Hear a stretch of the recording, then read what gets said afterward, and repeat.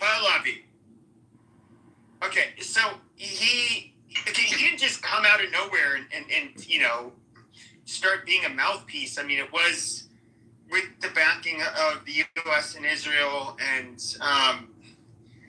the problem is though is that they really don't have any fucking guns. So I mean, what weapons they use? Okay, I mean, I'm not going to approach somebody with a steak knife and try to kill a police officer. We see how that works out in the United States all the time on video. It doesn't work. Wait, how much of the population is against IRGC? And was it like 93 million and like 80% hate the IRGC?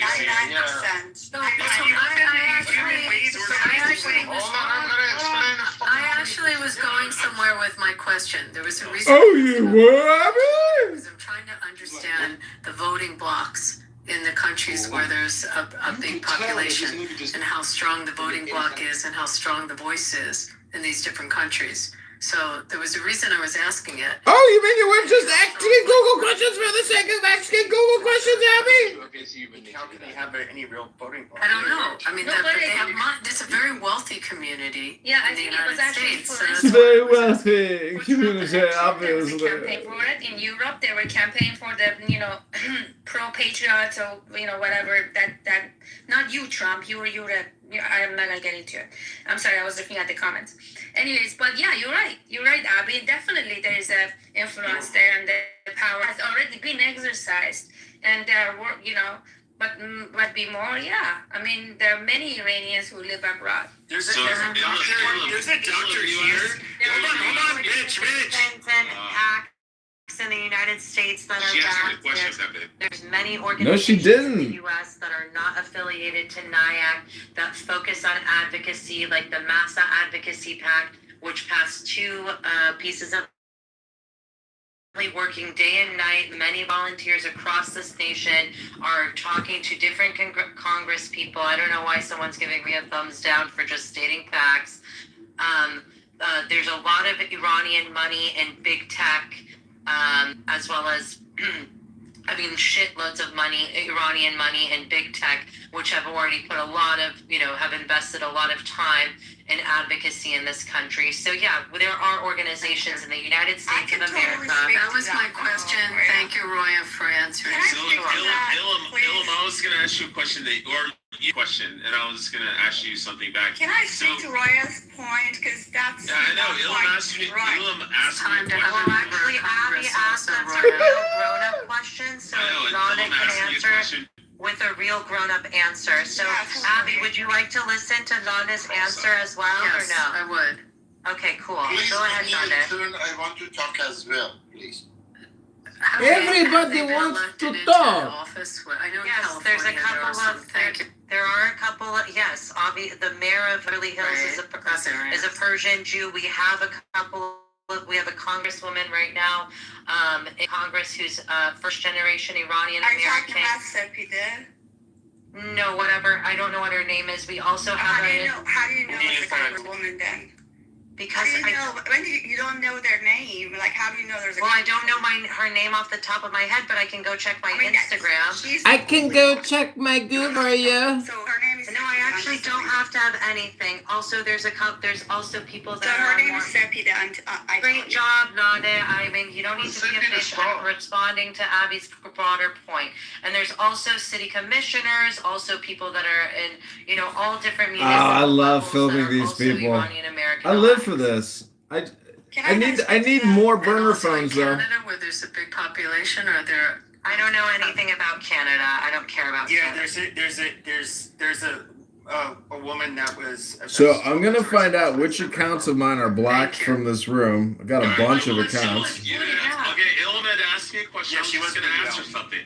So you said, what do I mean about the excuse factory? Oh my God, can we go back? Stop being a fucking autistic I retard. don't have anything else to say. And I would like to clarify that Yasamina Ansari, who's in Arizona 3, is who I was speaking about, who is Iranian American elect in our Congress. Is Iranian? For some reason, I thought he was... It's a woman. Oh, okay, never mind. Yeah, Barack Obama was Iranian. Hold on, you know what? There's a reason for the question. I have a comment on. There's a reason for the question. It's a very close community, and they've stayed close as they've moved into the diaspora. And so I was asking how organized they are, and it's also a very successful community in the countries that they've gone into. So have they gotten into the political arena to make sure and to protect the interests that they have? That was my question. And I didn't know in Arizona. Pepe, is that Phoenix area? I don't know who this. It's a woman. I guess I don't. Roy, do you know? Abby is always Used to be the asking vice Google mayor of search Phoenix, so questions. I don't What a exactly clown. know where Arizona 3's what that congressional district looks like. I don't know but I what's assume up with Phoenix these is in congressional it. Let me districts. check. What county is it He in? comes out tomorrow and he says, everybody go. Oh my God! Can we go back to the conversation? Can we hear the Iranians' response? What they're going to No! do? We're all just going to make excuses. I mean, why are we listening to a guy that You're the only fucking thing he's shut the fuck up. No one Oh my cares. God, I don't know. the only thing that we've heard, Bibi, are you really gonna allow this piece of shit to talk? Wait. So are we asking what Arizona 3 district is? Because it's west, like, Oh my God, my hold gosh. on. That's Phoenix. So it's like the western part of Phoenix. Western, okay. Right. So you Okay, can so it's go the western down and suburbs. scream there. Talk on mute. for a minute. Peoria? Like that area? Peoria! Bitch is still thinking about my campaign. So it's not a very large Persian community in Arizona, but But that's exciting. I mean, that's an exciting Right. gig. It's about here. Like that's it's not the same as But California. there's like so most of the Persians, at least I've personally met here, there's like a large Baha'i community. It's not Persian, I stupid. think some of them might be Muslim. There's one doctor that when I College Republicans Club at Arizona State University, he'd come and talk to us. This was back in like 2003 or 4. Dr. Jasser, Jasser. But he was a Republican, and of course at the time with the global war on terror, he was not a. He was expressing how like a lot of us are natural Republicans, but unfortunately, you guys, they feel kind of, a lot of the Muslim community felt under attack and so forth. But no, you definitely get quite a bit, at least here in Scottsdale, you get quite a bit. I mean, that's Abby, long story great short, like I was feather going to say to in you, the we have a lot of organizations. United for Iran is also one of the big groups that focuses on tech and human rights because we have so many groups. We have the Abdul Rahman Buruman Center. We have the Center for Human Rights in Iran. We have we have Pars Equality Center. We have a lot of organizations. Farhang Foundation. We have American Iranian Bar Association. Obviously, Women's Foundation. We have multiple. We are organized in the United States. Hey Abby, I really want to speak to her point. Are you affiliated with NIAC by chance? Am I affiliated with whom? Abby? No. She's not Persian. No. No, I'm not Persian. I'm affiliated. I'm part of the Republican I'm asking Roy. National. No, I'm obviously, affiliated on a national basis with the Republican Obviously, I'm not. Party. Obviously, I'm not connected to National Iranian American Council, the sham organization Right. that doesn't actually. Now, can I speak? Dude, who is this girl? Who is this woman making I have these? no idea. But it This is this fucking very bitch. odd. It's incredibly important that a community that's in the diaspora, as organized and as successful as the Persian community is, that they organize. And I love hearing that there's actually, representation in government. I think that's great. Not And as strong there's as it should voices. be. Not as strong as it that should. exist, they don't Another case for support why I don't want immigrants. the grassroots. But this is a community that's succeeded, that's come to our country, that's contributed to our country, and they should have a voice. And I think That's fine, great. but like, I don't want it to be a whole different conversation. No, I don't want to. I was just Yeah, but asking. once you do that, informatively. you get power struggles and. I'm not going in that direction. Everybody but- to do their but- civic duty. You wouldn't have Uber without us. But anyway, Abby. I just came up with Without who? Jews or Persians? Without Persians, and you wouldn't have a lot of things without Jews either, assholes. Well, which one? Okay, are you guys retarded? I'm not, whatever. Oh my god, please, guys, please. I noticed that there's a bunch of people in the room with red thing. I need you to go to the top of the room where it says President Trump. There's an arrow pointing. Click on that. Cash in your red ticket. Join the house. You'll be hearing more house rooms like this coming up in the next couple days, next future. Please be part of the house, so that way you get alerts when the house opens up, and you'll be able to see when it's a good room open. Thank you for being part of the house. Be respectful to the mods. Maybe turn hand raising Okay, off. cool. Abby, I wanted to say that we do not support National Iranian American Council. In fact, NOFTI, which is the organization that actual competent Iranians follow, which is National Union for Democracy in Iran, which is the group that is the advocacy organization that focuses on ending the Islamic Republic and transitioning Iran into a democratic, secular Iran. That is the organization behind the IPP, the transition plan for Reza Pahlavi. They're also the organization behind what they recently published is a 29-page they published the Transition path.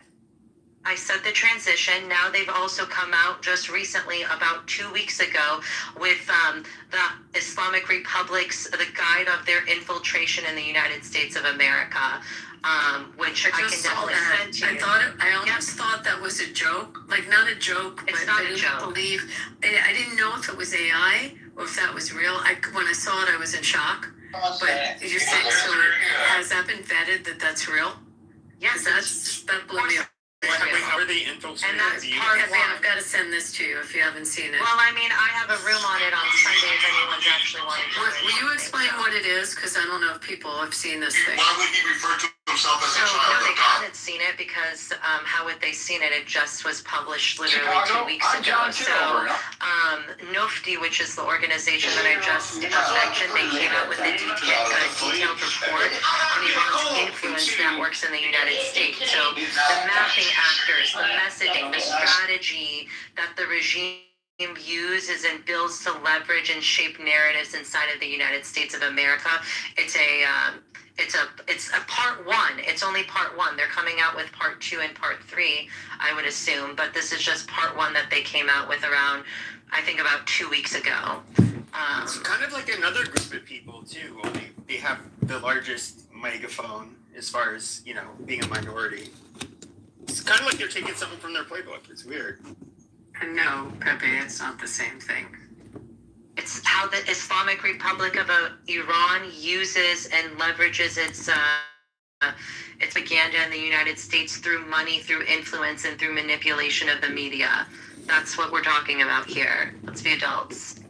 You're going to tell me that Zionists have not been These are not American citizens, Pepe. That's the difference. This is not American citizens. I see. I'm an American citizen. If I wanna influence something, I'm an American citizen. I have every right to write a check as an American citizen. This is a foreign country that is influencing. It's very different than an American citizen making a choice. But are you telling me that they don't, that the Ministry of Foreign Affairs in Israel, that they have nothing to do they're open about This it. is so I ridiculous. just said, if you want to attack, and you could say it, I, as an American citizen, can write a check to whomever I want to write a check to that is serving in government. That's fine. And contribute. As an American, as a born American citizen, I have every right to do that. A foreign country coming in and infiltrating what Roy is talking about is a completely different situation. Completely different. I can't believe that he's if the premise that what you have a problem with if you have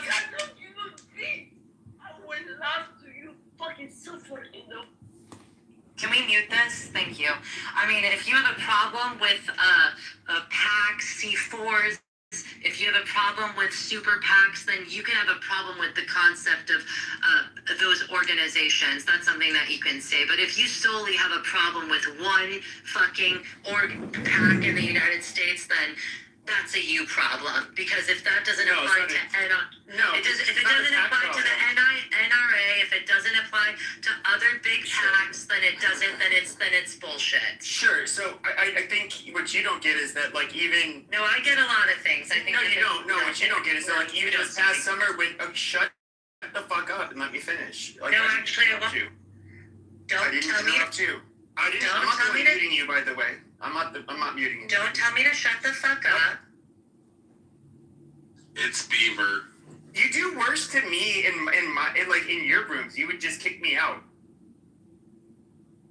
Yeah, this is just silly. But anyways, we had Bibi Netanyahu over the summer. He's meeting with American influencers and basically saying how like this is going to be our biggest fight because obviously there's been especially with our youngest Americans, there's been their view of Israel has changed quite a bit, and you know he kind of was like very bluntly. And look, there's no conspiracies here. I mean, this is all very out in the open. There are no secrets here. Well, no, it's not a conspiracy You don't theory. You don't know the difference between a Does this prime sound minister like of a scam? nation as a Foreign friend country. to the United States. A good Oh, point. because he's a friend. Oh, because he's a friend. I get it. You don't Now- know the difference. Now it's different because it's a What's the foreign difference? person. Now because it's foreign influence, but the person's friendly to the U.S. How is it? How Well, is hold on, let me finish my fucking point because you cut me off. No offense, you cut me off, but he talked about how like it looks like the TikTok deal is going to go through. That's most important because when it came, there's a gradient. As the younger you go, generally the most negative opinions you have of Israel, and then when it comes to of course. Yes. It's really going to start at 45 and under. You're starting getting the really negative attitudes towards It's Israel. more. And, they're saying the social media campaign. Then, of course, he said Facebook and, what was it? Oh, X. He said X was number 2 after TikTok. And they did implement some algorithmic changes to TikTok in order to make it so it would be harder to amplify anti-Israel Nazi sentiments. They bought Those Warner two? Brothers Sure. and CNN and Yeah, they bought Warner Brothers That's a and good CNN. thing, Pepe. What's your problem? Abby, That's a can you good- please explain the difference between I'm gonna say it. I'm gonna it. say it. APEC is a bundler. It bundles money of U.S. American citizens, with mostly Jewish Americans and Christian Americans.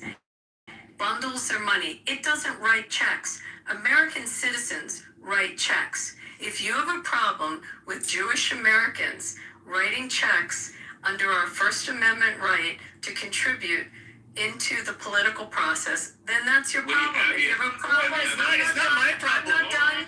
I am not done. If you have a problem with people who care about guns writing checks to the NRA because they care about guns, then you have a problem. If you have a problem with people that support a particular interest writing, then Foreign go country. to your member of Congress. Let me finish. Go to member of Congress. Go bitch about it and tell them how you feel. But right now, our law is I, as an American citizen, can take money and I can bundle my money with someone else who's an American citizen and give it to someone that I support that's running for office as an American citizen. And that's the difference. Thank you. He's a bundler. It does not write checks. I'm going to say it 50 fucking times.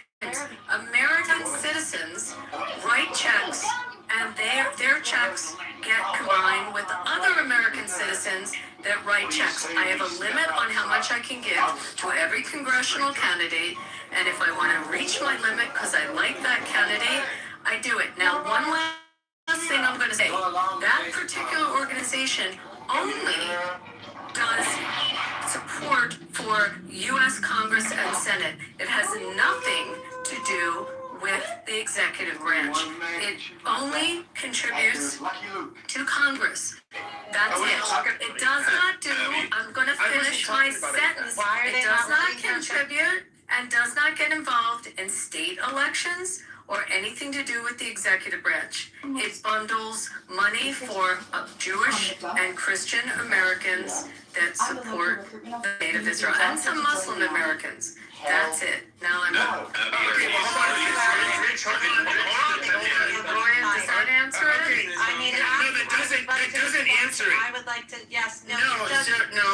no. It does answer it, so Abby, No, thank it you for doesn't answer asking it. me. So, okay, I just moved you to the audience. You removed me from the room for doing much less. So let's not pretend like you're a victim here. Now, Thank you, Nick. okay, shut the fuck up.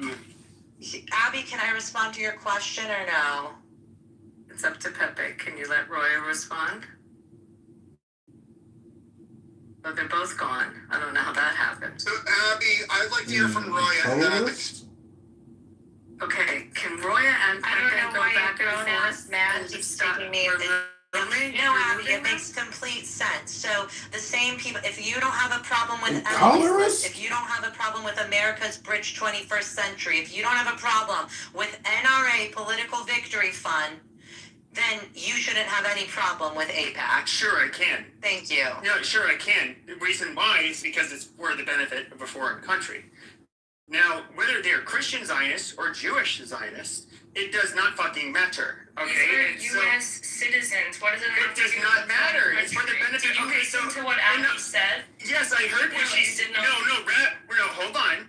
Okay, so in other words, are you trying to tell me Jews have dual loyalty naturally because that's why they have You to just support that. Dual Israel? loyalty I don't get it. equals to I mean, this is fucking and silly. This is my loyalty to two cities. That's my dual loyalty. You okay with So that? no, but I got no, two we cities. absolutely That's two okay. We can have converging interests, but it does not mean that our interests are always aligned. And we're pretending like Ben Shapiro. because Abby mentioned AIPAC, which is when it comes to I guess you could say influence, not in terms of money, but when it comes to really the people you don't want to run afoul of, they are absolutely a powerful lobby. Okay, Jews have been very successful in the United States at building powerful interest groups, not just that are, and I don't just mean in terms of like being supportive to Israel, but being, basically stopping anti-Semitism and that kind of stuff. That's fine. But I mean, to sit here and pretend like there aren't Americans here, like Ukrainians, I can really pick on very easily. What about the Persians? Shouldn't What they about have U.S. a Cuban lobbyist? democracy? I don't understand that. Persians should not have lobbies. They should not Why have should we lobbies. not work Persians with are Americans? No, they should Abby, not. Why should we They not? should lobbies that would Why should basically we not? seek to Why? the interests of Iran. No. There's people here that boost the interest of pro-abortion, anti-abortion. American That's not, has nothing to do with the Abby, foreign can I country. finish or not? Can I not finish, Abby? Abby, can I finish? Yeah, just You're talking guys about go back political and forth. preferences Pepe, versus- go back and forth with versus Roya. national Can I interests. finish? Wait, Pepe, can you go back and forth with Roya in like a civilized way? Like you guys have lots to say to each other. Just So, go back. you have a problem with the Armenian National Committee of America? You have a problem with U.S.-Cuba Democracy PAC? You have a problem with U.S.-India Political Action Committee? Yep. You have a problem with Irish-American Political Action People listen to us Committee? thinking yes. I mean, this is ridiculous. Yep, I said So- yes. Yeah, they shouldn't have dual citizenship. They shouldn't have So, dual There's no allegiance. such thing as dual citizenship. there is. Okay, You so can in other hold words, two what you're passports. saying is you want to be able to. Screaming at me like a little bitch. I'm not screaming at you, You but are. Your voice is passports. shrieking. I'm not. Okay, stop. Back and Stop. forth. Shut the fuck Roya up and so I can Pepe, talk. can you No, go back you and cried forth with a little civilized? I'm trying to go back and forth, It's but once I giving me a respond, headache, Ab. I know. Roya, She's, like, literally responding over me. Pepe respond, then Roya respond. Try to. Okay, you so guys are the- both special people to me. Can you just like talk? Abby, I don't to want to each be other? special if this person is special to you. Okay, like you're a lot. You think you're a lot smarter than you actually are. You're right. but- If you want to, I know you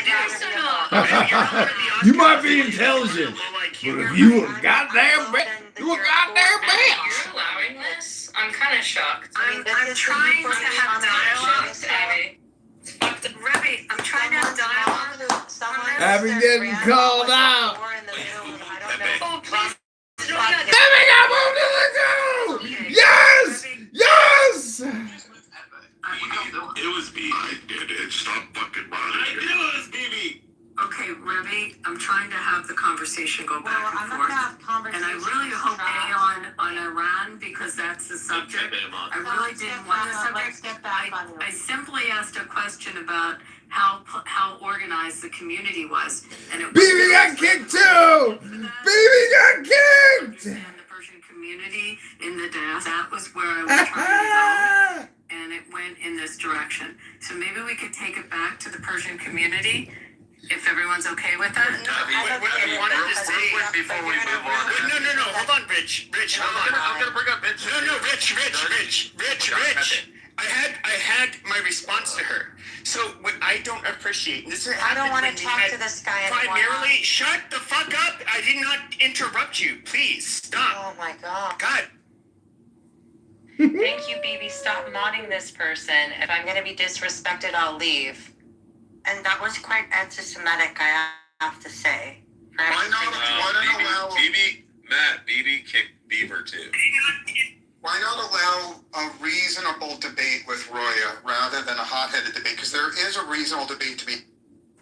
I don't even want. Are we debating the role of C4s and super PACs and American? We are, but you're not listening. No, I don't give a fuck about listening to you. I know, but you asked me the question, and then I didn't ask you a question. I was talking to Abby.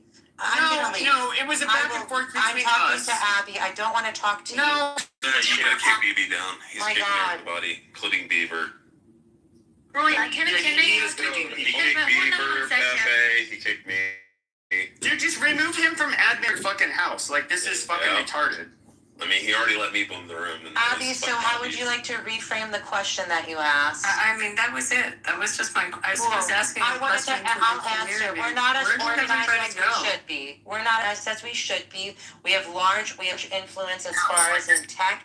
Those interests are trying to organize better. Organizations that focus on advocating for Iranian human rights. National Iranian American Council, as we know, is a puppet of the Islamic Republic. They said it on their own state TV in oh so many words. And as you see in this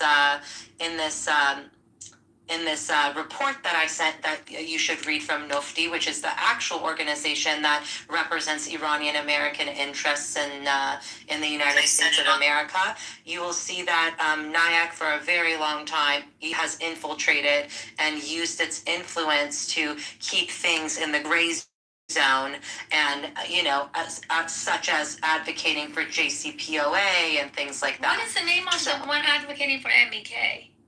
I don't know the name of that org. You know, Roya, that's very helpful, and I love the Persian people, but I'm trying to explain to you why many white nationalists' room are not as loving towards the Persian people. He's not a white nationalist. But I'm not I really don't care, Snoopy. I know why you're not. Why interrupting? But why is everyone interrupting me? I've literally said nothing. Why are you fucking mischaracterizing his fucking character? I love Pepe. I've never called him a white nationalist. You just called him a white nationalist. We all know you. No. I'm talking about other. First of all, Pepe knows that I don't think of him as a white nationalist. So why are you interrupting me? I never interrupted you him. clearly bring it up after Pepe was reading. Pepe, well, I'll address Pepe. Pepe, do you think that I believe that you're a white nationalist? No, you and I are cool. No. Okay, so thank you. So Pepe and I are very cool. So Roya, as a person who's always, since joining Clubhouse, been sympathetic to the Persian community, and a person that's been respectful towards Pepe for 5 years in a row, will you allow me to interloculate with you for 30 seconds, respectfully? I already know why white nationalists don't give a fuck about Iranian Americans, so we can move on. You don't need to teach me something I already know. I would like to engage with you because I care about you, Roya. Here's the bottom line, okay? Here's the bottom line. Refugees have been moving to Europe and gang raping white girls in Europe, and I have never, ever heard one word of sympathy from any Persian American. I have not heard a thing. Please let me finish. Just let me finish and then you can kick me off. White Christian girls in Sweden and Germany and France, they're being gang raped all. Damn, somebody boomed the room! Somebody boomed the room! Oh my God, awesome. Awesome. Yeah, I know. Why is everyone interrupting me? I've literally said nothing. Why are you fucking mischaracterizing his fucking character? I love Pepe. I've never called him a white nationalist. White nationalist. We all know you. No. I'm talking about, look, first of all, Pepe knows that I don't think of him as. Why are you interrupting me? I never interrupted you. Clearly bring it up after Pepe was reading. Pepe, well, I'll address Pepe. Pepe, do you think that I believe that you're a white nationalist? Pepe boomed the room. Okay, so thank you. So Pepe and I. It was Pepe! Pepe boomed that motherfucker. Sympathetic to the Persian community, and a person that's been.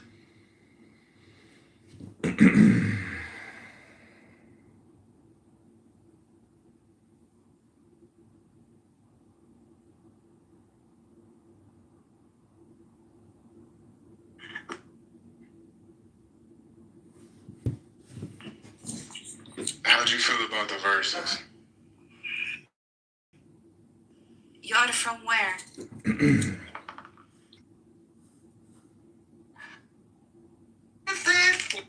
This is not a marketing topic, I guess, that we veered into, but Hey, but it was interesting. But I'm gonna clock out. It is getting late here, and it's been a long day, and I will. But always great to see you in here doing your occasional rooms, and like twice in 1 week. But always interesting in here. So thanks for holding down the space. yeah, always love seeing you and talking to you. So come back next time. We'll see you soon.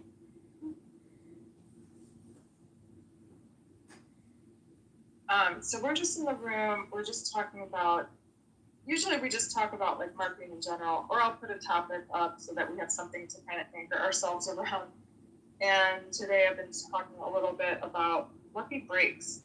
So brands that maybe they were doing well or they were entrepreneurs and they wanted to really get their product out there or what have you. And then sometimes you just don't know, like you're working in the dark, or maybe you're calling on, accounts to try to get your product somewhere, and you don't know if you're ever going to get a lucky break, or if you do, when, and it could be disheartening. But there are brands who have done it and who have become household names because of it, so some of it's luck. Viking breath. Knowing, being on your. Okay, Pepe boomed that room. I saw Pepe do it real time. Pepe can't handle it. He can't handle Roya. What? Wait, so Pepe boomed it? Yep, Pepe boomed it. Damn, that was a big room. It was, but Pepe can't. Pepe is so insecure, he can't take being kicked to the goo, being demodded. It's Pepe's world. It's Pepe's show. That's what Pepe does. It's the Pepe show. And when Roya comes in, it's the Roya show. Roya June show. But this is the new President Trump house because the other house is in disarray. And let's be honest, Matt Cool, though he's cool, I mean, he's an old burnout. He doesn't have the wherewithal to mod a 600-person room, I mean, I don't know how much pot Matt Cool smokes, but it's not more than me.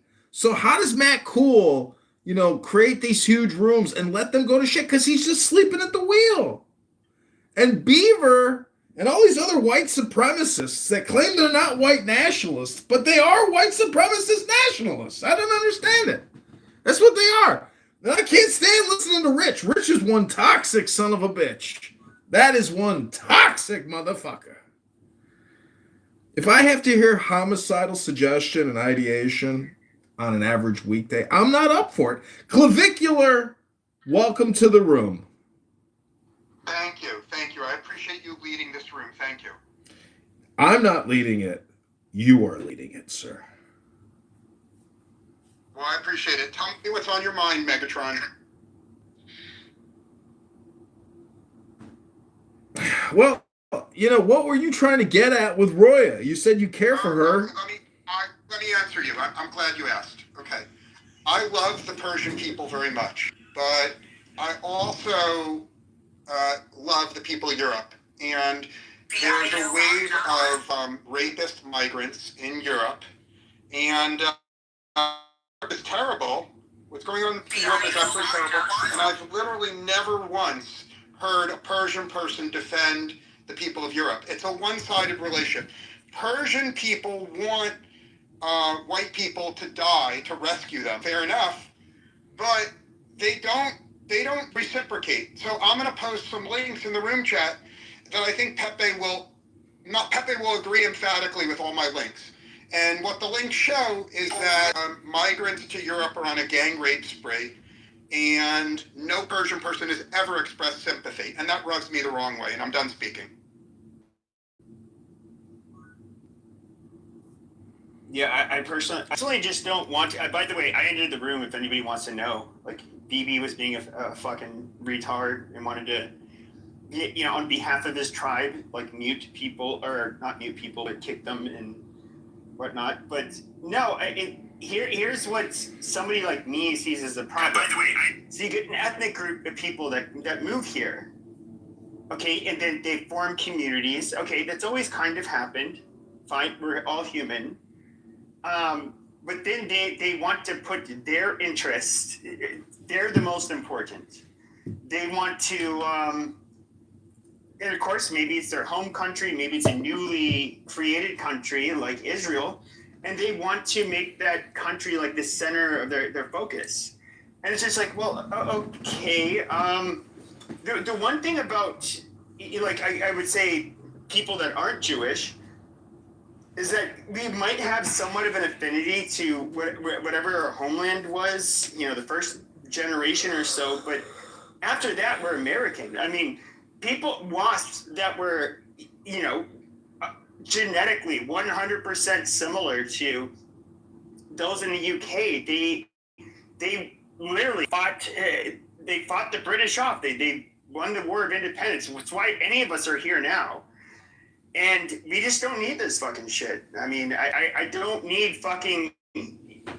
I don't want, you know, ethnic groups that, such as Jews or like fighting their wars on our behalf. Like, I think it's a perfectly fucking reasonable stance. There obviously, you have two groups that are biased, and I'm looking at it, well, like, okay, like, I feel for the Persian people. I think the IRGC is horrible. Obviously, they fund a lot of terrorism. They're just shitty people. I mean, if you could wave a wand to get rid of them, I'd do it. It's just, like, it's like, okay, how much disruption are we going to cause? What are we prepared to lose? And is that all it is? It's like you can have like really loudmouth, wealthy donors that cause us to go to war. You know, on the behalf of certain groups. Why don't you and I engage? I think you've been going on for a long time. So are you prepared to engage on this topic? Yeah. Okay, so I respect everything that you're saying, but my question for you is, it has nothing to do with America. When you read about horrific crimes against white people in Europe, do you personally identify with the white people in Europe that are victims, or are you saying they're in Europe, I don't care? I do identify with them, sure. Okay, so I want you to open your mind, just open your mind. Imagine that, as you know more than anyone on this app, you know that migrants are gang raping white Christian girls all over Europe. I posted many links proving it. Okay. You feel some emotional connection to the white Christian girls being gang raped in Europe. Now, I would posit to you that if there was a really easy, inexpensive way for the U.S. to intervene militarily in Europe with no dead Americans and rescue the girls of Europe from being raped, I think you would consider it. Even though you are America first, you have some residual love and affection for the victims in Europe. And I just want you to look within your heart. I'm done speaking. Well, I would say it's somewhat obvious. Yes, I do. Now, the question is that we are a group of people that have, we come from a specific stock. And this is where I think homogeneity, it kind of is, it's a big deal. we are people that primarily Christian, primarily from Western Europe, some Southern Europe, and Eastern Europe. But for the most part, we're far more similar than unlike. And yes, I think we have an affinity towards European Christians for sure. And do I understand that if I was an Iranian and I was having to experience, I was living through what they're living through today, especially if I was somebody like first generation, I would feel very strongly about it. And I would likely want to have, my new country, the United States, I would want for their military to overthrow the IRGC. Like it's completely logical. And I would say if I was a Jew or a Christian Zionist, when I say Christian Zionists, I mean people who they believe for religious reasons they have to support Israel. I can completely understand why they do what they do. But the Christian Zionists aside, I don't really welcome the. To me, it's kind of like I don't want to. You take in a lot of problems when you take in a lot of people from other parts of the world, and that's because they are tribal and they do want you to settle, old countries first, and which I really don't. Again, I don't think that should be our primary focus.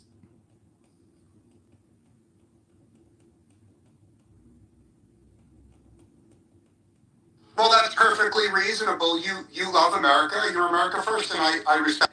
I would put forth the possibility that in the case of this war with Iran, the best interests of the Iranian people are 100% consistent with the best interests of America. It's a happy coincidence, and that coincidence happens often. I would point out, Pepe, that I'll make this very simple. America wouldn't exist if the citizens of France didn't help America get independence. The truth of America, which people don't acknowledge, is we were not strong enough to win our own freedom. We would have continued as part of the UK. And the people of France generously paid a shitload of money in terms of taxes to set America free. I would put forth for you to consider, I don't want a yes or no, but think about it for a week. Maybe this is an analogous situation. Maybe the same way France gifted America money to become independent, maybe America is gifting the people of Persia the money to become independent, respectfully. I mean, anything's possible. I don't know. Well, you know what this does show us? Clavicular. Of Iran.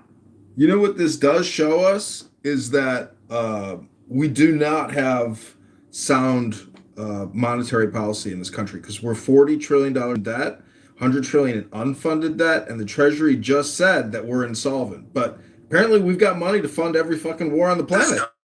Does show us is that I'm more optimistic about the future of America than you are, Megatron. This may not be the room for it, but I'm happy to debate anyone about the optimism for a bright future for America, despite the deficits, respectfully. No, I'm optimistic too, but I mean, if you really look at the numbers, technically we should shut everything down except for non-essentials. But, if we do that, that's like committing, the ultimate sin, maybe. Yeah, I don't see it that way. The reason why I think the deficits are very manageable is, first of all, I work in AI, and you could easily Google this. AI and robotics are very quickly going to double the GDP, the real GDP of the U.S., the real production, which will make this very manageable. The second thing that's wonderful is every single high IQ country in the world has a rapidly shrinking population. In every high IQ country in the world, women just refuse to have kids. America is the only exception. We have a growing population. Not only do we have a growing population of smart people here in America, but literally the smartest people in the world pretty much all want to emigrate here, right? Like you go to Japan, the smartest people want to come here. You go to Korea, the smart people want to come here. Like every place you go, super smart people. So all we need is an intelligent immigration policy, and America can easily steal, and I use that term carefully, we could steal the 100 million smartest young people and get them to come to America. So I think America is strong and growing and wonderful as it is, but we have the potential to steal the smartest people from around the world and get even better. That's why I'm more optimistic than other people on Clubhouse.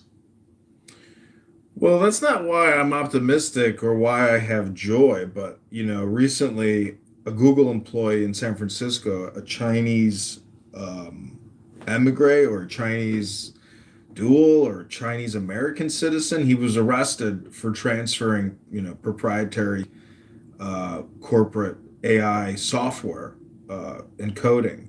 So to think that we can poach versus just offshore, I don't see the difference anymore. When we can just hire in India, what's the difference? I really respect you, but as a person in business, it's not the same. Now, I will grant, I feel very comfortable with, I have a lot of conversations with leftists, and I treat them respectfully, and woke people and progressives, I treat them with respect. They have something to say, but I also have polite conversations with people I would call immigration restrictionists, and you may be friends with some people that are, quote, immigration restrictionists. I would say, let me grant you that if you accept immigrants from the People's Republic, you run the risk that some of them are spies. Let's take that. I don't even want to debate that. What I'm saying is, there's more than 30 million super smart people in Japan that want to move here. Now, you have to admit there's no documented case in 20 years of a Japanese immigrant not being loyal to America. So if your worry is loyalty and spies, the answer is find immigrants that you're not worried about a conflict of interest, not close the door to all immigrants, respectfully.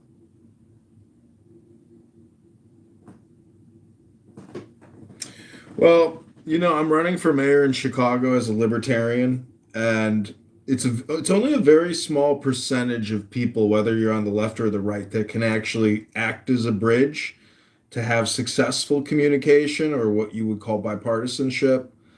And I don't actually like that. I don't want to do that kind of work, but unfortunately, I think if you want to lead, you have to try to lead as many people as possible. And that's the point. So I'm trying to basically. Let me ask you a question about some libertarian insights. It's very rare that I meet libertarians here on Clubhouse. It's a real treat for me. So, are you a member of the Mises Caucus? Are you in favor of the Mises Caucus or against it? And keep it simple, because I'm a simple guy. I'll just say I'm not a member. I'm not against it. I'm not for it. I know what it is, but I worked on the Ron Paul campaign, and I would call myself a libertarian primarily, but I would say I'm also like a Republican capitalist in other ways when the time is right, for strategy's sake or common sense sake. But, I'm just merely trying to, I don't think a lot of these politicians do any work. I think they just, I think they're actually just communicators, because all they do is create videos and pictures on Instagram, and their vote. I respect that very much, but you can't make a broad screed. You have to focus on one narrow issue at a time, respectfully. Sure. I'm running on cutting property taxes 10%. I call it the 10-10-10 plan. Cut property taxes by 10% in 2027 and hire 10,000 police officers and fire over 3 years. Ultimately, reduce property taxes by 25% over 3 years. The teachers union has a stranglehold over our property taxes. It's a totally failed organization. Everybody knows it. They fail their audits. They don't provide any accounting. They're spending $20 million in Vegas partying. There's no accountability, no transparency, and people send their children to these teachers to learn what? I mean, if 80% of it is all just politics and 20% is science and math, what a waste of time. They're just acting as babysitters. So, anyways, I'm running on specific topics. We're highly taxed here in Chicago. We got a city of Chicago sticker tax. We got a water tax, sewer tax. a garbage tax. We have a plastic bag tax. We have a 12% sales tax. We are taxed to the death. You can't stop working and you can't retire because the property taxes will ultimately force you out of your home, or they'll sell it out from under you if you don't pay the property taxes, and they'll auction it off and you'll lose your home in a year and you'll be evicted. So we have no real liberty because we have no real God anymore, in my opinion. I think, the big paradox is liberty and God, God and liberty.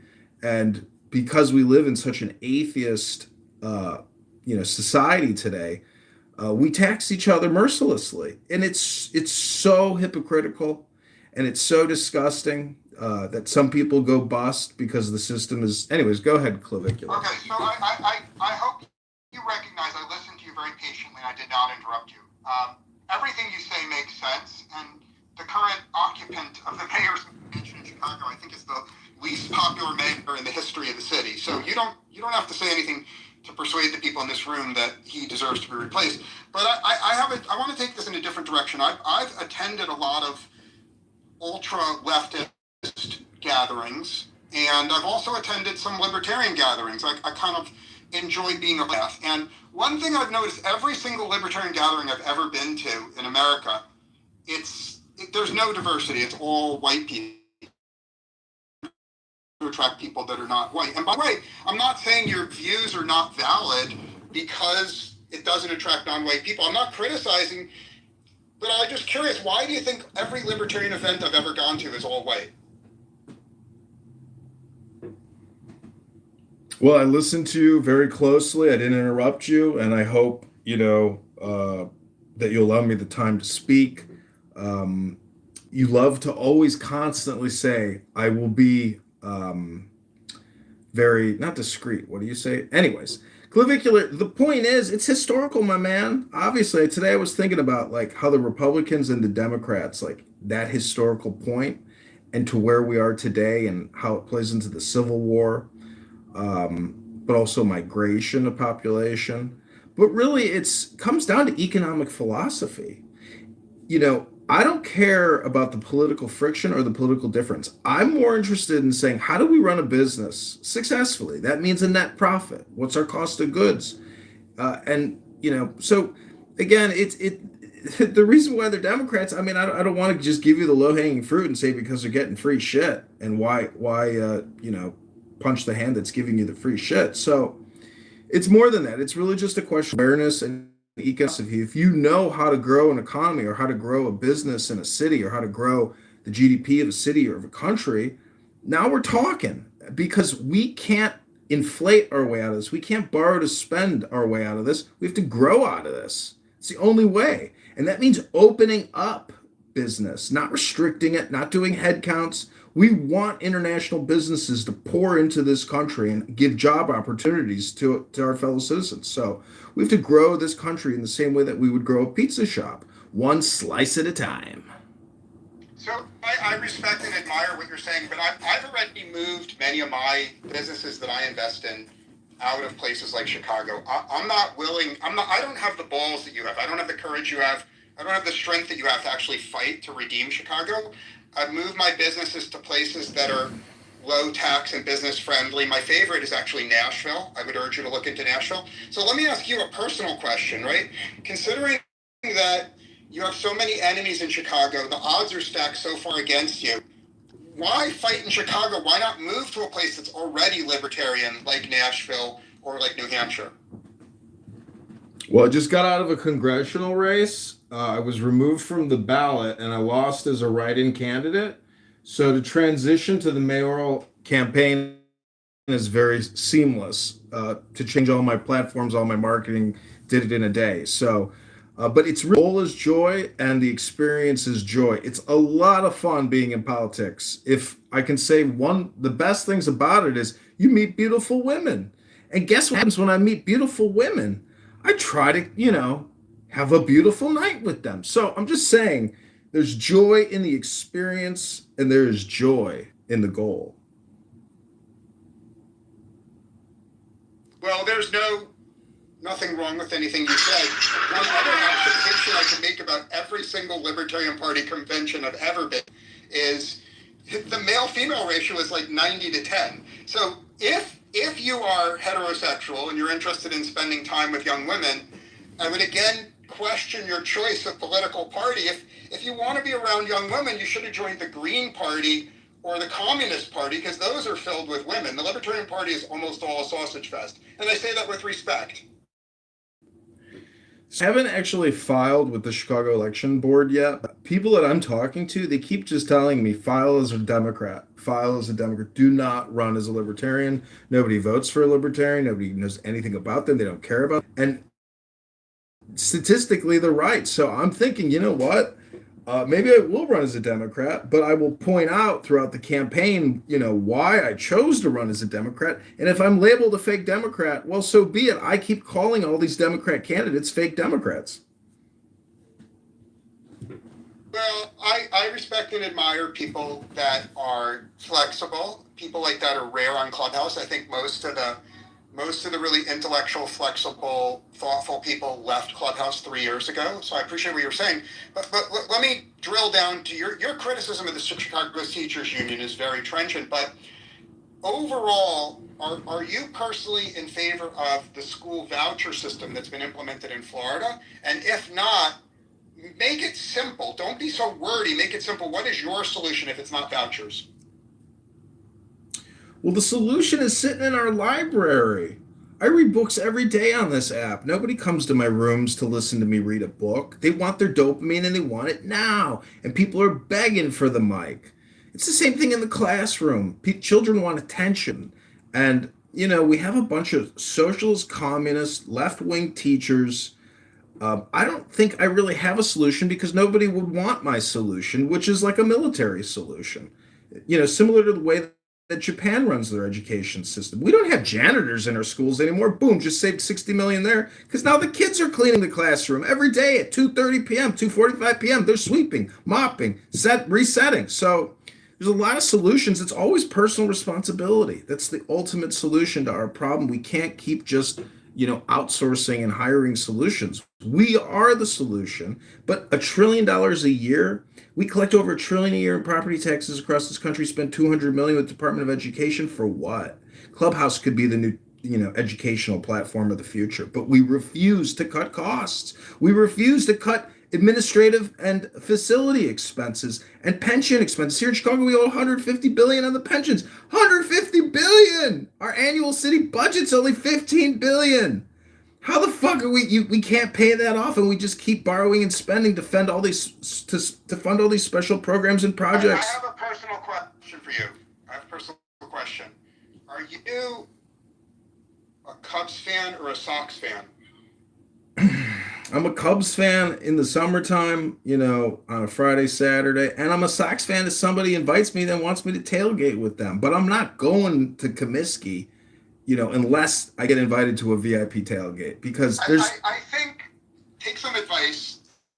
If you want to be elected, you really have to not answer that question, because if you express loyalty to one team more than the other, you're going to lose a lot of votes, respectfully.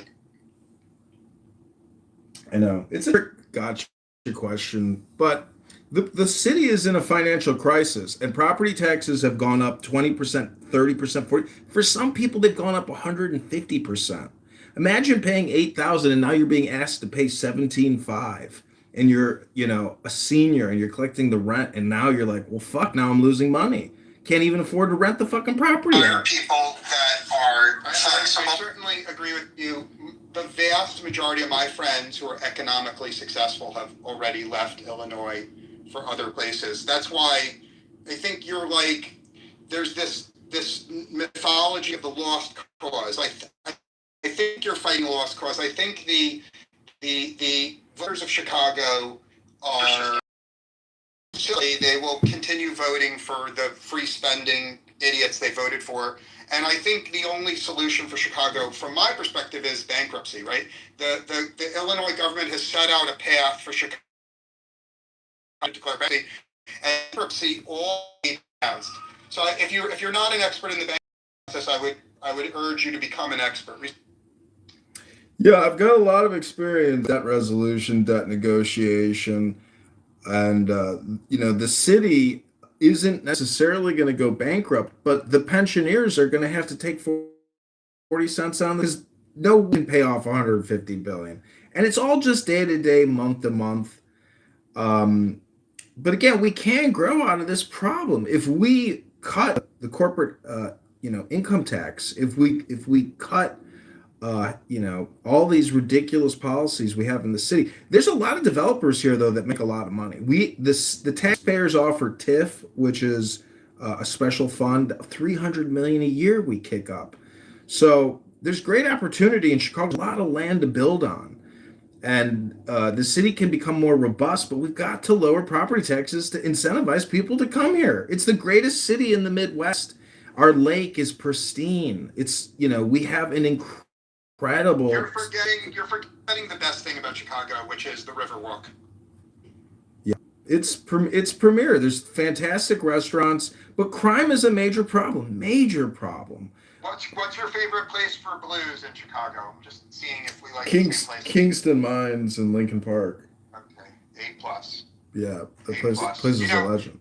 The thing I really like about Kingston Mines is they have those giant signs outside saying, if you are an off-duty cop, you can attend for free. Do you see those signs? And so they always make sure to have a bunch of off-duty cops that are strapped in there, and that keeps the criminals away. I love going to Kingston Mines every time I'm in Chicago. Yeah, the legend there, what's his name, Buddy Guy, the guitarist. He was just featured, I think, in the Grammys. And you can see him there, that place is really special. But anyways, this is my third time running for office now. And a lot of the fun, I know I'm not going to win. But when you have your name officially, in the ledger and you're basically in the public domain now, it gives you the ability to speak publicly and to just, to me, I don't even want to talk politics. I just actually want to just do financial analysis and explain the situation and offer some solutions on how we could grow out of this. Because our current mayor loves to sit there and shout, in 1996, 600 African Americans died because of white people, because of the racism in this city from a heat wave, 600 black people. And I'm like thinking to myself, this fucking guy, he's just a ruthless, shameless gaslighter. He doesn't care about even taking care of the city. He just wants to make, political hate speech content to get his dopamine up and to build his following, because all these politicians have, Yeah, I've got a lot of Isn't that an indictment of the voters of Chicago? Shouldn't I have scorn for the voters of Chicago? No, I don't even believe. You can tell from my accent. I did not grow up in Chicago. So I don't believe people even vote. I don't believe people even vote in this city. I think we have automated voting. If you look at the numbers on the South Side, in the elections, I think there's just so much suspicion of the Chicago Election Commission, the Illinois State Board of Election, in terms of automated voting, that no matter who it is, we've got voter fraud, I think, in this city big time, and it's just total. So let's imagine. Let's have a respectful conversation. Let's assume that you lose. How many losses will it take for you to throw in the towel on Chicago and move to another city? This is it for me. Like, after this election, if I lose, which I'm sure I will, I'm going to be relocating to Miami. I'm done with Chicago. Okay, so which neighborhood is your favorite? Now we're getting somewhere. See, I for work, I travel all over America. I visited Brickell. Enormous places. So I love hearing from people. I get to know people's personality by finding out what neighborhood they want to move to. So tell me that your Miami neighborhood. Yeah, Brickell. Yeah, I respect that very much. As long as you don't enjoy going to the beach, Brickell is a great place to live. But if you enjoy going to the beach, man, it is a long drive to the beach. Why? Can't you just go to South Beach in 15 minutes? I don't know. Maybe you're luckier than I am. It takes me longer than that. Oh, yeah. I've never lived there. I've only been there for like a week at a time in South Beach, but I like it. And Palantir moved there. All I would say, let me give you some humble advice, which is before you buy, you should rent for a year Yeah. because my friends who live in Brickell, they never ever make it to the beach. So all I'm trying to say is, if you're a beach person, I think you want to live on Miami Beach Island. If you discover you don't like the beach, then I think you want to live in Brickell. Or I mean, for me, I actually really like the vibe in Wynwood because Wynwood has all the graffiti artists. Wynwood's a little grittier, but I think Miami's got a lot of fun places, and all of America is moving there, right? All of America is abandoning the high tax places for Miami. Yeah. I know South Beach pretty well. My dad lives in Boynton. I'd like to maybe go to Fort Lauderdale. I don't know, but I guess it just depends on where I can end up landing a gig. I want to apply to Palantir and to Citadel. Citadel left Chicago. Goodbye. So I don't know, but this campaign should be a lot of fun because it's all campaigning in the summer. It's petition gathering in the summer. I live in Chicago, so I can literally generate hundreds of signatures a day myself, 2 blocks away at the train station. I need 15,000 signatures to get on the ballot. It's a lot of signatures. I don't want to dox you in any way, but assuming money was not an issue for you, what is the one Chicago micro neighborhood you would live in? I'd probably live in Gold Coast. That's my favorite part of the city, I think. Yeah, I like Gold Coast. Gold Coast, I think it's good for older people. The really young people I know in Chicago want to live in Wrigleyville, but I think if you're at middle age or older, Gold Coast is the best place to live. People will say River North, and a lot of people say Lincoln Park, but Lincoln Park and Gold Coast are basically the same thing, and then River North is, specifically downtown, but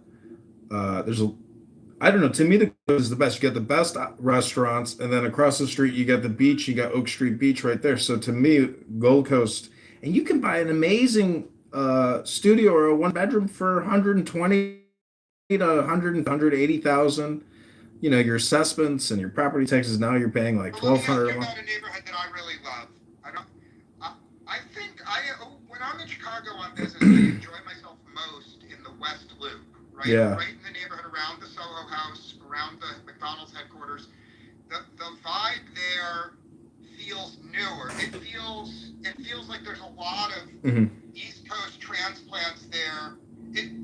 So I like the vibe right there in the West Loop, but you haven't mentioned it. I wonder why you don't love the West Loop as much as I do, respectfully.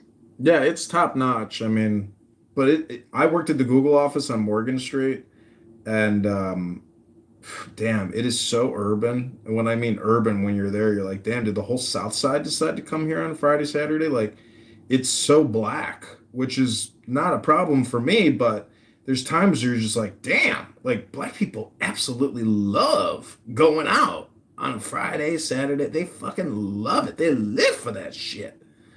I don't know why black people love having such a good time. They do. God bless them. But West Loop is nice. It's a city within a city now. There is a Jerry Garcia bar restaurant, top-notch 5-star, that does Grateful Dead cover bands and all these bands. It's like a venue now. It's huge. And you have to buy a ticket. I'm a huge fan of the Dead. I'm marking that on my app right now for the next time I'm there. Yeah. That sounds great. My sister's a big fan. She was like, dude, if I lived in Chicago, I would work there. And it looks really dope. You got to look it up. Top looking place. When the Lollapalooza Music Festival is in town, do you ever go to that? Yeah. Oh, but I'm done. I'm done doing that. I can't handle that. It's just too many people. It's too obnoxious. To wait in line to get in is horrendous. But yeah, what's cool about that is the after parties. There's like special lineups and venues that coordinate their, dates, performances, etc. It's a very special time in Chicago. But I would never do the whole thing again. It's too much for me. I think I'm done skiing. I would do it. I had a friend that had a condo down there. Everything is, ease of life, geographic proximity. Yeah, I do the opposite. When I usually stay an extra 2 days after I finish my work, and I rent a car and I see all the attractions in the suburbs as well. Yeah, our botanic gardens here is spectacular. in Highland Park area. That's really special, tip I don't top. know if you've been. A place I really love is the Fermi Labs. The Fermi Labs are very cool. Kentucky is very cool. The Leaning Tower of Niles. Like, there's I a think lot they of removed stuff. that thing. I think they took that down actually. The Oh, Leaning shit. I'm Tower. gonna have to check on that. I'm probably embarrassing myself. I've been recommending to people to see the Leaning Tower of Niles. It's probably drive over there and it's not there. So thank you for the tip. That's gone. Yeah, they're building, I think, homes, doing a huge development at former YMCA. Chicago and the whole contiguous or metropolitan area is really what makes Chicago spectacular. Like, I grew up in Lincolnwood, dated a girl for a lot of years in Glenview. My dad lived in Highland Park. You know, my dad was a Chicago cop. So it's like I like the suburbs, but in the city, you get nickel and dimed, and they're just the dumbest fucking liberal socialist communists. A girl here got murdered by a Venezuelan migrant a couple of days ago, and the alderman says, "Oh, we think she startled him. She shouldn't have startled him. Shouldn't have startled the guy that murdered her." It's fucking people. That's not unique to Chicago. You have, I mean, most of the people near me in real life are leftists. So because they're leftists, they love criminals more than law-abiding people. You know, and so having people in Chicago who love criminals and want to let all the violent criminals go free, that's not unique. That's most of the people around me feel the same way. It's called altruism or empathy for criminals. Sartre, I'll post some links, but Sartre described that. Well, please let me respond. I will be succinct. We have Tony Preckwinkle, the Cook County Board president, who lets prisoners out early because she says prison is destructive to their lives and an expensive burden on society. So we're going to re-release the prisoner, the criminal, back into society on an ankle monitor, and we'll know exactly where that person commits their next crime. But it's just crazy. Like the girl that got lit on fire on the train, or the girl that got her throat, sliced. It's like, if you don't follow the news and know that, your life is in danger in public all the time, and I'm, constantly filming on the trains, the homeless people that sleep on the trains. It's an extreme danger. And so many people rely on the trains to get to work, that the fact that the police can't police the trains and remove the vagrants and enforce vagrancy laws and get the homeless out of the trains, it's like, what are we paying all these policemen for if they can't even help society in the most basic way, which is, I got a job to get to, and nobody wants to go near this guy because he's covered in bed bugs and sleeping in a pile of diarrhea. Like, yeah, I respect what you're saying. If you get a chance when you're traveling, take the trains in DC. You'll be astounded how they've totally cleaned the trains in DC. It's actually a real pleasure taking the subway all over DC since they got a great MTA director there. And so I think that's really inspirational for all of America, because it proves that we can have clean, safe public transit with a little spine. It's just wild. You come to a world-class city, you get on the train to go downtown to your hotel, and you can't get a seat because, there's homeless people sleeping in the train. No enforcement, no removal, let alone someone has to clean that fucking train. And so when they diarrhea and shit all over the place, and piss all over the place, they're destroying public property. I mean, I honestly think that we need some type of like Supermax prison to basically clean up the streets of the homeless encampments and say to them, hey, we will give you an opportunity for housing and food. Would you be willing to come with us? And we will take you to the Supermax facility. Because what are you going to do with a homeless person on a train at 4 a.m? Put them in prison, they get back out, they go right back to the train. Yeah, So obviously on a factual basis, you're right, on a factual basis, but I think you may lack insight into the empathetic mind of our leftist friends. In other words, the leftists they're not evil, they just have a different moral compass than you do. You understand what I'm saying? They have their own moral compass, it's just different than yours. yeah, I mean, the tough thing is, it's like, have you ever been to a boot camp? Like when I was a kid, our our high school sent us to a juvenile boot camp to see how juvenile offenders, go to boot camp. Like scared straight. I think the term is scared straight. Yeah, but actual participants in a military barracks, and they're doing all military protocol, procedure and end instruction. So it's like JROTC for young criminal offenders. But anyways, my point is like the work to lead people who don't want to be there to begin with, it's impossible. It's a waste of time. So I just as a society, like you said, I mean, their morals or virtues are different, but it's just so unfair to everybody in Chicago that wants to live in a clean, happy, healthy, functioning city to allow thousands of people to sleep on the trains and to use them as a toilet. It's so outrageous and so offensive to me as somebody who wants to work, but, can't take the train downtown to get to your job because it's too much of a danger and a hassle. Welcome, Kaka Shiratsi U. Is there something you'd like to say, Kaku? Yeah, I'm just trying to figure out your vibe. What is obvious is you were talking about something other than the topic. Yeah. All right. So do you Well, I want to think talk? maybe we should, mayoral candidate, would you mind if I change the title of the room? Go for it. Okay, thank you. I gotta find another room. Let's just stay here. Let's just talk about everything. Jane, Well, Kaku, could you tell me where you're coming from, please? Like, just make it succinct. I want to hear anything on your mind, but make it succinct, please. I am of Iranian origin. So let's. Oh, great. Where do you live now? Don't dox yourself, but just tell me approximately where you live. I am not living in Iran. You're not in Iran. No, but I want to know like what country you're in now, if you don't mind. If you don't want to say so, it's okay. A proud American. Okay, great. Okay, I'm very happy to hear that. So a lot of the people I socialize with are Persian Americans, and they're very worried about their families. But let me be very succinct. I'll tell you my plan to solve all the problems in Iran. Are you willing to listen to me for a second? Okay. Are you asking everyone? I'm only asking Kaku right now. I'm willing, just for Okay, thank you, Jane. I Absolutely. So am I. Sorry. Well, I've known Jane for 5 years on this app, so you'll forgive me if I love her a little more than I love you. But okay, so let me be very brief. I believe that if you look at the history of Nazi Germany, there was the SS and there was the Wehrmacht.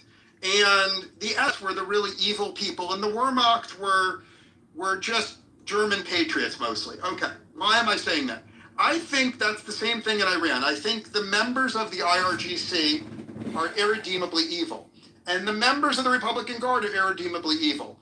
And I would like to see every single member of the IRGC and the Republican Guard killed. The same way I wanted to see all members of the SS killed. However, and this is a big however, I think the Iranian military is redeemable. I think they're patriotic.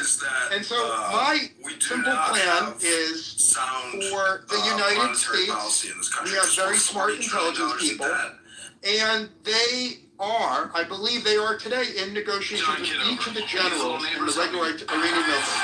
And what they are offering the Iranian generals is they're saying, you have the chance to be the greatest Persian hero since Cyrus. You can rescue your people the same way the great Cyrus did. All you have to do is form an alliance with the U.S., kill every member of the Republican Guard, and you, Mr. General, you will be the new temporary dictator of the country. Not only will America provide unlimited air support to you, but we'll give you $200 million personally. We'll give you a mansion in Aspen and a mansion in the Hamptons. And we will get every one of your children and grandchildren and great-grandchildren into Harvard. And I believe the combination of $100 million and the mansions and the air support and the Harvard admission, I think America can persuade a couple of generals to come over to our side. We will do the dirty work of killing the IRGC. They will do the dirty work of killing the Republican Guard. And Iran will have a new reasonable government, and not one single American will die. In fact, no Iranian civilians need to die. No Americans need to die. That's my plan. I'm going on mute. I want to hear your ruthless criticism of my plan as a person. It could be very ruthless.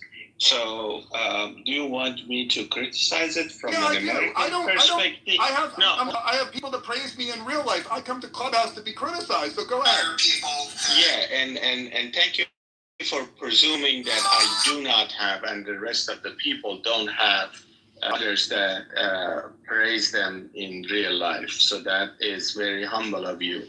But so do you want me to criticize this from my American perspective? No, or criticize it. Pretend you're a Persian patriot. Start from the Persian perspective. Criticize it first. So Persian perspective. So I think that nothing good is going to come from a foreign invasion, because it inherently contradicts the sovereign concept of an independence of any nation. So I think that is a very flawed concept. Do I think that your proposition of buying some people, and by the way, Aspen, not a good choice, because Iranians are not into ski. So I get what you're doing, but probably somewhere in California would have been a better option. So I think it is possible that you can buy people, but right now there's not much left, because everybody has been eliminated. So from an Iranian thing, I don't think it's going to end up well for Iran, because you just explained it. You're going to install a corrupt person who's willing to come from an external superpower. So it's not good for Iran at the end of the day. It was not good for Iran before, but this has the potentials of being worse.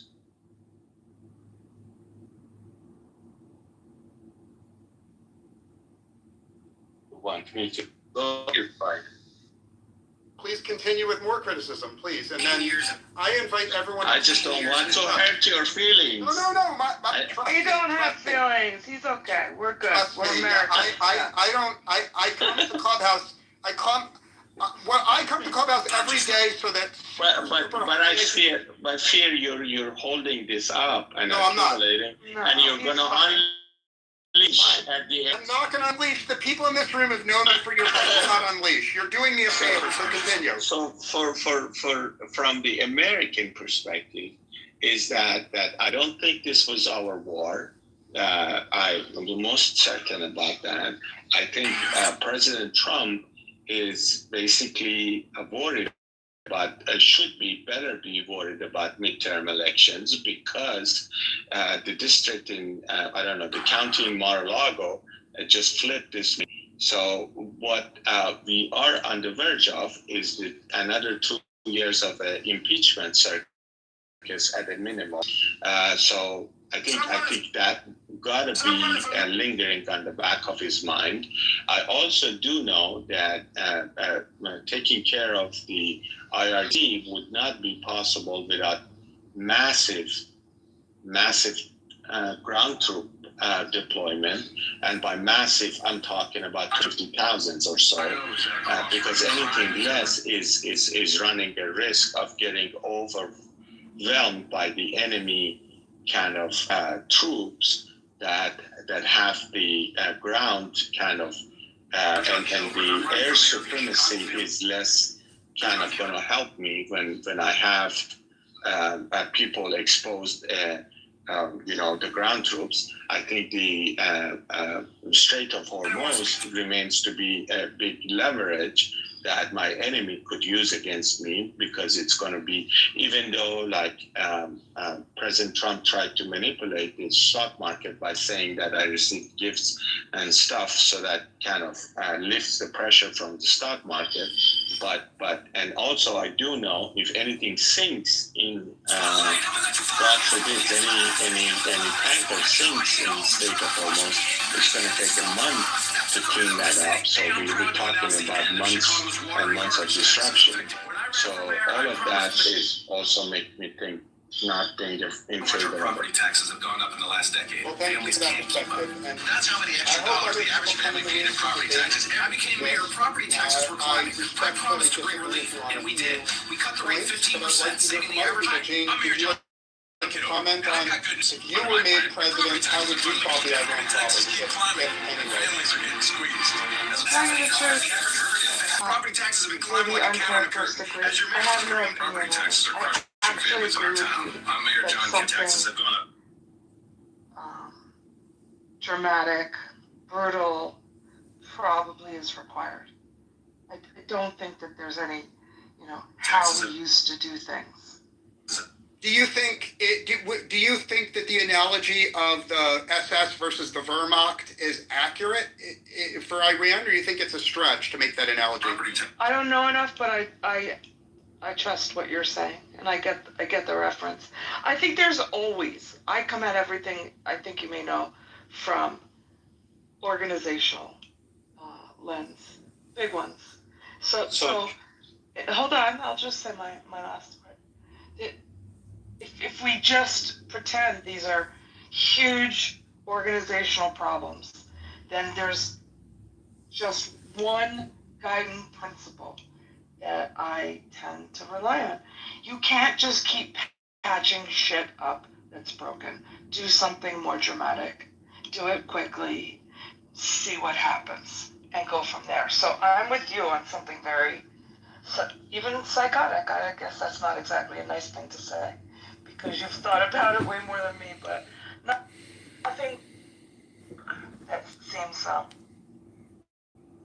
of the same old. I'm surprised in you, Jane. Surprised. I've In what way are you surprised? Well, John? first of all, I've spent a lot of time studying Taoism and Hinduism, and I think if we want real new solutions, we have to basically change the way we're doing business and look at our problems through the lens of India or China with their philosophy of the Tao or the Bhagavad Gita. Either way, it's transcendent. No more racial identity politic. Now we need transcendent politic. But, America is a business, and Israel and other special interests and lobbyists, if you got the money, you can buy the votes. That's the way the system works. Well, I respect very much what you're saying, but I want to get back to Kako Shira for a moment, only because he's an actual living Persian person, and he knows stuff that I don't. So one of my fears for the future... But what kind of name is Kako Shira? It sounds like cocky, poopy. Well, this is a strange name. What is the story of your name? It will help me with it is a reference. Okay? All right. So let me kind of. You use the pejorative description of my name. I did not appreciate that, Jane. I take it back. I'm taking it back. Okay. So everybody on this platform has some sort of bogus. Even you, I do not know if this photo is photo of you or Jane is your name or not. And yet you have the audacity to ask me what my name means or where it comes from. So that speaks to kind of personality, because... Well, it speaks to my... Yeah, thanks. Okay, so I have only one rule on my stages, which is I'm never able to get a lot of women to join my stages. Maybe it's me or something. So I have an ironclad rule that I don't allow men to insult women. Now, it's not symmetrical. I invite the women on my stages to insult men, but I don't allow the men to insult the women because that's just my rules when I'm a moderator. The other thing is, women are allowed to cut off the men, but men cannot cut off the women on my stages. Now, if people don't like those rules, they don't have to be in my rooms. But that's what I find works best. Now, You know what's so funny? Those rules, highly effective at creating the quote unquote meritocracy in organizations.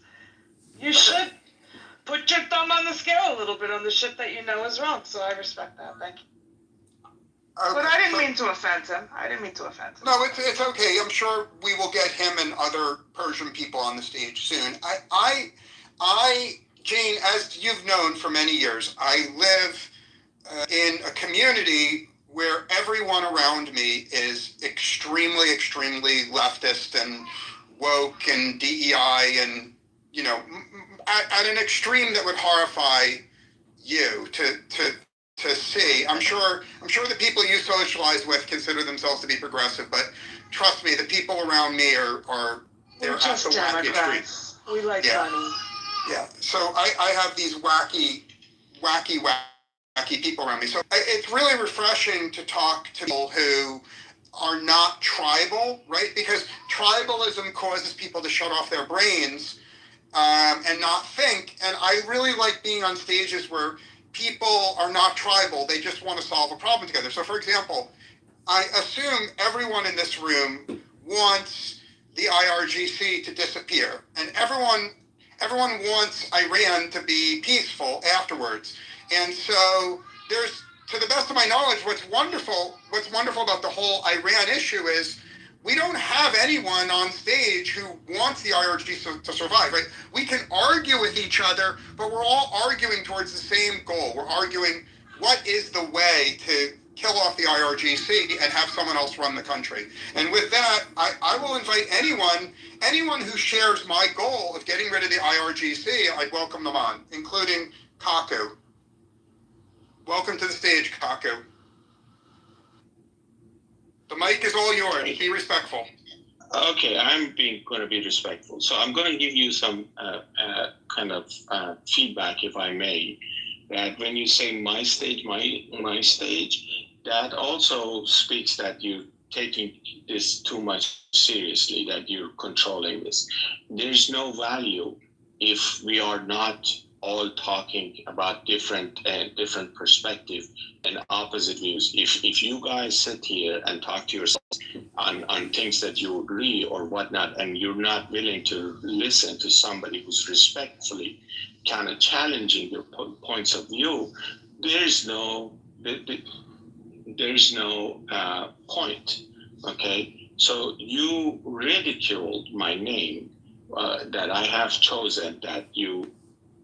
Okay, let's try this again. I have one quick. I know, Jane. Let me say something briefly. Kaku, I'm asking you to move off Jane, please. Okay, I'm asking you to move off Jane, move off the name.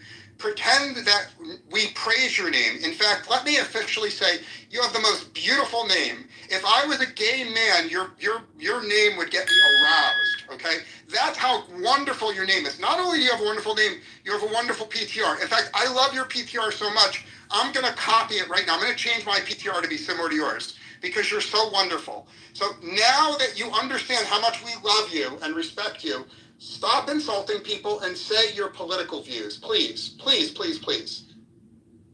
Okay.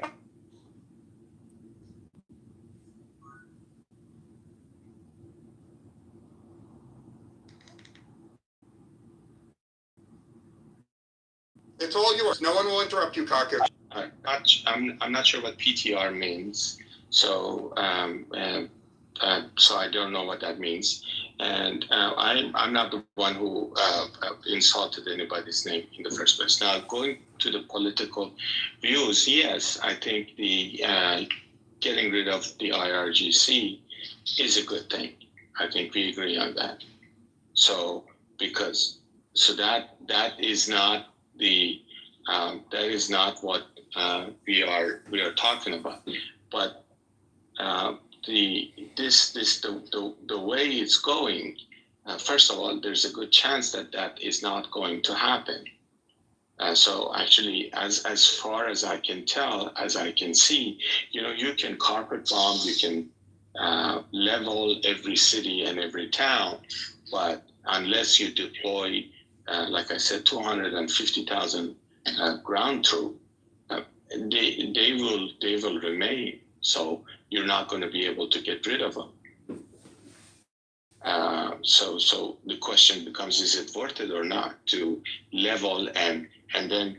What do you think? How do you think they're going to take their revenge? They're going to take their revenge on the innocent people who are just there, and they're going to start killing them because there's going to be uprisings, and they have their machine guns on the back of pickup trucks ready to. So that much we know.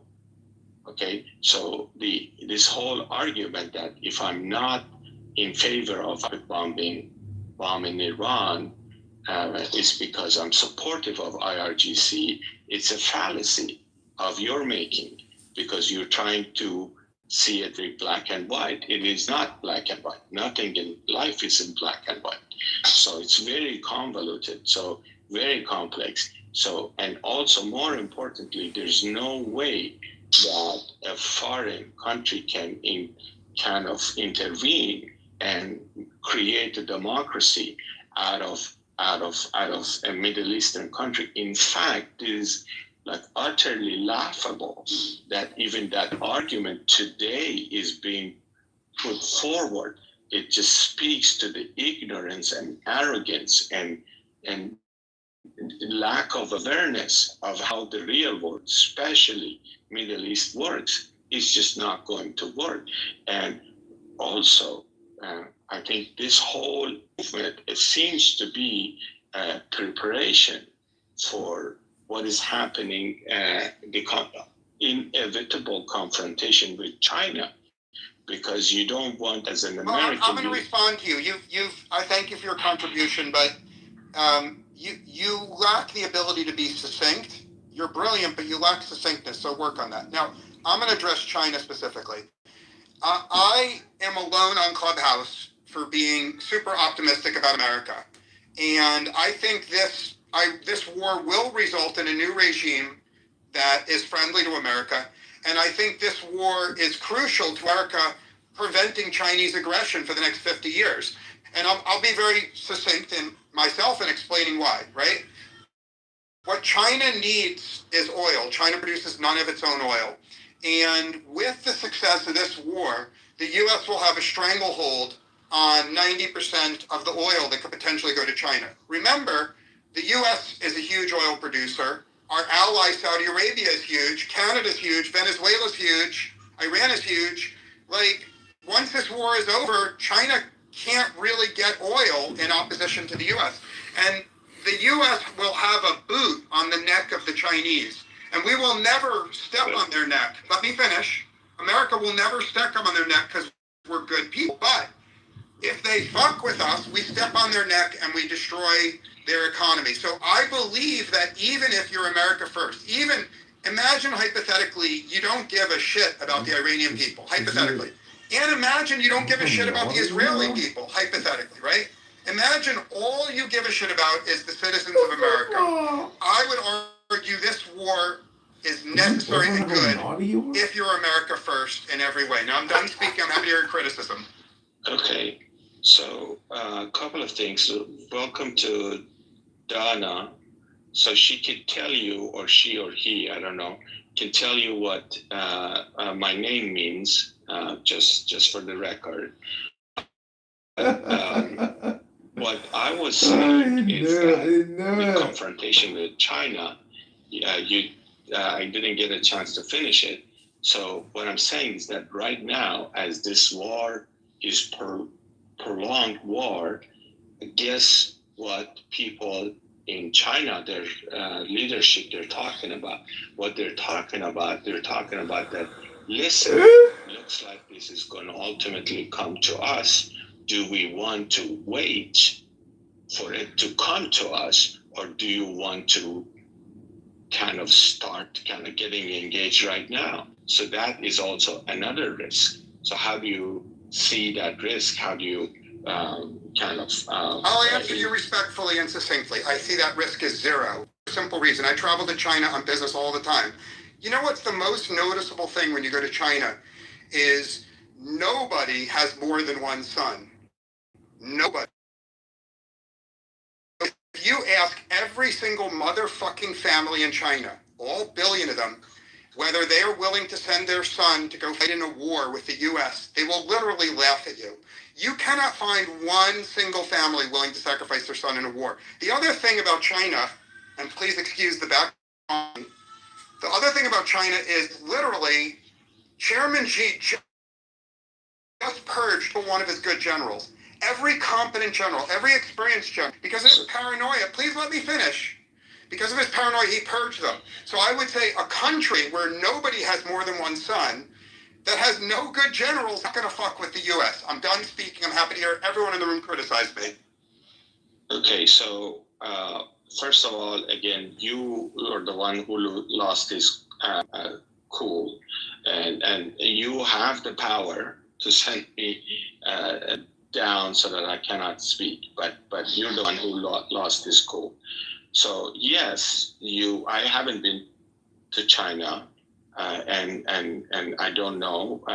You're probably correct. I trust you on your statement. But once the fires and war starts, I think that mentality is likely to change. The same thing is about Iran. The same thing, the new generation that for years they've been talking about. It's the same exact story. Once your bombs are dropped on your head, it is a different story. Once you get involved, it changes. The mentality changes, I think. It's not that they will. That's what I'm trying to say. Yeah, I honestly, I don't understand what you're saying. Can I ask him a question? Dana, why don't you, the mic is all yours, Dana. No one will interrupt you, Dana. Okay, thank you. I just wanted to ask Mr. Smarty Pants a question. If the war is not the answer to a regime change, if the uprising that caused in killing like thousands of Iranians is not the answer to regime change, how do you want to topple the regime? What is your solution? Is it like you want to go and talk to them very nicely and ask them, please leave so we can take over the country, or what?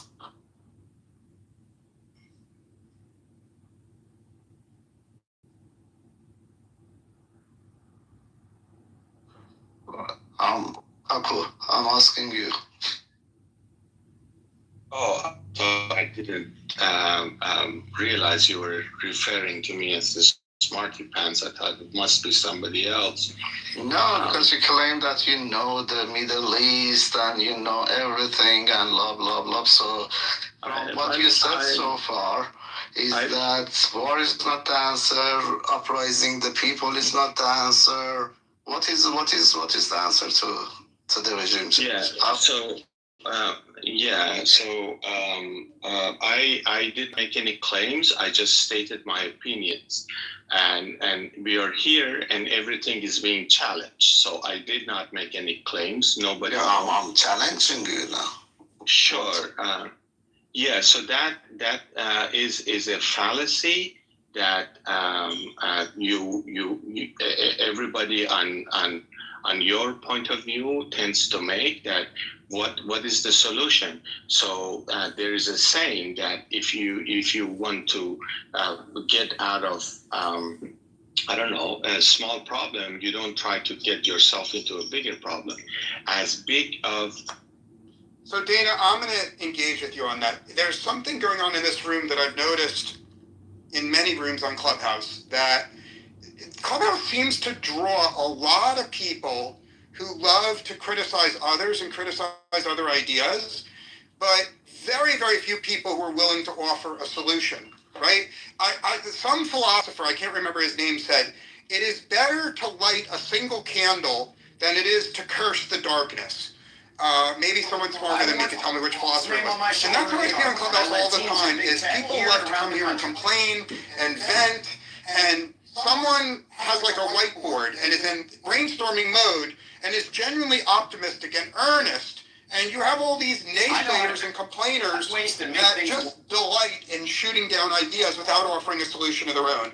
And so in my rooms, I try to set a different tone. And I would ask you, Dana, you have the mic. I promise you, no one will interrupt you. I'm going to invite a lot of people onto the stage, but no one will interrupt you. I promise you.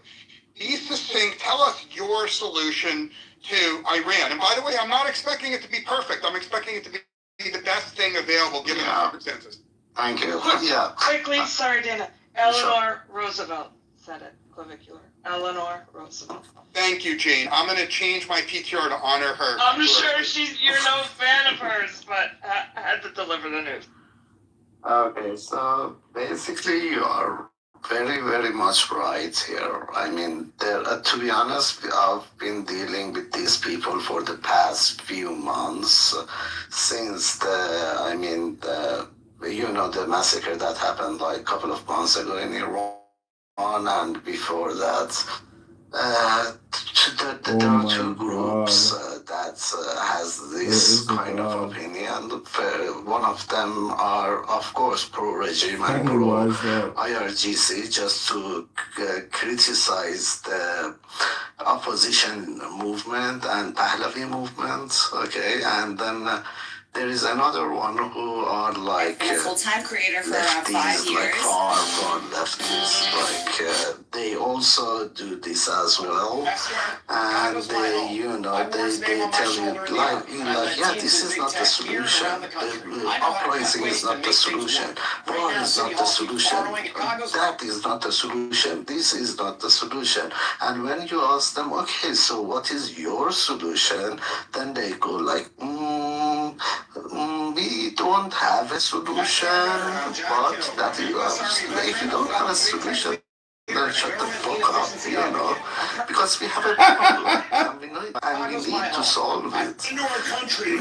That regime, which was in power for the past 47 years, every day he stayed in power, the damage that he's done to the country, to the resources, to the life of Iranian people, you cannot imagine.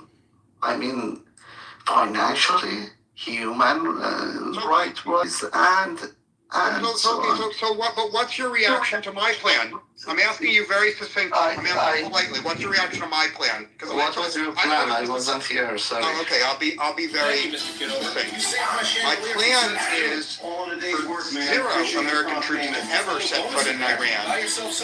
My plan is for the U.S. to use money and bribery to persuade the Iranian military to turn on the IRGC. So my plan is for the intelligence asset to have meetings with each of the generals in the regular Iranian military and offer them the opportunity to ally with the U.S., to have air support from the U.S., and to conquer Iran by defeating and murdering every single member of the IRGC and the Basij and the Republican Guards.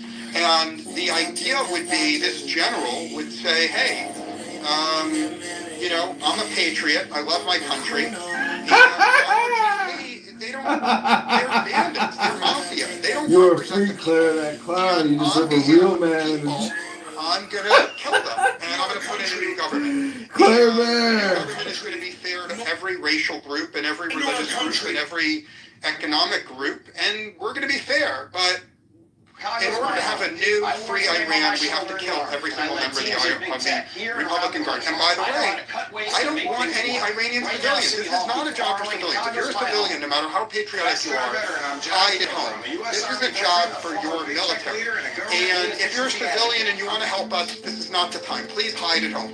And the Iranian military, backed by the Air Force of the U.S. and the Air Force of Saudi Arabia and the Air Force of the UAE, the Iranian military does the job of killing every single member of the IRGC. And the new government run by the Iranian military, it's not going to be perfect, okay? It's not going to be exactly like America. It's not exactly going to have all the freedoms we have in America. It's not going to be perfect, but it'll be better than the IRGC government. And you know what will happen? Because the nature of the Persian people, I love Persian people, but it is the nature of all Persians in the world to complain about everything all the time. So if America replaces the government of Iran, if America replaces the government of Iran, not with a perfect government, but with a better government. If Iran goes from a D-level government to like a B-minus government, I promise you one thing, Dana, every single Persian person will complain all the time about America. There will be no gratitude at all from most Persians because the new government isn't perfect. But the new government will be much better for the Persian people, much better for the American people, and the world will be a slightly better place because the U.S. spent a fuckload of money replacing a D-level government with a B-minus government. And this war will be remembered fondly because, truthfully, America has the money to do things like this. And this war will be remembered very fondly because it's America first. It served America. It got almost no Americans killed. And history will remember this as one of the smartest wars America ever did. That is my plan. Now I'm gonna shut up. I'm gonna let you speak. But no, Kaku, stay quiet. This is for Dana to respond. Only Dana. I'm going on mute. Okay, that would be ideal. I mean, if that could happen. But the thing is that the problem is that in Iran, the military and IRGC are so mixed together. I mean, it's like the high ranks of the army that they are from IRGC. So it's not like you can, separate them in very easily. That's the problem. And I heard there are a lot of people left army and IRGC during the war. That's why I don't know if you heard or not, but yesterday in the state TV they were calling. The high rank IRGC was calling for people to come and voluntarily join the IRGC and besiege, and they even reduced the age from 18 to 12. So now they're asking 12, 13 years old kid to come and join the IRGC and go to the checkpoints and go to the besiege bases and stuff like that. So well, Dana, I would like you to debate with Kaku Shira. But in order to keep the debate civil, I'm going to attend to some duties for the next 10 minutes. So in order to keep the debate civil, I made you a moderator, Dana. Okay, thanks. I trust you to, even though you have... Hold on. Okay. No, Kaku, please. Dana, I trust you. You have all the power. I trust you to treat Kaku Shira fairly if he decides to join the room. I trust you to treat everyone fairly because I judge you as having good judgment, and I respect you because you disagreed with me sharply, but you disagreed with me with facts, not with assholery. So, thank you. It's okay. I'll try my best, but I'm not gonna stay for long, though. But as long as I stay, sure, I'll do my best to do that. I think he left. I'll debate you. Yeah, sure.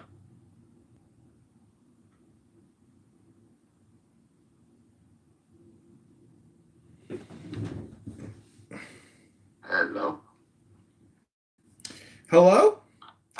So, with regards to the Republican Guard killing IRGC members,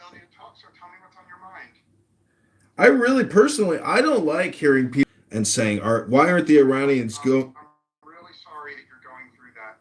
I'm really, really sorry. I know it's a super difficult thing for you, and I'm here for you. I'm here to be supportive of you in any way possible. Are you talking to me, or do you have your a niece? Someone else. His mic is on. Clavicular. I think you're on hot mic, unless you're speaking to us at a distance. Is it possible to mute him or no? Yeah, I think I can do that actually. I know how difficult it is, and Okay, he's muted. That's great. Okay, so, I don't like hearing people on this app call for other people to commit violence. To me, it is so disgusting. It's very childish, pedestrian, pathetic, very loserish, in my opinion. And I really also dislike hearing screeching Iranian women. To me, it's such a turnoff. It makes me want to think, you know what? I'm not with that woman. I'm not with her. If she's gonna come on a social audio app and scream, you gotta kill these fucking people. You gotta fucking kill. To me, that's a big turnoff. I wouldn't go sacrifice myself for a loudmouth cunt on a fucking social audio app screaming for the death of these, Islamic IRGC people. That's just me. What do you think, Dana? The thing is that right now, actually, the temper of the Iranian people is very short because, just a couple of months ago, we had like a massacre in Iran. A lot of people were killed by the regime. My brother got shot in the leg. He still can't walk properly. And I know a lot, my wife's cousin, he was shot. And I know a lot of my friends who had like relatives that they are either dead or injured or, So we had that tragedy.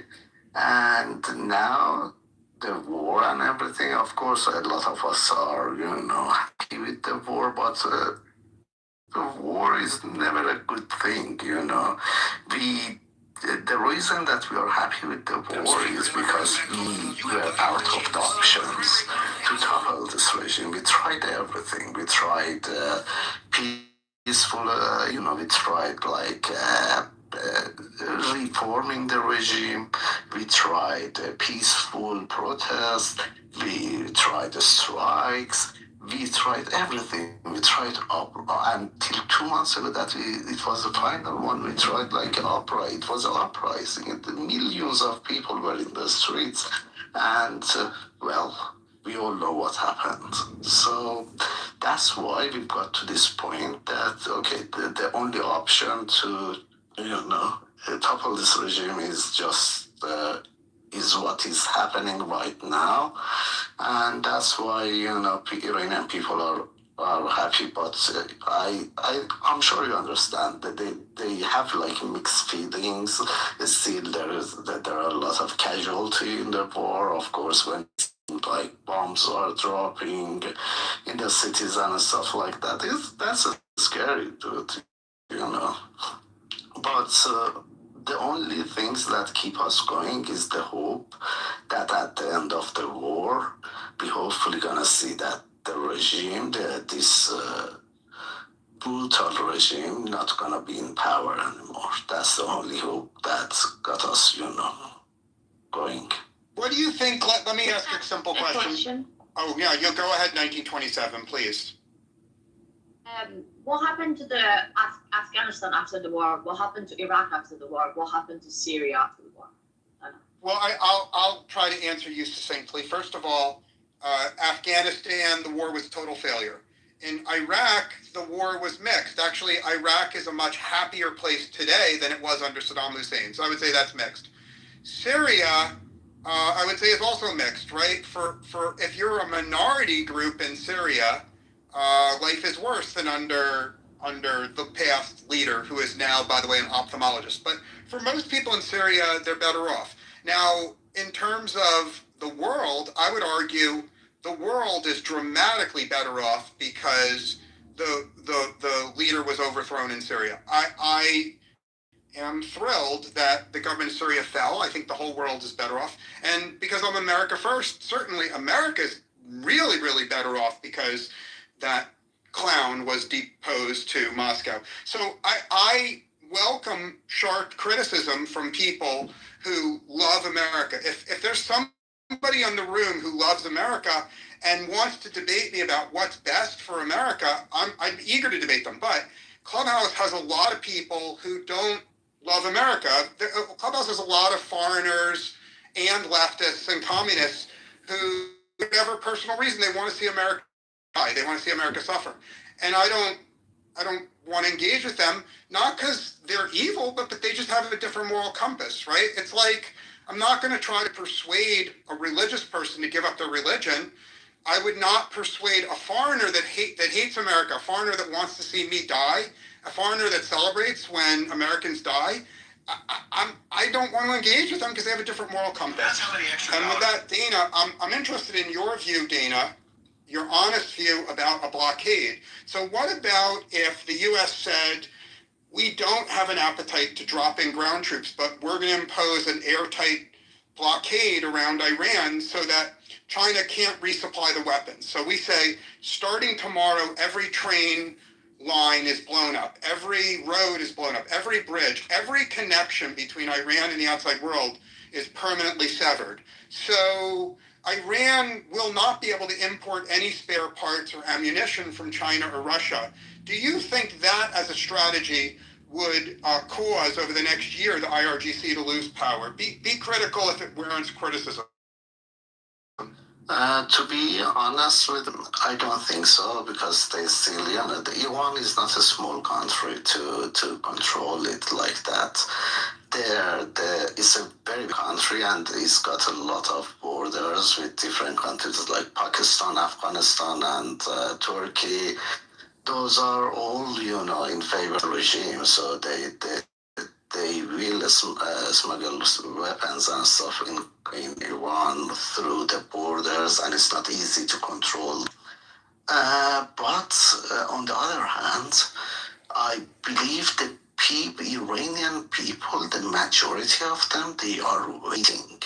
They are waiting for a call to be made to come to the street and take their country back.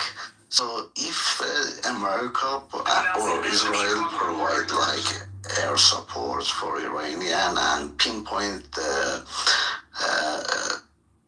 the IRGC bases, pinpoint the Let's pretend I agree with you. Let's pretend I'm pounding What the can table. they do better than killing the leader? They killed the supreme. Okay, let's pretend, Dana, that I agree with you completely, and I want to support you.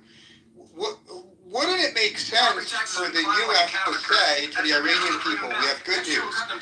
We plan for there to be an uprising, and we will support you. Time, the Iranian people will rise up and they'll take back their country from the IRGC. But, and this is the big but, now is not the time.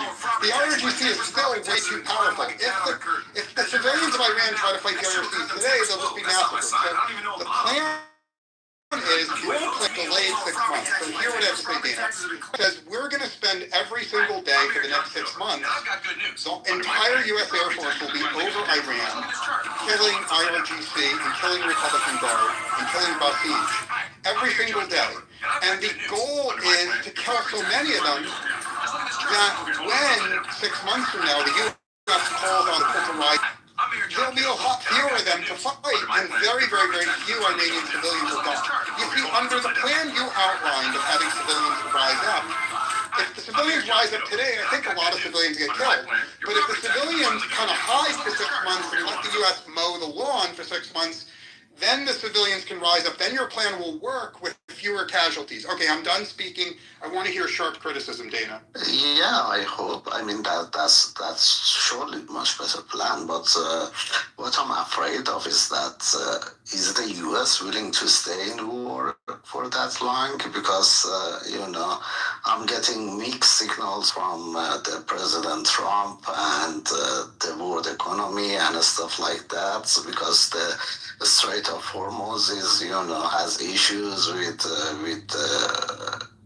passing the energy supplies and stuff like that. So that's the question here. Can I talk, or do you? Please go ahead, Saul. The mic is all yours. Saul, please. Oh no, I was just listening to. How do you pronounce your name? Calva. What is this? Calvaker. Clavicular. Clavicular. Sorry, I don't. Yeah. small on my screen. Okay, your thing about the whole uprising thing, that's not going to fly. Like, I don't think that's going to ever happen. And to Dana's point, yeah, the U.S. was going to be that we're talking many years then. We're like very, very deep into it because one, we can't arm. There's no rebels to arm. That's the problem, really. There's no one to arm there. You can't uprise if you can't arm them. You've got to arm them to uprise them, like to do it clean. There's no way to do that. Let's assume that both of you guys are correct. Let's just, for sake of argument, assume that I'm totally wrong and you guys are correct. So you can't. Let's assume you can't arm the civilians right now, and also you can't count on the Iranian military to do the job. Okay. There's no one to arm because there's no coordinated. Okay, I understand. So let's just. I'm assuming you're right. So what about this? This is totally separate.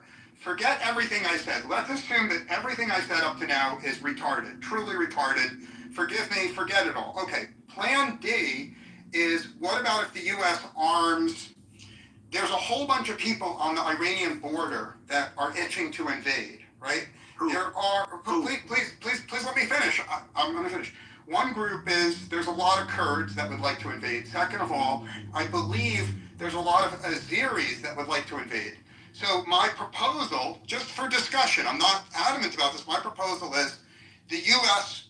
gives weapons and money to all the Kurds willing to invade who are fully trained militarily, and to all the Azeris willing to invade, and you have a simultaneous invasion from the north and from the Kurdish area, funded by the U.S. with full air cover from the U.S., but with no American troops.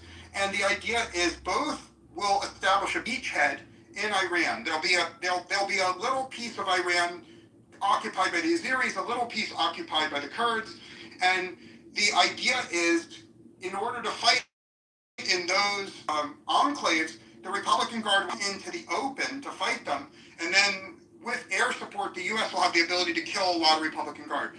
I would like both Saul and Dana, Saul first, and then Dana, I'd like you to brutally criticize that as an idea, please. Yeah, Kurds are out. Just forget about that. They've already declared that. I mean, the Kurds got screwed over by the U.S. twice already. They're not doing it. Kurds are not going to go in there.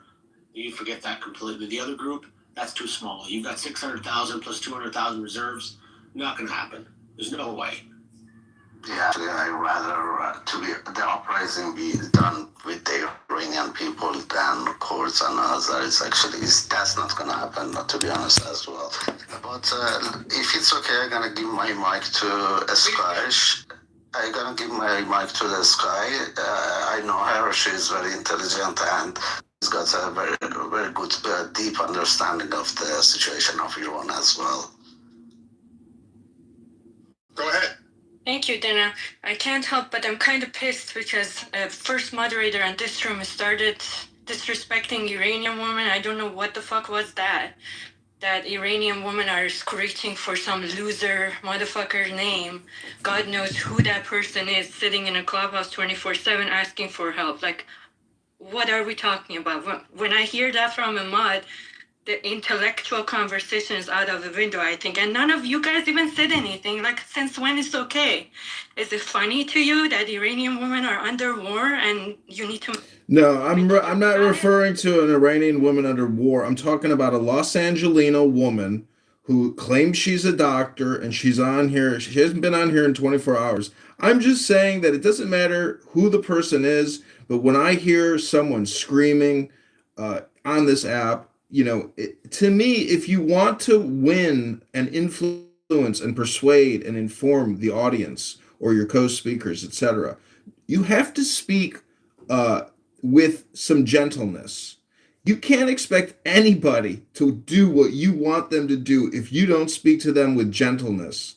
That means, you know, talking delicately, not screaming like a banshee, a harp, you know, a loud-mouthed, obnoxious person who shouldn't be listened to. They should be punched in the face because loudmouths get knocked out. Do you understand what I'm saying? Hello? Well, there's some people who just say, fuck your feelings. What do you say about that? We're not here to please anybody. And we got to understand, establish a ground point in here that not you or me having to do anything with power or politics. We can just discuss the politics, but let's not trip over we have the power to send military anywhere. So I don't understand why should we even take an offense. Like somebody has to come here and beg you and please you so you can say, okay, troops, go there. Like what a bullshit. That's also not what's happening. So, but anyway, I've been triggered so much in Clubhouse because most of the people that ask others have to be nice, they're not showing it themselves. So I don't know how is it that even a... Well, we all have complaints about the irritating losers who are on Clubhouse. The thoughtful people with good social skills have all left. So you're dealing with a suboptimal crowd here, present company included. So either take it or leave it. Like, talk to the issue of what you want to see happen in Iran, or leave the room. Don't stay on the stage and just criticize people personally. That's boring. I just say one thing. You were yesterday talking about credentials and talking about. Okay, listen, come on. Let's not go down your credentials and your anger. You brought this up yesterday too. Okay, I'm going to talk about the topic. Can you hold on? Okay, go ahead, Sky. You got 30 seconds. Okay, focus on the topic. Sky, focus on the topic. You got 30 seconds. Go ahead. I was trying to, you guys. Okay, whatever. So I think Uncle Trump has planned it very well, and we as people, we don't have the patience to see that. This is very well planned from what I see, from what I talk to my friends in Iran, they saying. And in order for, arm some other group to do that, you gotta know what you're dealing with. Well, the U.S. has spent a lot of money in that area with this war so far, right? Last thing you want to do is to give it some bunch of losers who don't know how to even face IRGC in the first place and not even get anywhere with that. This is in history too. I don't know exactly what groups. I can do my research again and come up with the names of the groups that U.S. has done this before when they try to arm some group and send them to do the job, and it's never been successful. Especially when we're talking about IRGC, which has expertise in trying to make the war very prolonged and waste time, money, and they're just, as we're speaking, there are missile cities coming up that we didn't even know about, Iran didn't even know they existed. So when you're dealing with that, you need very powerful military to face them. As we can see, U.S. and Israel being the most powerful military in the world, they're still kind of struggling there, haven't done the job. I thought the first week IRG would be done, but apparently not. And from the other side, when I was listening to you, Dana, you said about the IRGC asking for 12-year-olds and plus to come and join. That just tells me they're done. And we need to sit and watch that. But from what I also understand, I think Marco Rubio has a very good knowledge about what's happening in Iran. We do have a population that is in support of America. People of Iran, majority of them are in support of America. 80% of them are against the regime, and they've been demonstrating that. And Iranian regime is at their weakest. So I think this was a good move from the U.S. to make Iran as an ally. And but what's your solution now? What's your solution as of what would you do? Assume that President Trump gives control of the U.S. to you, Sky. What do you do in the next month? Be specific. What they are doing, they're sending troops there. I think a small amount of troops coming from the south and coming from the west will be the solution, considering if the enriched uranium is not the threat anymore, which I think it is still. And that's probably why the troops are going there.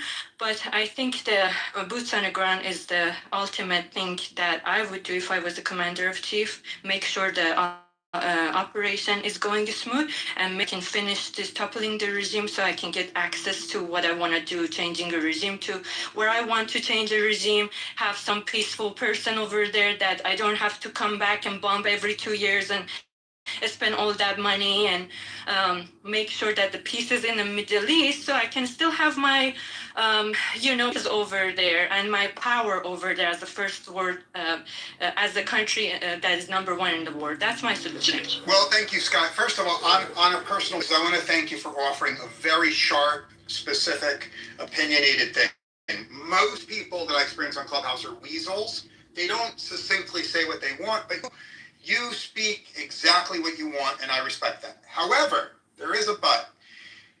If I was in charge of America, I would not do what you said. And the reason I wouldn't do it is because of American politics.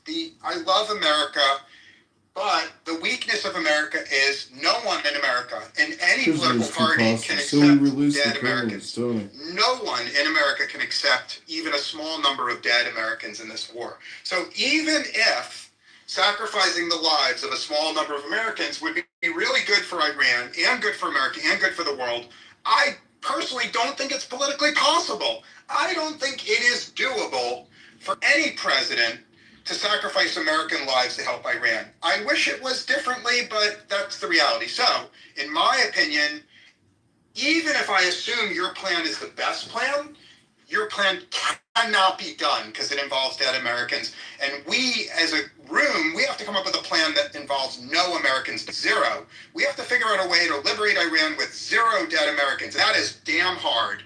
And given the collective IQ in this room, we probably won't do it. I'm up for the challenge. If anyone else wants to comment and criticize the people, I'm eager to hear it. Can I make a point, Rick? The mic is all yours. So we're not going to elaborate around that. That ship has sailed. That ship was actually never really at the dock, anyways. So if we don't get out, which our guy, the Godfather here, who really is a sales guy, and he's a showman, right? So let's think about how he works, how he operates. He's running the country as a business, and he's a sales guy. So he has to get on a high note. That's it. If he's not out before the midterms, he's going to get impeached again, and he knows it, right? That's the big scare that's going to come. They're going to probably try to impeach him once more. He's got to get out before then. How's that going to happen? So that's the point I want to make. And I think a limited ground invasion highly is possible, but very limited. But he has to get out on a high note. So my question to you is, how do you think he's going to do that? Well, I hope they're wrong, because I hope that our president is a very, very, very flawed person. I'm not going to go into details, but he's flawed. I hope that he cares about his place in history more than he cares about the midterms. Because I think if he really cares about winning the midterms, I really think he's going to screw the people of Iran, and he's going to screw America. I think in order for him to win the midterms, he has to screw the people of Iran and he has to screw the people of America. And I pray that he doesn't do that. I think for the sake of history, he has to keep this war going for his entire presidency and not reach a peace deal with the mullahs. I hope he doesn't reach a peace deal that keeps the mullahs in power. But I freely admit that he may be greedy enough and selfish enough to sacrifice America's interest and Iran's interest and sign a deal with the mullahs. And I hope you're wrong, but I would give the odds of you being right at about 50%, Saul. So what? I don't think we'll stay in this any more than maybe 4 more weeks. If top max that, maybe a month, maybe a little longer. Then he can't afford to stay. There's no way. There's economical pressure. But the shot of winning the midterms right now is slim to none. That SAVAC will never get approved. So it doesn't matter even if he wants it. He's running through all options right now, right? The thing is, I don't think he legally wants to go through another impeachment. They will try to impeach him, like a very high percentage, if this thing continues on. So let's assume that even though I think it's terrible for America and terrible for Iran, let's assume that he will sue for peace. How good a peace treaty do you think he could get with the mullahs if you're correct?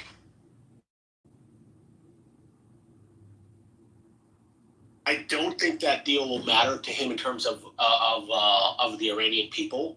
I think it's going to be the U.S. interest. So that's a very hard question to ask to answer. I would say I don't think it's going to be the best plan. It will be a plan. I mean, look what he did with the guy in Syria 2 years ago. He was a terrorist. Now he's at the White House. I mean, he'll do a deal with anyone. He'll deal with the devil if he has to. Yeah. Okay. So it sounds like I need to simplify. I'm wrong, but I give you 50% odds that the president will sit down with the mullahs and sign a deal. The deal will be bad for the Iranian people and mediocre for America, and that's your bet. Are you prepared to say, Saul, that if you come to my room in 6 weeks and the war is still going on, are you prepared to admit you were wrong or not? I'm sure, absolutely, but the same thing is I don't know. I think it's a hard number. I would say it's short. At best, he can keep. At best, himself, he can keep it going short term, right? There's time that's against him, anyways. How long? Who knows? There's a lot of factors involved here. If he keeps it going further and the midterms are going, he's out. He's going to get impeached. Well, I mean, certainly the Democrats have the ability to impeach him, but they don't have the ability to win a conviction and remove him from office. I understand that. I don't mean technically he's out. I mean, like, this is a whole new chapter of a road that I'm sure he's not ready to, or he wants to go down again. Very interesting. Thank you. Thank you. I'd like to hear every single other person's opinion, because I think you're 50% likely to be right, even though I dread it. It's not what I would do as president. I think there's 50% chance you're right, Saul. Because of abuse of power, if you look at the Article 2 of how they will try to go after him, it's so crazy. I mean, the one thing that, the Godfather says is that the Democrats always unite. That's so true. So, yeah, they will come after him. Esther? Okay, can I interject? Comment on this? It's all yours, Guy. You have the mic. As long as you're succinct, you have it as long as you need. So there's not going to be any deals with Mullah, and that's why Trump is doing this, because he understood that when he was trying to negotiate with them. And you should know these thugs, their ideology in life is depending on it. The whole pride they took this 47 years to have a fan base was that they're standing against dictatorship of Iran. That's how they call it. America and Israel. And them telling them how to live their life. So that's how they have this IRGC as a base. Because deep down in their fucked up mind, that's what they believe. So if they reach, and even coming to the negotiation table is such a big thing for them. And I love how Trump exposes them when he says they're trying to negotiate, but then they go on the TV and tell their people, we're not negotiating, we're not even going, it's haram, we're not sitting at the table to do any negotiation. So when you're dealing with such a bunch of idiots that they just hate you to the core, there's not going to be any negotiation, even if you're the best. The reason Obama was the only one could do negotiation because of the nature that he had. He was very friendly and pleasing, and that was his, his method for the whole international policy. After him, everything, especially if you're a white guy from America, mullahs will not do any deals with you. I'm telling you. But after all this, now that their ego is wounded, they for sure gonna strike hard. And as we speak, you saw how they came out and said, Americans, you're not safe anymore in your parks and all that. They're even threatening us right now that we're gonna get hit here. So, yeah.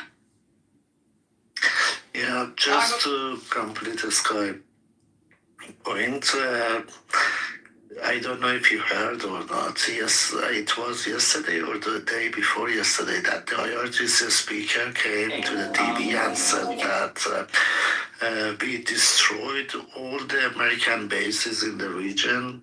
The Americans are running away and they are scared, blah, blah, blah, and asked people in the region if they have, if they know American soldiers who are hiding anywhere, just let us know so we bomb them and stuff like that. So this is the propaganda that they are spreading inside Iran for their supporters.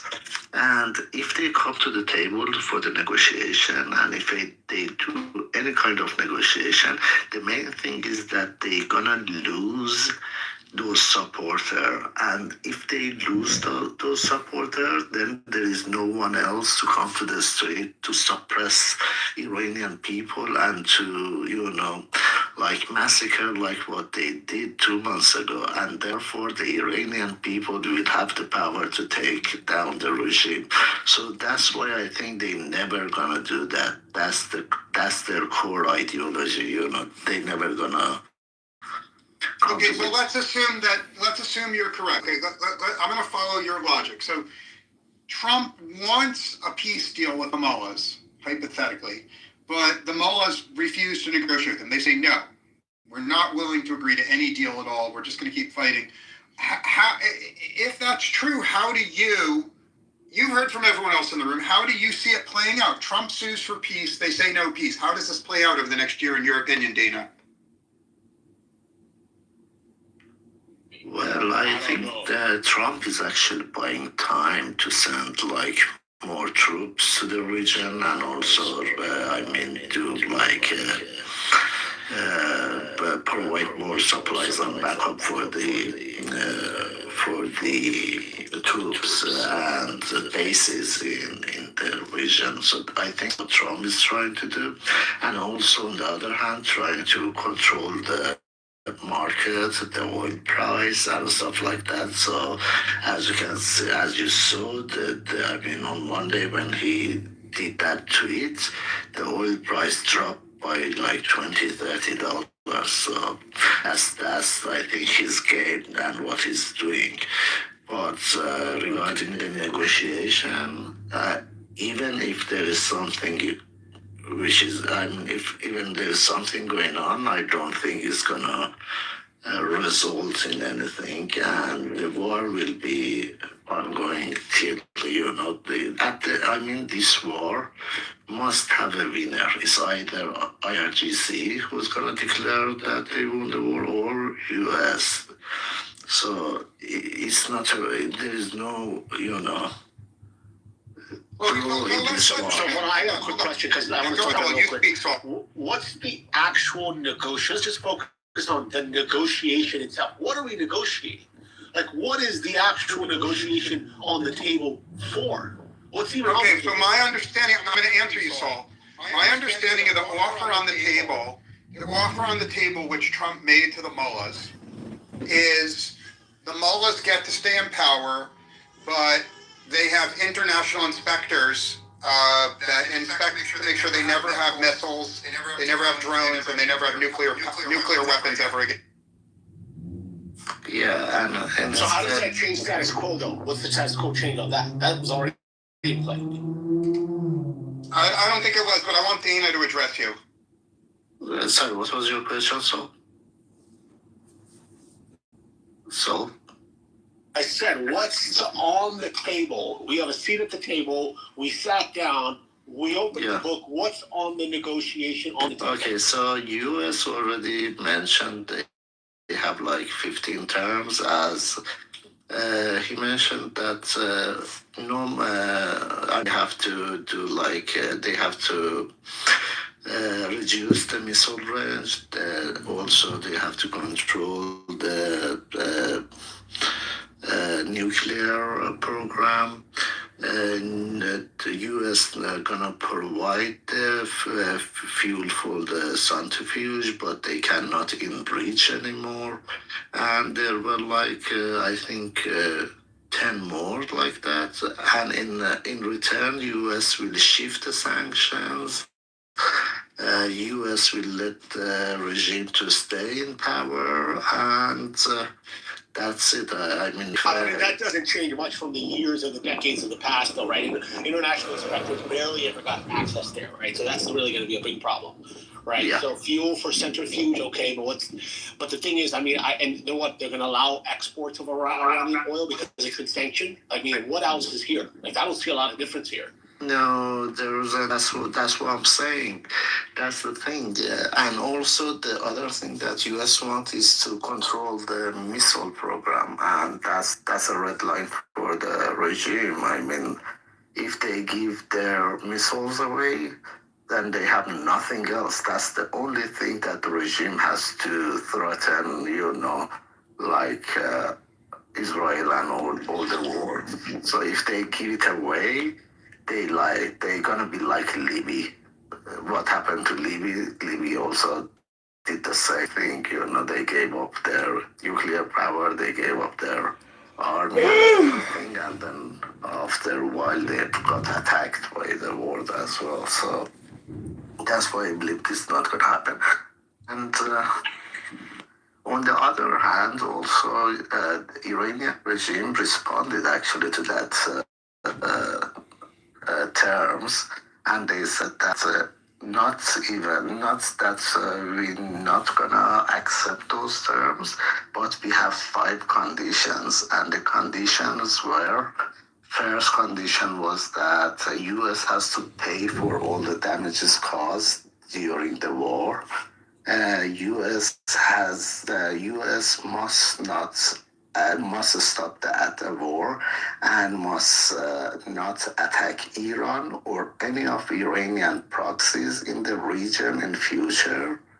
and there was like I think U.S. has to evacuate the bases in the region, and there was like two more that I can't remember. But if you want me, I can look it up and No, I mean, yeah, you can. I mean, the interesting thing is this is not a great. This is like we're at the negotiation of the Ukraine freaking Russia deal. That's like this right now.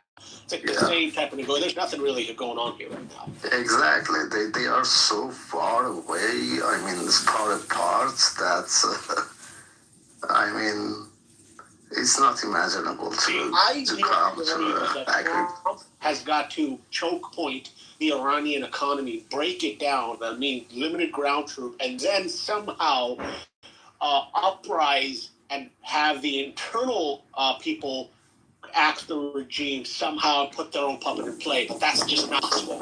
That's the ultimate proper way if Trump could pull that out, the genie in the bottle. That's no way to do that now. It's impossible.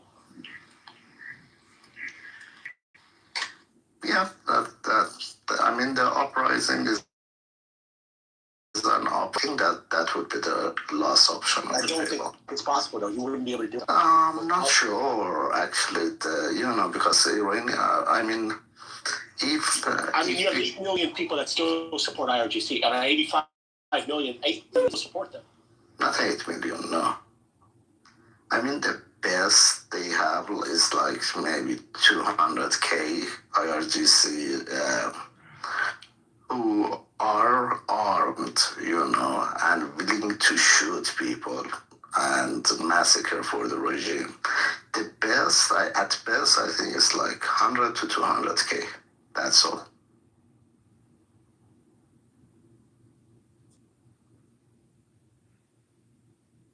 I think there's some very intelligent things that have been said. I mean, basically what Saul says is that even if Trump cares about his place in history and he wants to keep the war going, the political reality in the U.S. is Trump is forced to essentially, at some point in the next couple of months, no matter how painful it is to say that, and it is painful, Saul makes a very strong argument that the politics in the U.S. will undercut him and force him to capitulate.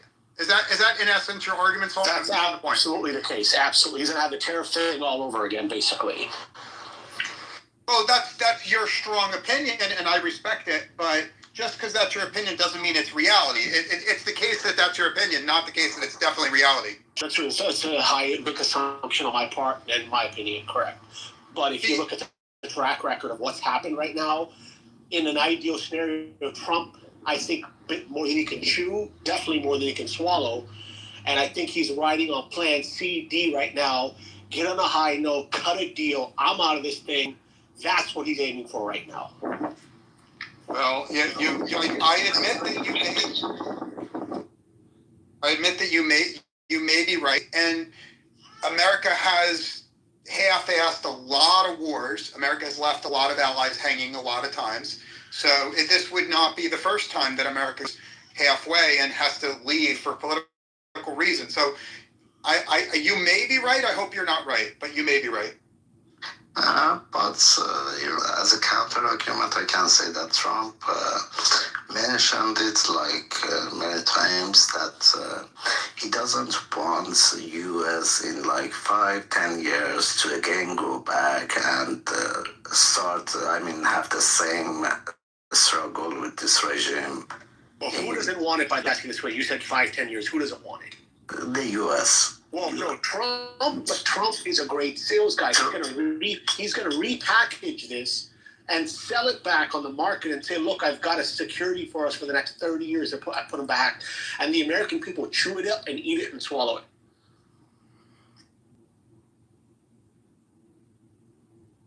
Oh, well. There's also international politics too. Right now, Qatar, Jordan, Saudi Arabia, these guys used to be very civil with Iran, but Iran has lost the credibility. So I'm hoping that they're going to join with this Moses Strait and even send some military and help. Because it's in their benefit too for this regime to go, as we can see, especially this motherfucking Qatar. I remember 4 years ago when it was World Cup, they were kicking picking out Iranians with the different flag, and they were just like hitting out Iranian regime all their names, so to do something to them when they come back home, and Georgian too. So I'm kind of happy that now that they got their taste of their own medicine, and they have to be hit too. So I'm sure that they're going to help somehow too. They're not going to sit down there and watch their countries to get destroyed because they're very tiny, right? And their economy, they don't have agriculture. Their whole life depends on oil and the safety of that area, so they can attract some tourists. There's no other countries. Let me respond to that. Hold on, let me respond to that. Yes, everything you say is true, and this war has made the U.S. much closer ally with Bahrain and Qatar and Saudi Arabia.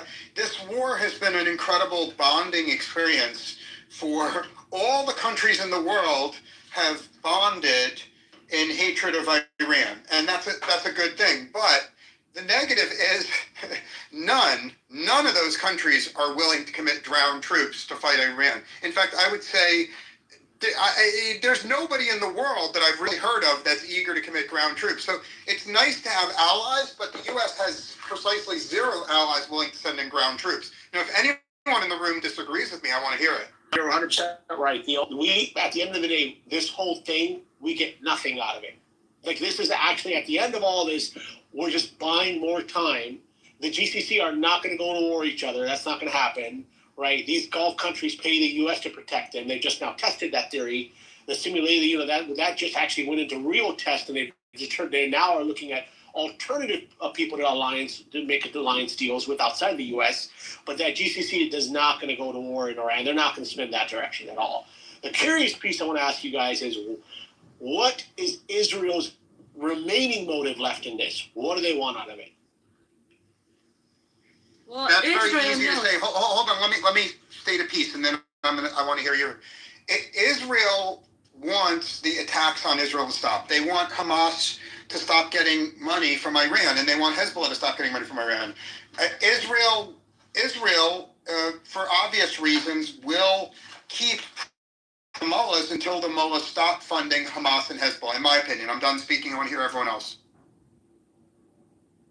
Well, the biggest enemy of, IRGC is Israel, and from day one, they have the hatred toward Israel, and they have this ideology that Israel has to be wiped out of the map. So that's that, and there goes the hardcore support for Palestinians, and then that's supporting these proxies to do damage in Israel. That I'm sure you know about it. So Israel, Netanyahu has been planning for this for over 20 years, from the intel that we're receiving from the intel that we're seeing right now, that how much far the planning goes into this. And even U.S. tried a couple of times to hold the war. Like, this war started because Israel called 48 hours, like a day before, saying, oh, I'm going to, by the way, bomb the supreme leader. And even the last war was too, like Israel was afraid that U.S. is going to do the negotiation and IRGC is going to stay in power and still start the planning. I would highly recommend, if you guys can watch the interview that Catherine Shacktom did, explains that how when she penetrated to the Supreme Leader circle, what she saw and the planning that she saw about Israel, that summed up. Yeah, the only way that threats to the Israel gonna be gone is that this regime is toppled, because being enemy with Israel is the core ideology of this regime. If you take it out, without it, the regime does not exist, does not survive. So the only way to, in the deal, if they negotiate and anything in the deal that support Israel or include not attacking Israel in the future by IRGC or Iran, that's gonna destroy the regime from inside, and I'm 100% sure that the regime not gonna sign such a deal or such a. I just want to go back and rewind a couple minutes to Sky. So we don't really know the real who started what, that's classic. But I would just say that this is not yesterday in the making. This card was put on the table 20 years ago on Bush 2.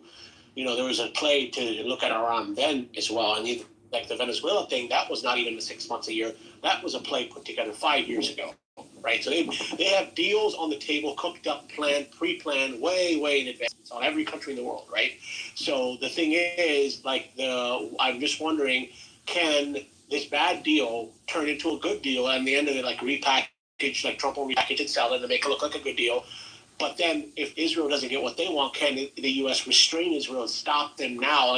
What is the remaining motivation from Israel's perspective to not continue forward if the U.S. yanks the chain and said stop? That's what I'm curious about. Can they do that? Israel is going for a regime change, yes. If you look at the history of Iran with Israel back in 580 BC, Cyrus the Great, the kingdom of Iran, they liberated Jewish people because they were taken. Jerusalem was conquered by Babylonians back in the day. And in 530 BC, when Cyrus liberated them so they could go back to their homeland. So we always had, in the history, we were friends, but since this IRGC people came out, they shut out everybody who was Jewish. They had to escape. There's only 8,000 Jewish people in Iran, and they're very oppressed. I personally know some. And they don't guarantee visa for anybody who's even linked to Israel. Like, if my great-grandma goes to Israel, I'll be in jail because I'll be accused of being a spy somehow. So that's the type of a thing. They kept that enemy. You know how some countries rule by that. They have this imaginary enemy, and they make their ideology around it so they can have some idiot support group that they can manipulate, and that's how the regime has been doing it. Now, I'm 100% sure Netanyahu is not going to stop. If U.S. decides to withdraw, Netanyahu will still go after the IRGC until they're gone, because, Israel is very close to Iran, and this IRGC, if they're in power, they're not going to stop attacking Israel. So that will go on. And Israel being the only ally U.S. has, if Israel gets weakened, then U.S. has no allies over there. So that's also that's also another thing that as American, we need some allies in the Middle East. We can't just it's not that U.S. is protecting these countries too. I believe that they're paying for support of America in these Middle Eastern countries, but don't forget, that's a biggest strategy, war strategy, that you want to defend your country as far as possible to your homeland, because the more powerful we are, the more bases we have around the world. That's just a basic thing that any country in the right mind will do so. So it's not that we're there to serve these countries. We're there because we want to make sure we're in power, and we know shit before it hits to the home. So BB, Kel, you have a question. Can the Godfather tell BB to pump the brakes and stop and live and accept with whatever regime? Can he convince him to do it? Number one, right? Can he do that?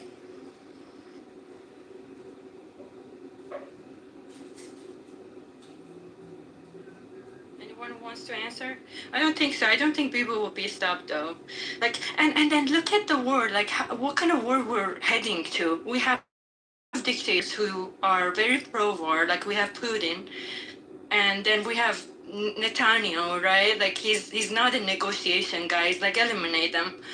And then now Uncle Trump is kind of joining the club too with maximum pressure.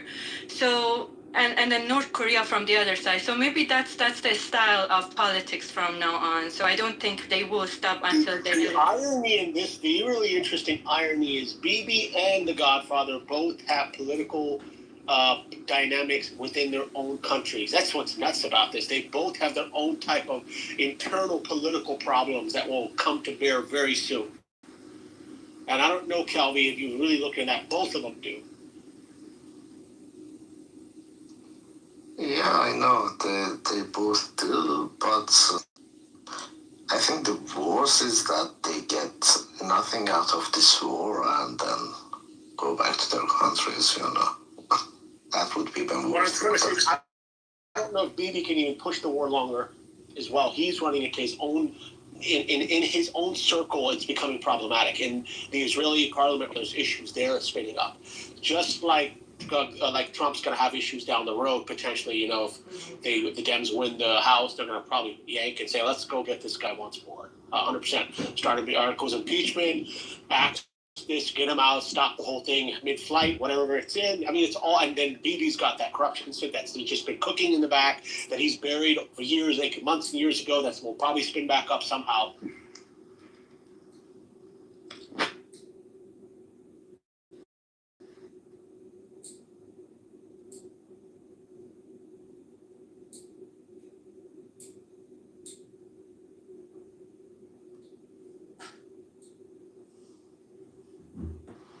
Well, I'd like to hear more opinions because what I've heard so far in this room makes me pretty sad.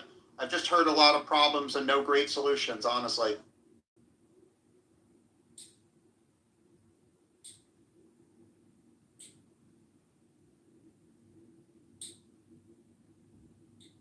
Well, what is your quote-unquote definition of a solution that you're looking for?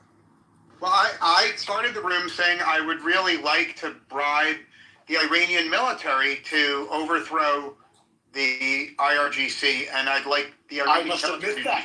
Okay, wow, interesting. Well, hold on. I'm not saying that's realistic, but that's what I want to see happen. Does that answer your question, Saul?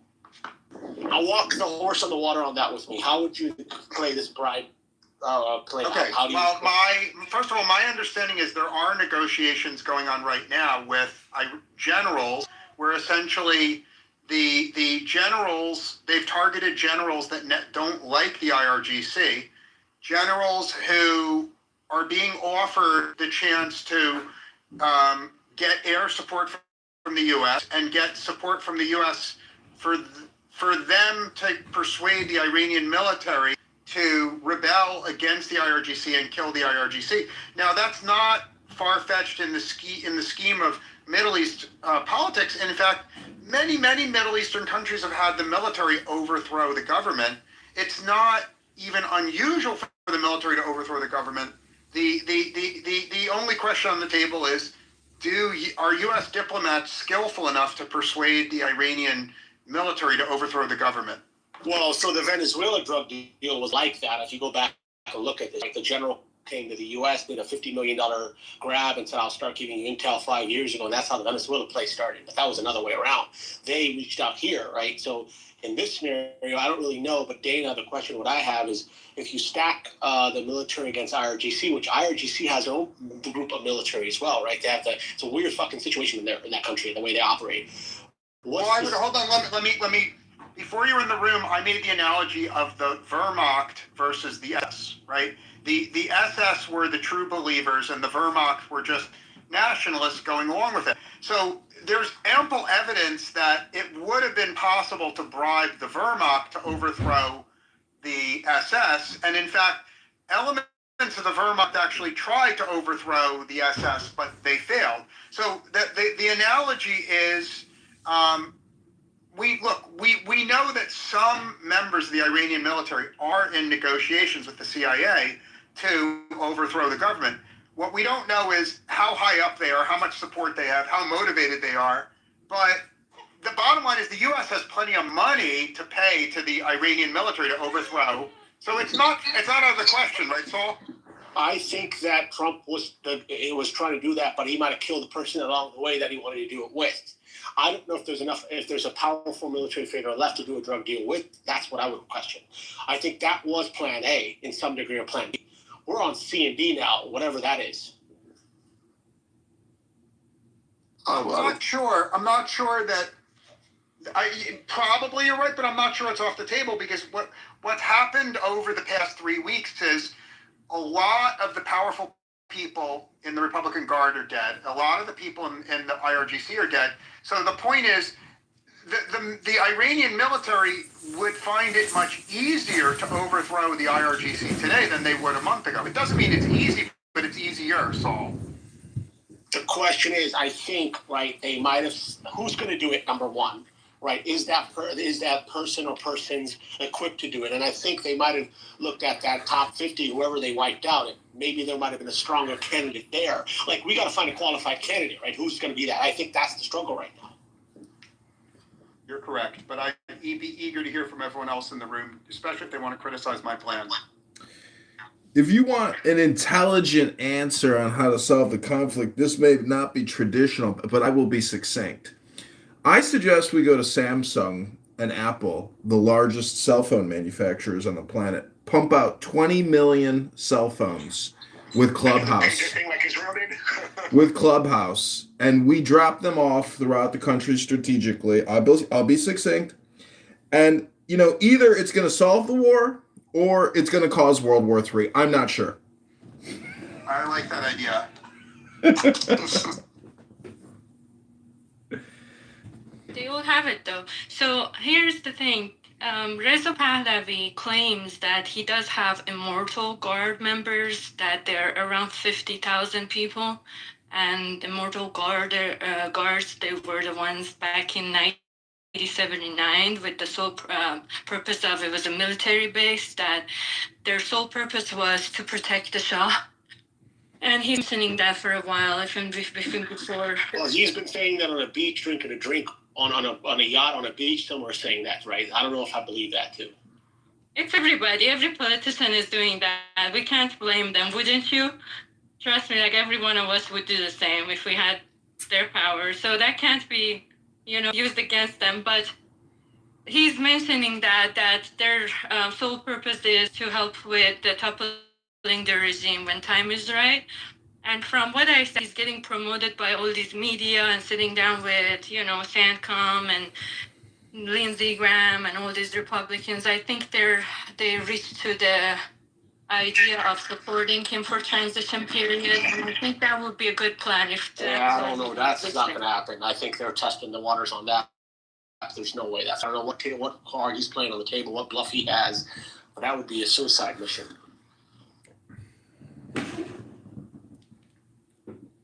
What do you think about Blackwater do the job?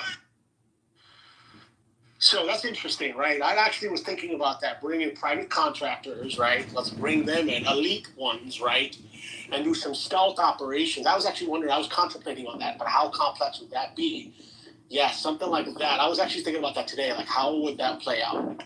I think the one problem with Blackwater is very few Blackwater operatives speak Farsi, and so I think it'd be very hard for Blackwater to operate because they don't speak Farsi, unfortunately. See, the thing is, right, look at it this way.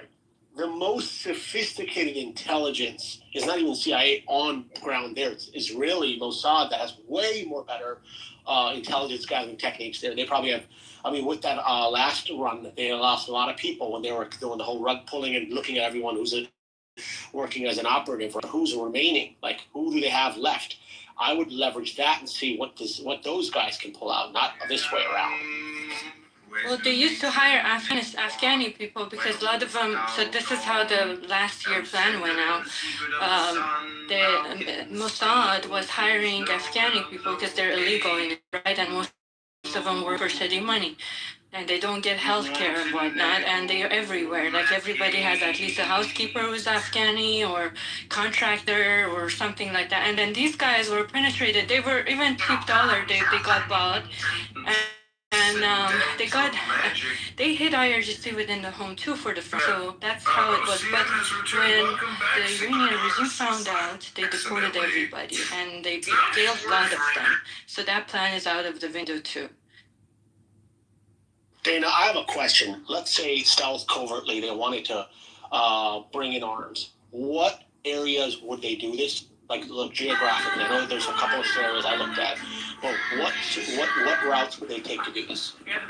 Jack Black realized his sons spent thousands of dollars. Mostly in the border cities like Kurdistan, Balochistan, and Iran, cities like that. Within the central one, and how much arm of the I guess, to create a rebel force or army, how much would that, what kind of quantity are we talking to even try to do this plan of overthrowing, like whatever this looks like, what kind of capacity would it take to do this? I believe 100K plus, 100, 200, something like that. Between something between 100 to 150 would do. Probably. That's my guess, of course, But I don't have the logic, but my guess is like 150 probably would do. John Kitover News, time for the deepest breath of the day. So, Calvi, it's highly possible. This is what the Godfather's master at, right? Distractions. Put something else in front of someone and then distract. They're probably saying, we're doing a deal. Maybe they're arming people in the behind the scenes. It's highly possible under the table that's happening. That's why I asked that question. Yeah, it is, to be honest. I mean, that we know that there are a lot of Mossad agents and CIA agents in Iran in the ground and working with some people called Shah guards. So that's the people that Sky was referring to as. That they are Iranian who are Pahlavi's, supporters, and they claim to be their guards. So they also willing to fighting with guns in the streets as well. So if you had to model out the simulation of, let's say, they infiltrated, right, armed, where in what city would they start this, and how would this tactically work? Like how would you spread the round? I mean, obviously do they have enough capacity, and where would they relocate the capacity, and how would they initiate that? I'm just curious. I'm not a military expert here, but I'm curious, how would that work? Yeah, I'm not too. But geographically, if I think of it, it should be from I would say it's from south and west probably. That's more. And so, what major cities would it's the south of Iran. We have Bandar Abbas, Bushehr, and Khuzestan, and in the west we have Kurdistan and Ilam. Those are the cities the provinces and cities that, most likely it can start from.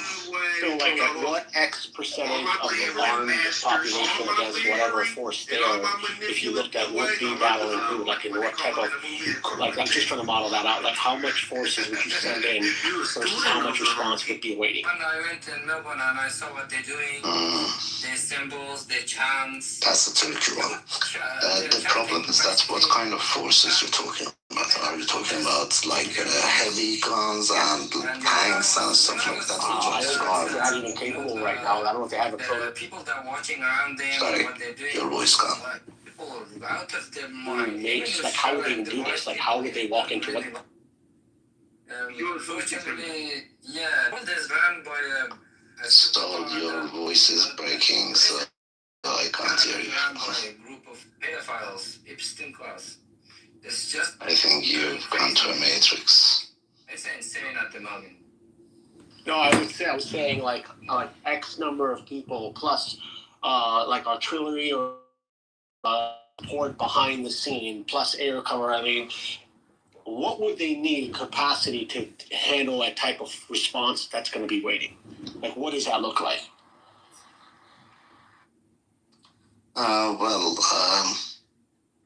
To be honest, what I can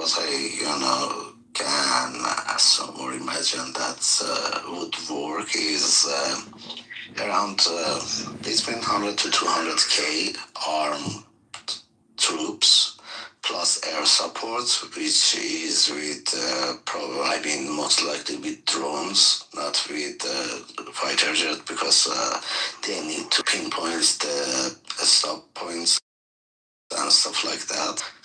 And if they have the air support, they have those on the ground. I think they can make it. But on the other hand, the regime and IRGC well, they can't, they don't have the air, so they can't use their helicopters and drones and stuff like that. Troops, they might have, like, as I said, somewhere between 100 to 200K, maybe.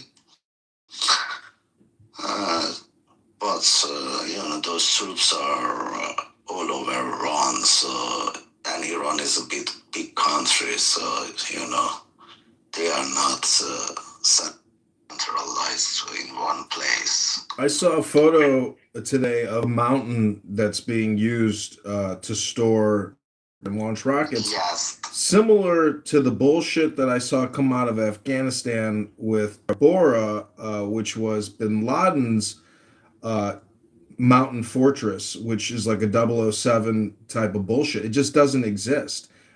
Now, I'm not saying it doesn't exist, but when you have one way in and one way out to, ship your payloads, like, what kind of fucking strategy is that? I mean, you can just have, F-15s soar above and drones monitor that opening in the mountain, but one strike on it is enough to cause enough damage to make the whole facility, useless. So, I mean, to me, putting troops on the ground uh, just creates a new dopamine, new media sensation. But the way the Israelis do it is through intelligence and strategic, aerial bombardment. They've been harassing the Hezbollah, etc., with that method for a while. To deploy troops is stupid, but it seems to me like they're preventing. If they have to prevent for 3 years or 5 years their ability to build a nuclear weapon, by doing aerial bombardments, it doesn't seem to me like that strategy is ever going to lose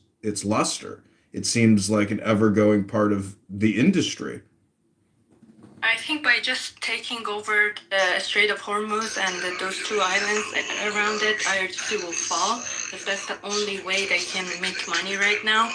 And that's been a plan for a while, offered to presidents of the U.S. I think that itself is enough. And then if you look at the dynamic of Tehran is a city that last year they had a plan to transfer the capital city to Semnan because it doesn't respond anymore. It can't serve the people of Tehran, so it's 12 million people. The pollution and the water damage in Tehran was a very serious issue for a while.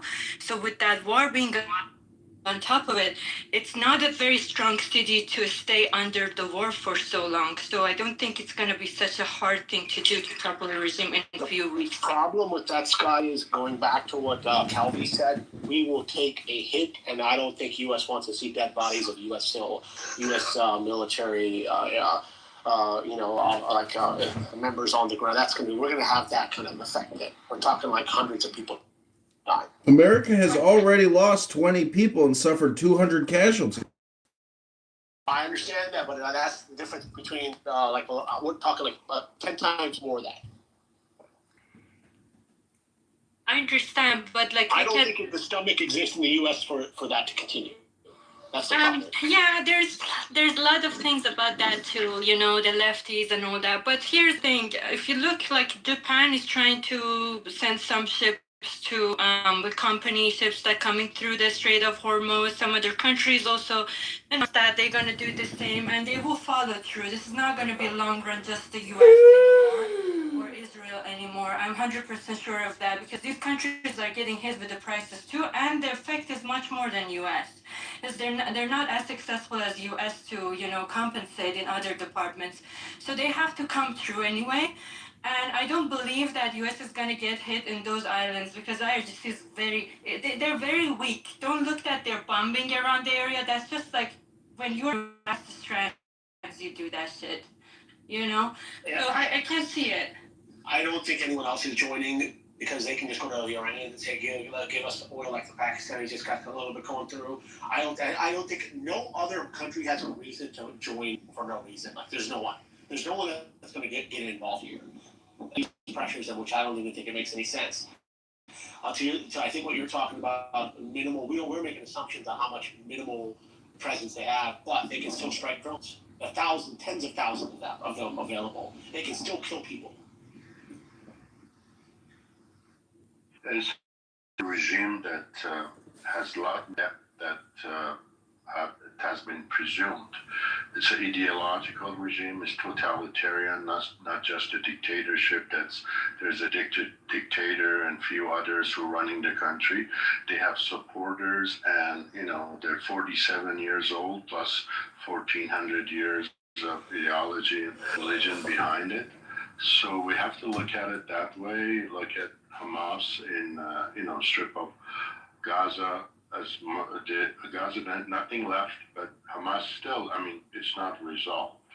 Look at Hezbollah and Lebanon and on all that. So it's of that nature. They don't just easily dissipate because they were terrorists to begin with, and the terrorists became rulers. And the rules that the terrorists engage is that, first of all, everything goes. They can kill people in the metro station or send bombs to your neighboring countries. It doesn't matter. And also, terrorists doesn't even mind, for them is death. For others is life. So they just look at things totally differently. And so we have to know who our enemy is and then how to fight them. I think Israel knows. I don't think Trump still gets it. There are level 1 or 2 maybe of the regime rulers that have been neutralized, but there are a lot more because it has a lot more depth. So until we get rid of majority of them, they're still going to run because they have learned to be kind of functioning horizontally as a network rather than, not that they don't have the vertical system. In a way, I'm saying it has to be, they have to take care of those, but they haven't. I look at posters and pictures of the wanted. There's still at least, I'd say, 30 of them, well known in all different structures of the country, from military sources, etc., intelligence and all that. And remember, Russia is taking advantage of this. Ukraine is not the main thing now, and they are getting all the intelligence from Russia too. And so we are looking at a KGB style system, plus they have people supporters. And so when we're talking about sending forces or contractors, etc., those things would work if it's a dictatorship like this. You need a lot more people than just bunch of contractors, because they have regular people on the ground too. Right now, the past few days, they're hiring kids from 14 years and up to defend or whatever. So that's what we're dealing with. And on the other hand, I don't want to be talking for a long time. On the other hand, on this end, on our end, Trump, like the last comments, is giving a message is that he wants to end this fast. Well, I hope so, but these people are there, they have the time, and if Gaza ended fast, Lebanon ended fast, then Iran thing would end fast too. But we have started from the top, but we have not finished. He's trying to negotiate with people who are they were born this way, to be anti-West, anti-America, etc. So those are the wrong people to negotiate. David, you brought up an excellent point about the whole. This would convert into, look at the Israelis trying to hit Hamas. You're talking, behemoth hitting someone with sticks and pebbles, right? And that's comparison. It's the same thing. We'd be in the reverse Israel-Hamas situation if we'd landed there underestimating them. That's an excellent point that you just brought up, and I think that's highly possible. Don't underestimate them. And this is like a freaking KGB-style network spread across horizontally. The thing I wanted to ask you, David, is why is he asking to do a deal all of a sudden now? Really think about, why would you just bring it up magically? If you wanted to take it now, why would you not take it? Just go and take it over right now. Why delay it even further? Why all of a sudden start asking, now let's do a fast deal? There's no fast deal anywhere. And then going back to this whole thing of starting it, if you wanted to take out the quote unquote missiles, the nuclear thing, you could have stealthily done that. You could have brought in stealth operators to go and rig the thing and blow them up, right? Why are you going through all this headache? Well, I'd say number one is he needs some time. First of all, is the markets. You had to assure the markets things was kind of getting out of hand, and oil market, stock market, etc. Not that they're happy with it, but at least you give some positive information, and that might just delay the big panic. Also, it appears that up to 10,000 forces are heading that way, and it needs time. The strategy, if they're going to take over some islands, which ones, how are they going to do it? And apparently it was not in the plan, so these things take a little bit more planning. I believe, and from the information that I received from people, because I'm not a military expert at all, I have no knowledge, is that the U.S. didn't go in with all its force. I don't mean the soldiers or whatever, or tanks. I'm talking about even the from the air. So because we have the capacity to, just like Israel has the dome to defend, we have the capacity to create some sort of a dome there to allow these at least the missiles to go through. And we don't have such planes and such structure that we have in military in the air 24 hours. I know Iran is a huge country, but I think they underestimated it, and they thought like it's just going to get rid of Khamenei and a few others, and it's just going to fall apart. And like I said, they miscalculated. Because, like I said, it's not a dictatorship that you have a dictator and his family and a few guys and you just get rid of them, it's over. It's not even, it's not the style of Venezuela. This is much deeper than that. And I gave you even Saddam, like, look, we bombed the hell out of him, shock and awe.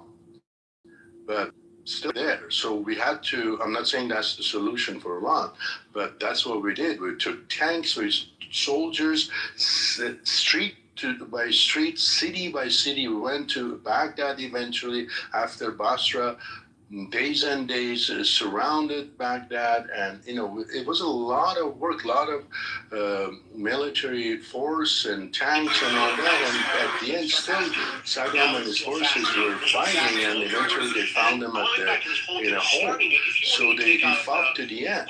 So these guys are even worse, and they have more people. Saddam was more of a still dictator, he had his own ideology, but nothing like these guys. And Gaddafi, he went all the way. So these are examples. Or even look at the Taliban. At the end, they just gave it back to them. So these are the type of people we're dealing with. And we have the experience. I think it was not, the intelligence was not right. We went kind of, okay, we're going to just finish this, get in, get out. That was not the case. Not in Middle East, not in Iran. 100%. I think the people around Trump surrounding him they misled him to some degree. But at the end of the day, we don't really know what the hell's going on in his head. But I would have to say I agree with what you're just talking about. Like, I think that makes so much more sense. It really, and I just don't know, like, what the U.S. will get out of this. Our families are staring down. Not anymore. Well, I don't have the solution. I'd say what I started, and Israel is doing a good job, and I think they've done most of that. Getting rid of elements that the people who make the decisions. I guess just yesterday, another general who was in charge of the Navy or whatever, they got rid of him, and that's important. Whoever did that, because he was in charge of Hormuz Strait and all that. So we have to get rid of enough of these to create this lack of decision making, this fear, that they cannot control as much as they are. They're still in control, and they're doing a good job for what they are, their capability. They're counting on one thing: to drag this enough for the political forces in U.S. to pressure and the world to pressure Trump to back out. And that much I agree with you. And I think if you look at it like this, so you're just saying is they need to surgically kill the roaches. Like that's what you're talking about. Surgically go there and find and kill people until enough pressure to make the thing collapse on its own. And if you need contractors, if you need whatever, do it. And those from Afghanistan, they don't know. That takes a lot more. You need professionals doing these things, whatever it takes. But whether it's from the satellites or ground, etc., we have to get rid of as many of these. That's not all the solution, but definitely that's one thing that I'd say we need to do. And then how to then substitute, etc. If we want to go the way that Trump does, is like negotiate until you get to a point that, first of all, they feel weak. A lot of their buddies are gone. A lot are gone, but they all expect that they're going to be martyrs and whatever one day. Anyway. David. So when they have their exit, where are they going to go? To Russia? To China? Well, David, if you think sending in, contractors in is a good idea, what about on the opposing side, which is Russia sending Wagner in to do, their patrolling? So it becomes another Ukrainian stalemate forever, 20-year war, and nobody wins. There's no quick regime change. 100%. I'm not talking about going to a war. I'm talking like to get rid of people, that's a whole... Oh, yeah, he's saying you can't get the rebels to kill you. You got to bring in professionals to go in there and eliminate them. That's what you're talking about. System implemented in Florida, and if not... Yeah, underground. Whatever it takes, I don't know. That's or the way they've been doing it from the top, etc. That's only going to get you so far. That's only going to get you so far. I don't think that's going to work. You got to on this app. Nobody comes to my rooms to listen to me read a book. They want their dopamine and they want it now. But in that kind of country, begging for the mic. It's the same thing in the classroom. They need to do that. Children They want did the attention. biometric tag if you're watching we the have a bunch podcast of about how they're socialist, operating communist, right now, and they've been tagging these guys. First it was cell phone for the first term, that's how they tried to spot them, and now they're doing the biometric tagging. They're using facial recognition, they're using the medical record, and it's been very planned out. It's just that us as people who are living the fast food type of mentality.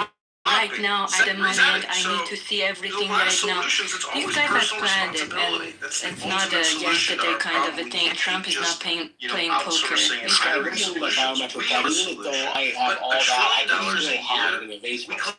Like over $1 trillion a year property taxes across this country, spent $200 billion to countermeasure that too. There's I'm telling you.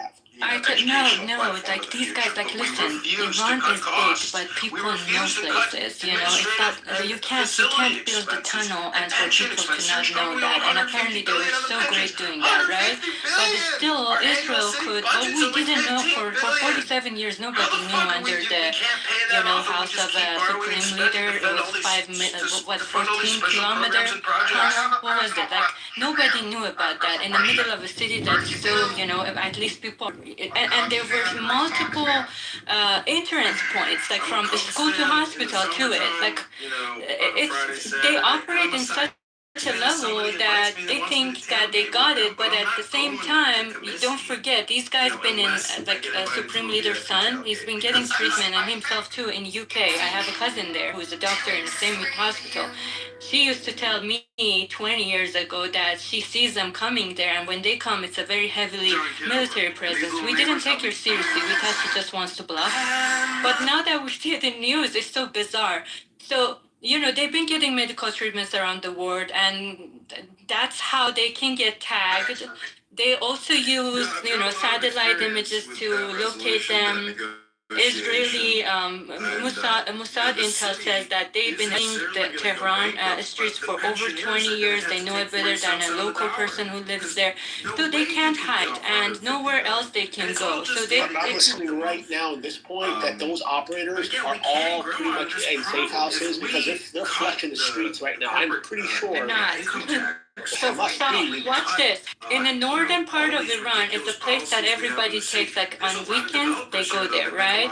And some little city villa in the part of Iran is getting, people don't know why. So it turns out these IRGC guys are going to their friend's house in northern part, they're going to their mother-in-law's house, and still they're getting kids over there. So these are the things that doesn't come up as much in media here because they see it as the low value type of a news. People who live in there and many channels they expose. I would just say one thing: they can't strike a missile even if they tag someone digitally in a highly dense civilian population. The U.S. is not going to take a risk to have another 175 whatever they kill on bad intel. They can't afford to do that now. The Israelis can do whatever the hell they want; they don't care. But the U.S. is not going to do that. A lot of them have also gone to the eastern province of Khorasan, which is further out. But, if they go to their mother-in-law and they don't communicate, that's it. They don't care. But wherever they are, if they communicate and eventually they get intercepted, that's the idea. And then where about. Obviously, it takes time. And on the other hand, they now definitely have the intelligence of China and Russia too. So we are, in a way, as far as intelligence is concerned, it's like hackers, Now we're talking like we're having like a guerrilla, like a under the table warfare going on, right? So I get what you're talking about, but that also takes time. It's not going to happen overnight. Exactly, that's what it is. But we know that it's been U.S. and Israel. They have been successful. I mean, they got rid of so many. But here's the bottom line: I still don't know what the exit strategy was. I presume, based on what Trump is showing, is to get to a point that they come to a table and accept, the conditions of surrender. Basically, what is asked. All those 15 points and whatever. Well, they're not in that position yet. So how do you make them surrender? It takes more to get rid of more of them, whatever. Or it's the regime change, and that's a whole different ballgame. And then in that case, you need to get people involved and whatever it takes, and the Iranian people who are against the regime, and that's a whole different story. I don't even know what it is. So real quick, no one's surrendering. I see that. And any other scenario than that, we're talking long delay. And all the opposition side just have to hunker down and just buy time. And so this is really a time and peace problem too. Like that's why you want the fast deal, right? But the thing is, there's no one is surrendering here. And I think if they were smart enough to keep the can down the street as long as they can, because that would just make this whole thing worse, and that might buy them. I mean, on the other side, they're also going to get something. No, what? Oh my! I don't give a fuck who you are. They'll figure it out later. All right, so Alan, they're not only fighting the Gazans, they're also fighting in the Gazan conflict. They're fighting Hezbollah. They're also fighting the fucking Houthis. They're fighting the fucking Iranians. They're fighting all the fucking Muslims in the entire fucking region that want to kill every fucking Jew. So, yeah, they're definitely the underdog, even if they're fighting the Gazans, because they're not just fighting the 2 million or whatever Gazans. They're fighting the fucking West Bank. They're fighting fucking Jordan, Lebanon, Iraq, all these fucking terrorist fucking cells all over the entire region that want to fucking kill them and are constantly launching rockets. So yes, they're the underdog.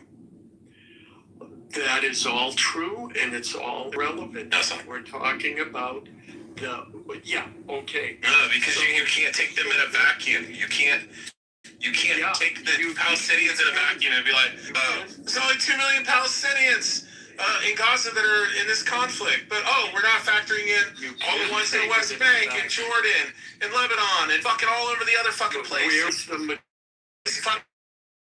the Houthis and the Iranians that are launching fucking rockets. Where was the majority of Israel's attacks? Where were they directed? Gaza and southern Lebanon. Well, there you go. And how many people are in Gaza? What do you mean the 15, 16-year-old kids running around with Kalashnikovs fucking shooting? The poor little babies getting shot. Oh, no. How many people are in Gaza? One of the most densely populated fucking areas on Earth. Yeah. It's an open air prison that has a fucking, European fucking car dealership and like 26 pizzerias along the fucking border. Look, Rich. It's such a horrific place. Look, Rich, you don't have to agree with my logic. No, you're just mad. You're just mad that you found out that the fucking Armenians were hiding in fucking tunnels that the French built them, which is terrible that the French built you. Why is that a problem? No, because that makes you guys tunnel rats too. Just like us Jews. Why would I care or be insulted? I already know that the French saved over 1,000 Armenian. Yeah, by building tunnels, and then you Armenians headed them. We're trying to hunt down. Armenian genocide. Oh, such Armenian fatigue at this point, Alan. Yeah. So you choose. I have as much fatigue as I do with the Iranians at this point, and fatigue. Offended by the term tunnel rat, that's your. No, I said you guys are tunnel rats too. If the Jews are tunnel rats, then the Armenians are tunnel rats, because y'all are hanging out in tunnels too. Hiding and cowering in the tunnels. Say that. Yeah. Well, that's your portrayal of it. No, it is. Rich, it's you. It is what? What'd you say, Rafi? It's you, Rich, huh? He finally figured it out. He said it. I told you I said it. He'll eventually figure it out. Cocksucker. Cocksucker. That was a genuine laugh, too. What do you think? All he knows is he comes in and hears filthy fucking tunnel rat Jews, and he's like, attack, attack, attack. But Rich, he was going to call me an anti-Semite. You anti-Semite Nazi motherfucker. With my logic, but no, it's stupid. Now you have another issue. Because you're stupid.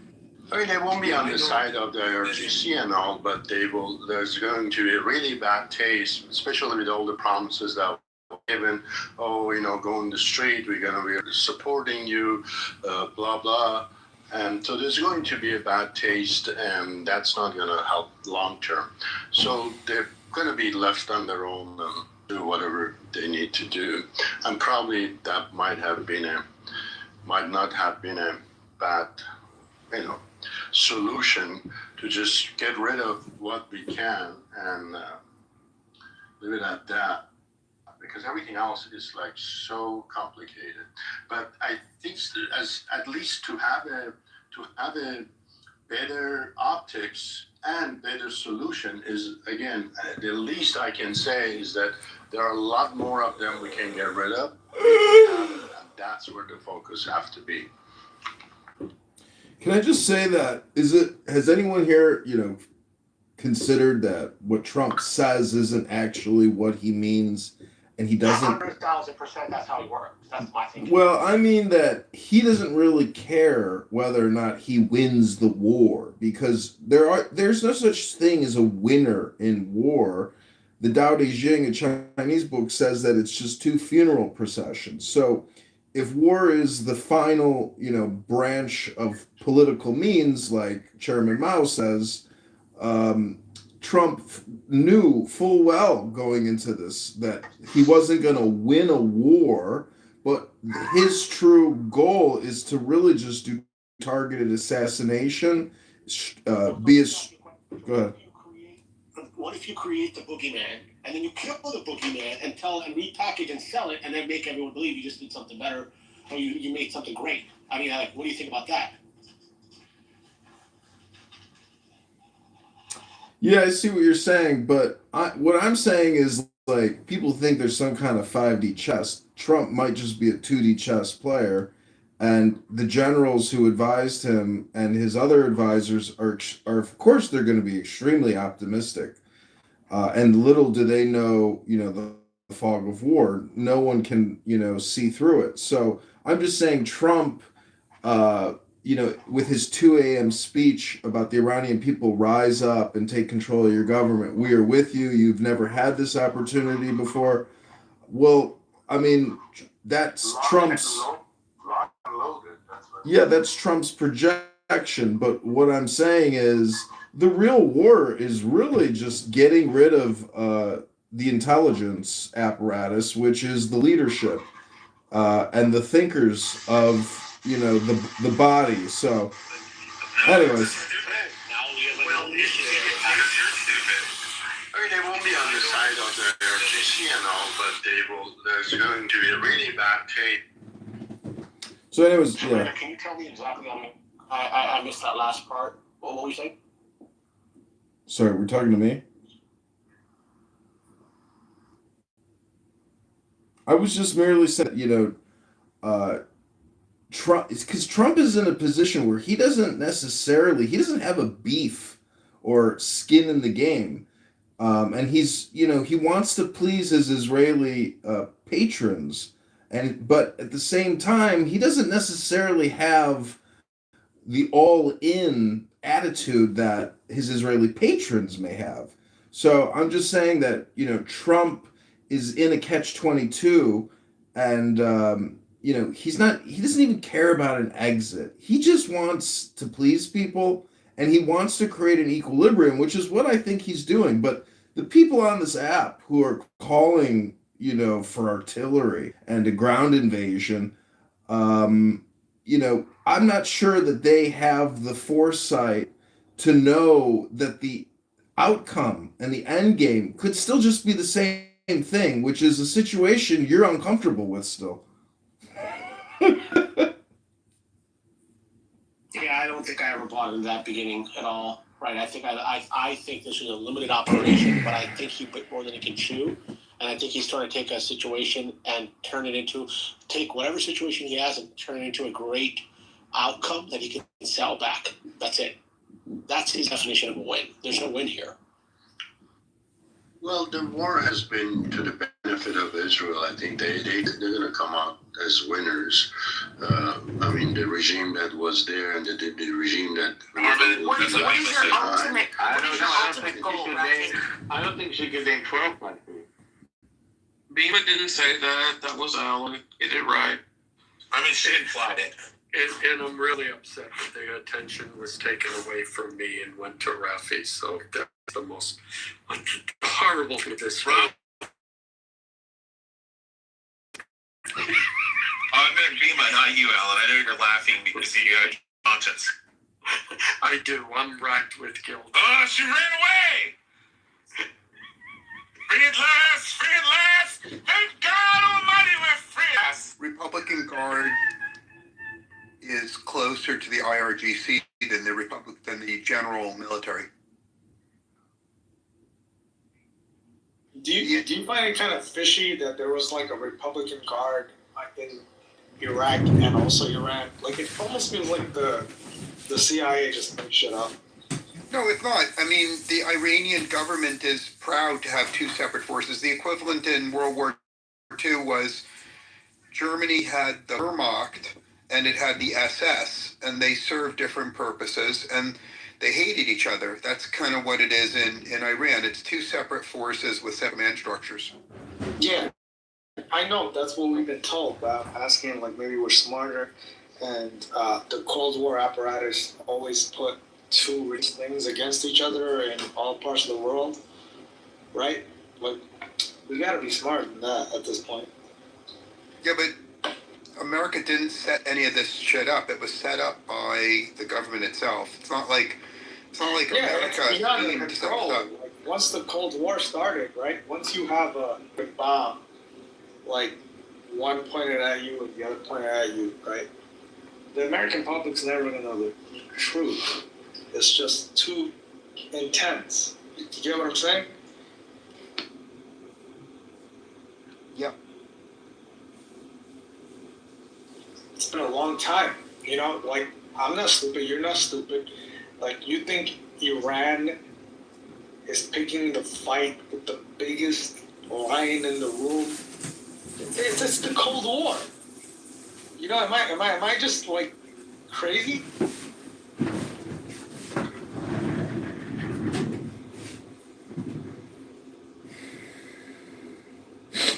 We just can't be told. It's tricky. Well, Iran is a big country, and this, this government, it's not the Caribbean island, you just go and take over or just get rid of one dictator and that's it, stand up. That's not the scenario here. I we had the experience in Afghanistan and Iraq and with Hamas and Hezbollah, etc. So this was expected. They're gonna fight to their death. That's the thing. Are we ready? Is it expected because we're told the narrative that Muslims and Jews are ready to fight to the death over there? I've never met people like that. Well, didn't 30 of them got killed. And it's not, none of it is true. It's like, it's weird. Khomeini is dead. All those, a lot of the IRGs. I'm not, like, they are no longer telling us, this is what it is.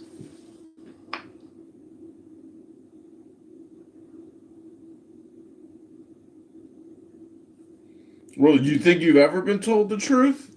You think that the Ukrainian conflict didn't start 20 years ago? Not just a couple years ago? No, I mean, I'm talking to adults, right? Like, you are? You came to Clubhouse to talk to an adult? It's just a lot of things are bullshit, man. I don't know. It's tough living a long time. That's all I'll say. Because it's hard not to be this way. It's like, how many times are you gonna bullshit me? Man, this sounds like bullshit.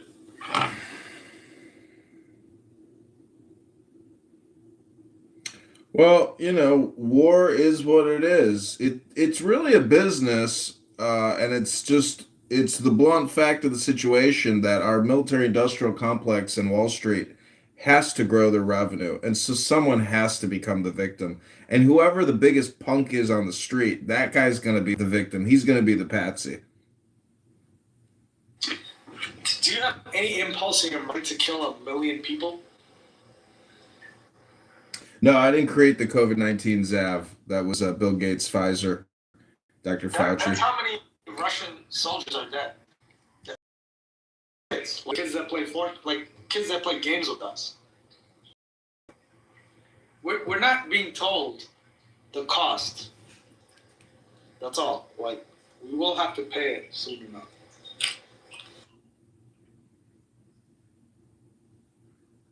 Like, you think those Russian and Ukrainians are more important than our kids? That's how they think. That's how they're thinking. They're thinking, why shouldn't we escalate? I lost 1 million kids. Americans just, they're not understanding. It's life and death. Yeah, I think they know. Americans know. I mean, we've lost 20 people and 200, casualties. And those people that died, their members know they're dead. Megatron, I have a question. What if we stay there as long term, and then China goes after Taiwan in the whole process of it?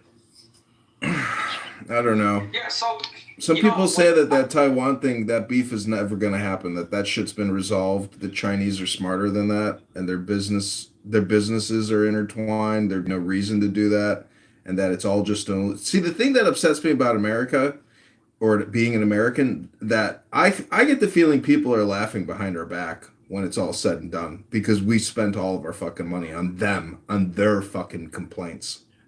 No, don't think that. We have the smartest brains in the back rooms.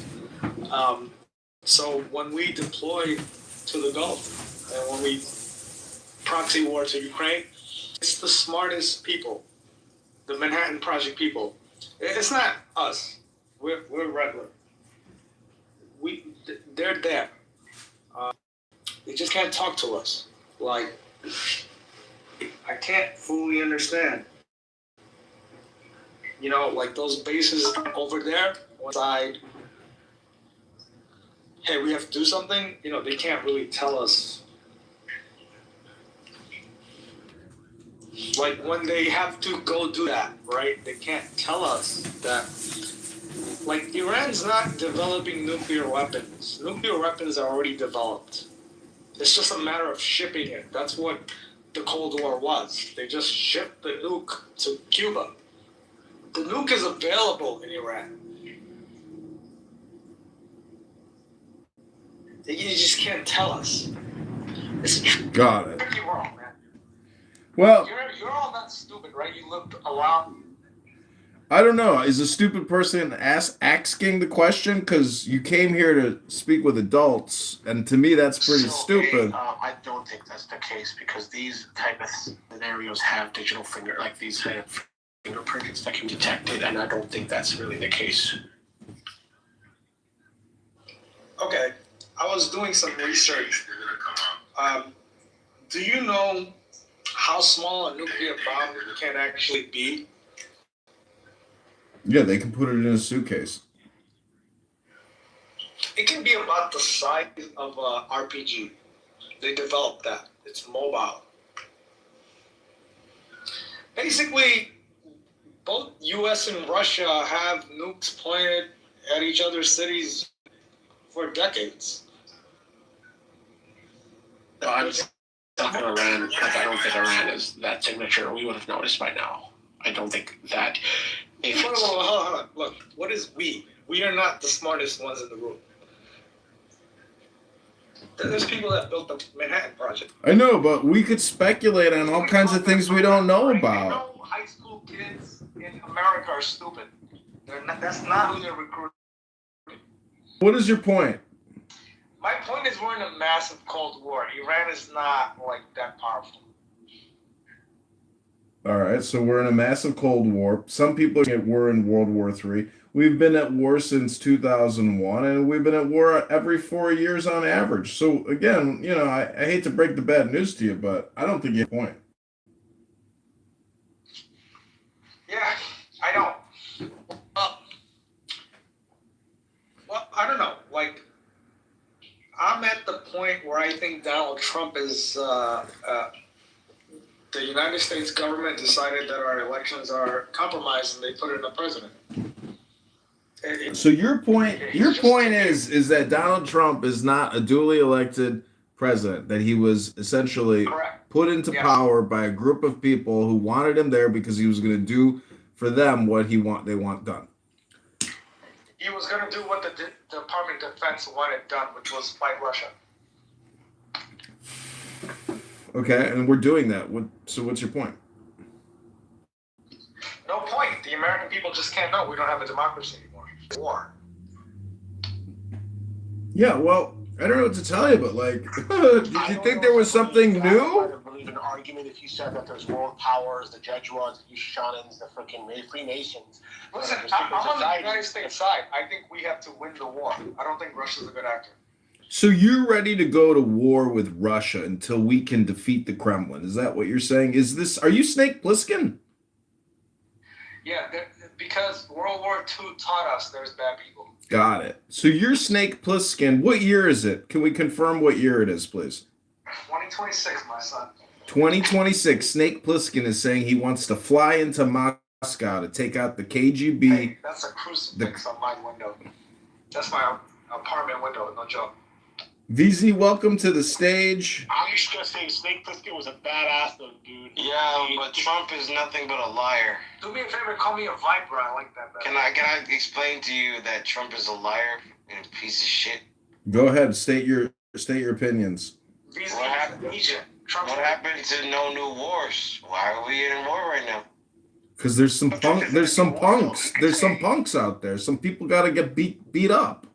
No, I don't believe they do. I believe that we should just stick to America and shit. Yeah. For now, we can't. They're bad. And let's go through some Donald Trump quotes. A small loan of $1 million. Oh, Japan God. knows about surprises. Small loan of $1 million. I think he got more than that. No.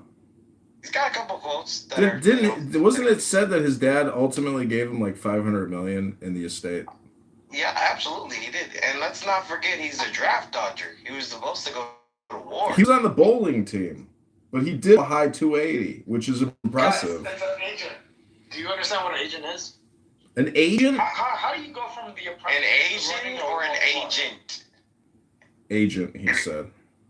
Agent or agent? Agent.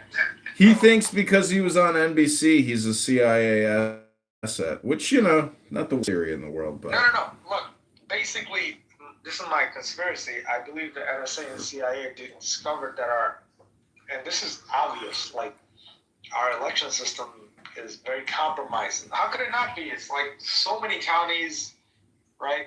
So they took a precautionary measure and they said, Well, I have run for office 2 times. I'm running a third time, and I can tell you that it's not only is it compromised at the technological hardware level, it's compromised at the petition level in the very beginning of the election cycle, and lawyers and judges control who your politicians are. We, the people, don't actually get a fair shake and get to vote for our fellow citizens who run because it's all controlled from the very beginning. So Megatron, if you're trying to fight against the United States who finances military budgets that can destroy your empire, Russia, right? It's really cheap to start hiring politicians in the United States to vote against it. You're Leon, Trump is a liar. You see, it's deceptive. Like they seem like they're here to help us. What about the gas? There's nothing new under the sun. So you're just actually telling us the truth, which is, just not a lot of people know that there's nothing new under the sun, and everything that is has already been. We have to know because we're Americans. No, you don't have to know. The slaves can't know. That's what makes them a slave. They are intellectually incapable of knowing that they're slaves because it's just too hard to comprehend. To protect the country, it's just we have to be united. That's the bottom line. Invite Fatima. Fatima, get that Fatima up here. Kitty, also, if you want to say something. Listen, I think everybody is a little bent out of shape, and they don't realize that there's going to be a resolution, but it's not going to be the resolution you want. It's going to be a resolution, and you're not going to be happy with it. And the truth is, Iran will still be Iran after this conflict has resolved, just in the same way that Afghanistan is still Afghanistan. You know why? Because a war doesn't change a culture. It doesn't matter how many people America assassinates. The culture in Iran is not going to change. It's just not. You can't change it. They're fully programmed, completely brainwashed. You can't deculture and reculture them. Hello? So you're saying some things will never change? So in 1950 or 19, the United States put in the Shah, and then the USSR put in the Ayatollah. This is it. It's simple as that. They want to control at some point. We did what we did. Let's not get it We're good to twisted. go and shit. Then they're But fucked. it's just I can't They gotta go out to the fully fucking streets. figure And out I'm not saying literally go what out is to the streets. wrong with Not these go out to the men. streets in like giant fucking crowds. Yeah, I can't figure out what's wrong with them. But they're not. That's already their problem. What did they That's the biggest problem. Trump is a liar. That is number one. He ruined the economy. He ruined our relations with Pan after what he said. No training, none of that shit. And what are you guys gonna do? And they're like, we're just waiting for the he's a moment draft for dodger. Let's not about that. He's a felon. And I'm like, I mean, you just keep going on and what are on. you gonna do when he comes out and says, do it? And they're like, we don't know what's None of that is true. I'm not trying to be contrarian, man. I'm trying to tell you that, thousands of guns and millions of rounds of ammunition, and we need we don't have elections anymore, kiddo. It was all forced. Everything's just planned, and everything's just because the situation is it's easy to hack our polls. Shut the fuck up, faggot. Oh. Okay, so it's just everything's rigged, and we're fucked, right? There's nothing we can do. It's easy for me to hack Nebraska, some weird ass county. They want us to grab our fucking. Okay, but I get what you're saying. You're saying it's rigged, right? No, I'm not saying it's rigged. I'm saying a foreign entity, like, yo, if I know some stupid school is having an election, I have to get my people in there. You get what I'm saying, man? Yeah. There's just no way. Like, it's too big. We're not that dope, yo. Like, Russians are here. No, I don't have a job. Like that Charlie Kirk, I know you guys eventually don't look real. No, I know. I'm sure. There's false flags all over the place. It's a weird time. Yes, exactly. You're the wrong guy to be advocating for all All right, this. what were you saying, Ralphie? And what's up with the replays? You guys CIA or what? He's drunk. Is this a psyop room? Nah, ain't no side. What are they gonna do with us? I have the replays on because I am the R word. I was recently told that I was the R word by a supposed friend of mine during St. Patty's Day. Well, I agree actually now. I'm going with it. I am the R word and I'm embracing it because it resolves a lot of conflict just by openly saying, hey, I'm the R word. That shit. It resolved a lot of shit for me too. Can we just get past it? Can you not get angry with me because I am the R word? Maybe get angry. Your name is Megatron, son. I ain't even assume anything different. I think you should get angry. Well, I just read a really interesting article. This is what it says. Well, I am an R word, so I do read sometimes to try to decrease my R word magnitude. What's interesting is it's you want to hear it? It's by a CIA agent. Not many people. See, I knew he was CIA. You want to hear it or not? Some of it. Yo, you have to do your delivery with confidence. Don't ask. Ooh. Do I ask? I talk. Trump is a liar, and that's what I truly believe. I don't want. Nah, man. Look, it's we have to believe that there's just no way to do a popularity contest, man. It's corrupt. Kamala would have been better. No, man. Listen to what I'm saying. You cannot do a popularity contest. You get it? So it's gonna get hacked. We haven't had a real. We haven't voted for a president, all right? I'm genuinely angry at what I'm looking at right now with my country. I'm Criminally angry, son. I'm enraged when I have to fill up my tank. At least buy me dinner before I get fucked. When I fill up my gas tank and it costs $100 to get 17 gallons. I'm fucking pissed. Damn, he complaining about inflation. Have you heard about walking or a bicycle? I heard those two modes of transportation don't require much. But a bus? What about the bus? It's not an option. I don't live in a city. Have you thought about trying to do yogic flying? Not an option. You don't know about transcendental meditation? You don't have to use a car to do it. Well, I'll just teleport. My bad. Yeah, there you go. It's problem solved. That's why you came to Clubhouse. Some people here think they came here to speak to adults. Actually, they're just speaking to R words. That's right. That's absolutely right. Hey, don't do that, man. R word. Most adults, I was recently told that I was the R word by a supposed friend of mine. Yeah, you'll understand that soon, Megatron. You'll understand. Or maybe you already understand. You talk to an adult long enough, you find out the way that daddy hit them.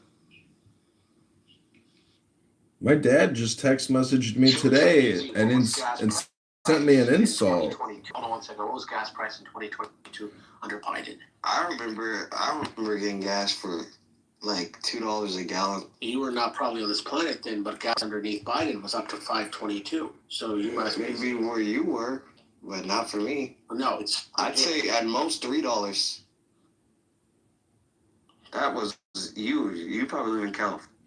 Yeah, but VZ, you got to look at this in terms of the fact that you're already getting a deal. It's all about the average. It's not about what you're paying now. Look at it from a renter's perspective. If you're paying $1,200, I want a house. Well, why did I work so hard? What did I serve this country for? Yeah, hold up, VZ, you available? I'm still in. Hello? Well, that's great news. You got a job and you're getting a salary from Uncle Sam. Every dollar that they put out is just $1 borrowed now. VZ to war, just FYI. Anyways, VZ, if you go to the front line, Just remember to Not stay. on the front line. You might. If you do, I'm trying to Show give you me some some frontline respect. advice. If you do, try to stay in the back of the line and let the other people do hard work before you got to do your heavy lifting. That's how it works in the legions. I'll give you the real advice. Do you believe in Christ? Ooh. I'm leaving now. Uh-oh. It was a good conversation, but I just can't do this anymore. Uh-oh.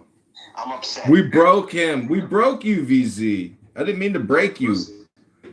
How are you going to survive in the military with this type of attitude? That's a quitter's attitude. My day is ruined. I'm just gonna go fuck myself. That's what I'm gonna do. It's on replay, so you can come back and listen to yourself self-defeating anytime. I will. Check your profile. It'll appear at the top of your profile. Just click it. Fast forward to this recording, and you can say, fuck me. That was me. Fuck. I'm a loser. Everybody in the replay, I'm a loser. Yeah, can I ask you a Trump is question? a liar. Yeah, I'm a loser, baby. I'm a loser. Sing it, VC. Sing it. Soy. Ooh, get the door. Do people really Loser, baby. So why don't you tell me? Shut up. Listen 12 up. gauge buckshot. Motherfuckers, yo, you drive. Listen. People listen to the replays, man. That's not good, man. I crash out. Yeah, I mean, you got this dude, he fucking puts the replays on because he's a fucking CIA agent and he wants fucking everybody to hear him speak. So, yeah, man, I mean, they're gonna, I don't give a fuck. I mean, I don't know, man. I cursed out a bunch of Hebrew Israelites. I got hella replays. That's all I can do. That's all they're here for. I'm going to get cursed out. I'll curse you out.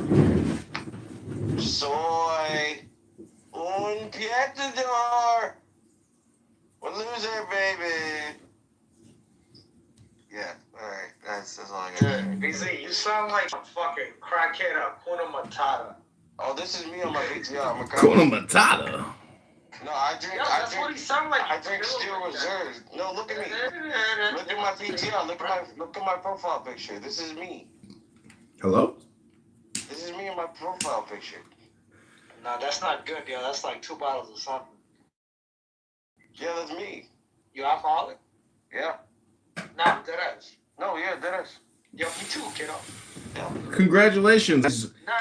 It's called personal responsibility. You still doing daily drinking? Hello? Absolutely. Nah, you ever quit? We try to run a family show, guys. Keep it clean. Alcohol, drugs, what else is bad? Fucking marijuana.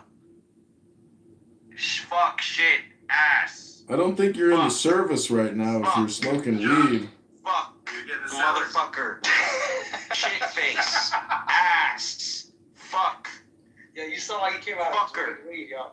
I got everything. Hello? That messes you up. Motherfucker. All right, we've got speakers on the stage. I don't have time for the profanity. Fatima, is there something you'd like to say? Nigga. Fatima, hello? Yes, hello, what's up, Joe? No. He can come back, but he's got to go sit at the little kids' table for 10-minute timeout to think about the profanity he's been using. Megatron, don't be so gay. I'm not being gay. You're projecting your homosexuality onto me. Dr. Fatima, how are you? Oh, good, son. What up, man? I shut the fuck up, bro. Shut your fucking damn mouth for 1 fucking minute, bro. Thank you. Why? I got the Holy Spirit. Oh, look at Fatima. Hi, Fatima. Fatima, you cute, son? I used to be Muslim, yo. I am not. Fatima, she's hot. She is hot. I'm that cute too, so I'm nearing 40, but I don't know how I stay young. Damn, you're unk. I know, but I'm gorgeous. Fatima, it's over, bro. I'm not gonna lie, some of you guys are too old to be on Clubhouse. Huh? Who said that? All right, we got Goo in the room. Welcome to the room, Goo. Can you answer the question?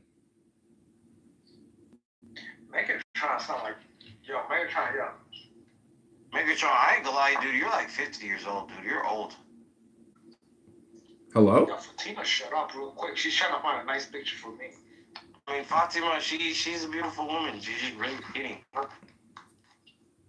Yeah, but you've never been with a petite spinner? It's like heaven on earth. I mean, that's what you're into. Go ahead. Actually, I've never been to a gay clubhouse room. Wait, what? What the fuck? You never been in LGBTQ clubhouse? You didn't know that this was an LGBTQ? This is log cabin Republicans for Donald Trump. They're always on my case, man. This is the log cabin Republicans room for Donald Trump. Stephen Bader is going to come here pretty soon, and we got Marshall Rankin coming in. We're going to bring in all the heavy hitter LGBTQ Republicans for you. Why is he removed? Hello? Oh my god, you threw him out, John. No, he didn't. He left. Alright, I believe you. I believe you. Don't believe me. Just trust your gut instinct, your intuition. You could grab your thumb. All right, I'm gonna give you guys a special little segment in this room, and this is another room. I'm gonna do a cross stream on an anonymous. Seen the homes of the 1.5 million people that they just forced out of their homes and destroyed. Are they planning to what? Are they gonna replace the homes or pay for new shops? No, that's going to be the problem with the government for allowing a terrorist organization on their land and not controlling them. That's already a Syrian problem. Oh, okay. Not Israel's problem. So you're blaming. So they allow those onto their country, yes. Okay, so you're blaming innocent peaceful people who admitted that you could come in. I'm blaming the government that the innocent people elected to represent their country and that allowed the terrorists to take over their country by not fighting back for it. They have no responsibility. If you find that there's terrorists, they have no responsibility to get terrorists. If you want to go in and get a terrorist, go in and get the terrorist. We did. And they have no problem. No, and you didn't only get the terrorists, you also got a whole bunch of innocent people. And so I'm asking. Because they were hiding behind. Correct. Okay. Well, okay. So now, understandably, so are you going to return it? The government. So why doesn't the government protect the innocent Why doesn't the civilians? government do anything? Why doesn't the government do anything? They didn't do it. They said you could come in and do If it. today I have a terrorist in my neighborhood. It doesn't matter. They have no responsibility to protect your country. They have no responsibility. Lebanon government has no responsibility. No. Okay, so then we have no responsibility to care for their countrymen or anything that they have. No. You do. You have a responsibility to human beings. You have a responsibility to peaceful human beings. Nobody owes you shit. Oh, I can't. Nobody owes you shit. No, but what you're gonna do is you're gonna go and you're gonna harm peaceful No, what you're gonna do is shut because your you're too fucking pussy mouth, to Eva. go in and to actually get terrorists. You don't want to do boots on the ground, right? You want to be pussy and you want to destroy and you want to destroy. Oh, because you destroy innocent, peaceful people's homes. Yes. Okay. Yes, Yeah. because innocent Well, people. thank God that your home isn't destroyed. Because I'll tell you what, I don't have much in this life, but one thing I do have is a home.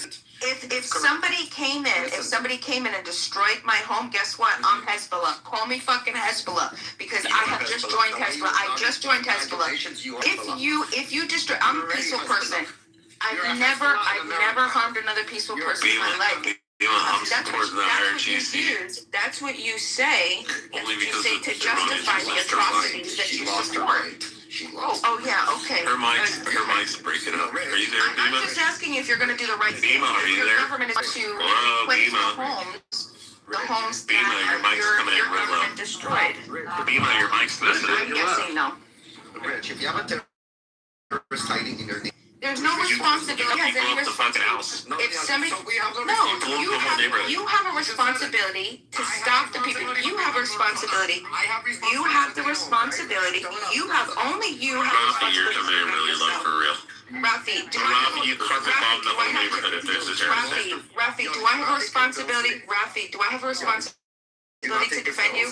Rafi, responsibility to defend me? Yes. Do you have it, Rafi? Do you have a responsibility to protect me? Yes. Rafi, do you have a responsibility to protect me? The answer is no. The answer is no. But no, the answer is no. Oh, Rafi has a responsibility to protect me? Yes. Question. Okay. No, I would fuck you and send her to the dogs right away. Bima. No, of course you would. Of course you would, because you're an atrocious human being. And you justify harming and displacing. Bima, can we ask for clarification? Bima, shut the fuck up. Seriously, I'll share your fucking photo.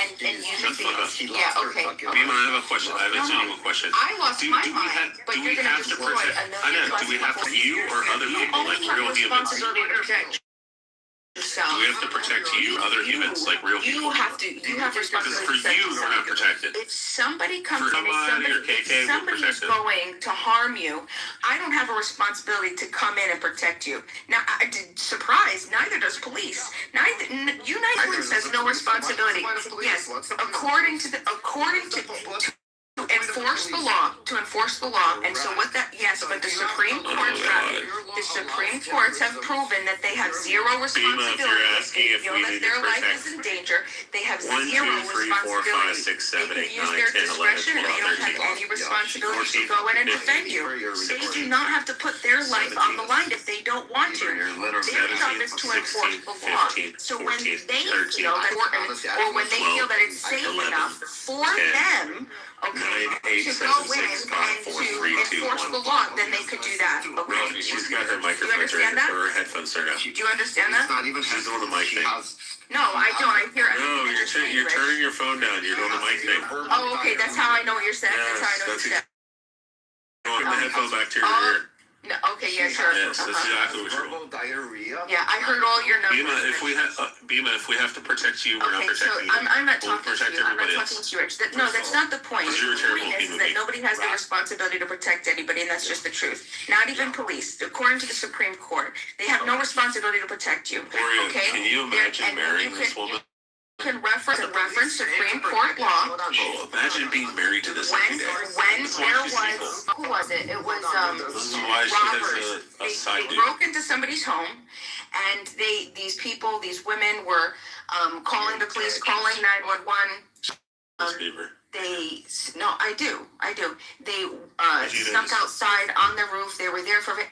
Anyway, they ended up, I don't know if they got murdered, they got killed or something like that. And family sued the government. They lost. The police have no responsibility to come and defend you. Their job is law enforcement, to enforce the law. They do not have a responsibility to defend you. You have a responsibility to defend yourself. Okay, so if Hezbollah, if somebody's coming that's harming the country, that's your responsibility. Your responsibility, okay, or obligation. Thank you, Rich. It's your obligation. Yeah, because it's a job. It's an obligation. And stop the people who are initiating aggression upon you.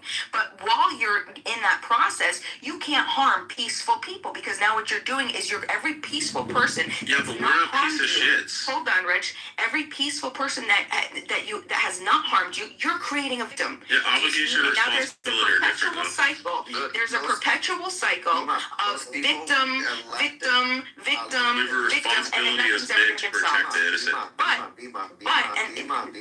there's nothing that you're going to say, Rafi, unless you're going to tell me that your government has a plan to replace the homes of the innocent people that you have displaced, of the innocent people. They've already said they're going to rebuild So it. you have no. Well, then guess what? BB's already said that. Guess what? Then you haven't. That there is going to be a plan? Yeah, Netanyahu said that he's going to rebuild Gaza.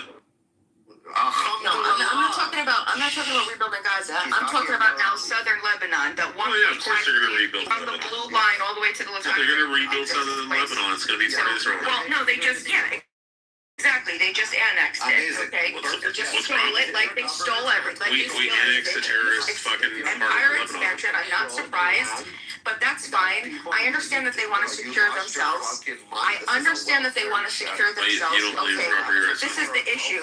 If you're going to do that, you have to at least replace and repair the homes and the harms that you've caused to innocent, peaceful people. Your welfare check. So that's what I'm. Honey, I listen. I've done enough. I'm zero. No, I own my own property. I own my own property. The land that I'm on, I bought when I was 19 years old. I bought this land when I was 19 years old from an apple farmer, an apple farmer.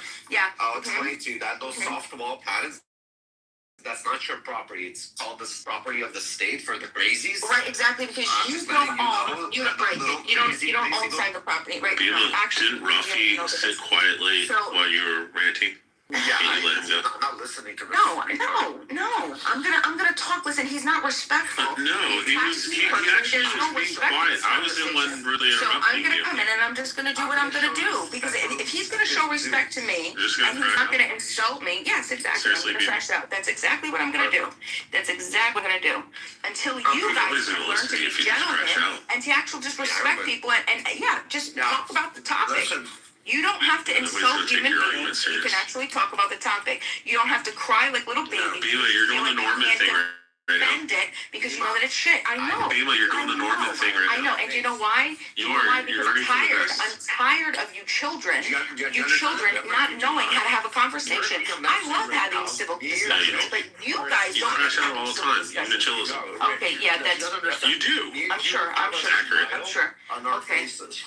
Right. Everything that you said tonight, Rich, is a lie. Everything. I don't respond to you. Okay. Everything I said is truthful and accurate. Nobody believes you. And it represents everything that it's true and beautiful.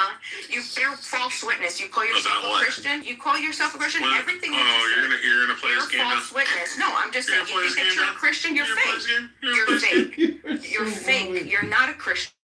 You have no Jesus, no Christ principles in your body.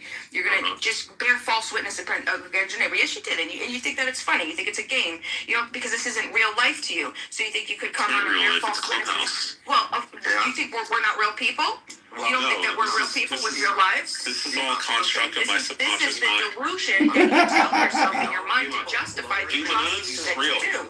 No, you're just my real. neurotic, crazy part of my brain, subconscious mind. Okay, you're not real. You're not real. All right, well, if you're not real, I guess Rich isn't real.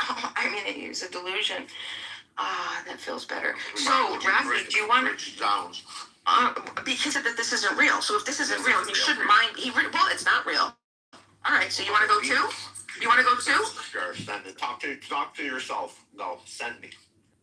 Come on, this is the most power you're gonna ever have in your life, Bima, that little green mug. Remember that. That's the most power you're gonna ever have. What's the matter, Rafi? I don't have to mod you. I don't have to mod abuse you. I can have a... No, I don't... No. I don't have to mod abuse you, Rafi, because you're a rude individual. All you do is you insult people and you don't have the discussion. You know why you don't have a discussion? Because you don't have any good argumentation. You have no good counter arguments because you know that what you're doing is wrong. You know that what you're supporting is wrong, and you know that it doesn't fit well in your soul. You know that it's fucked up. You know that it's fucked up, but you have to figure out a way to fight it, right? And so instead of actually coming up with an argument to justify, because you won't be able to, you just insult me. The extravagant courtesan's thin face was slimmer waisted in a ballroom wood, a floating robe in royal amplitude, paws in deep folds around a dry foot, shod with a bright flower-like shoe that gems the sod. The swarms that hum about her collarbones, as the lascivious streams caress the stones, conceal from every scornful jest that flies her gloomy beauty and her fathomless eyes, are made of shade and void with flowery sprays. The swarms that hum about her collarbones, as the lascivious streams caress the stones, conceal from every scornful jest that flies her gloomy beauty and her fathomless eyes, are made of shade and void with flowery sprays. Her skull is wreathed artistically and sways, feeble and weak on her frail vertebrae. O charm of nothing, decked in folly, they who laugh and name you a caricature, they see not, they whom flesh and blood allure, the nameless grace of every bleached bare bone that is most dear to me, tall skeleton, who laugh and name you a caricature. Come you to trouble with your potent snare,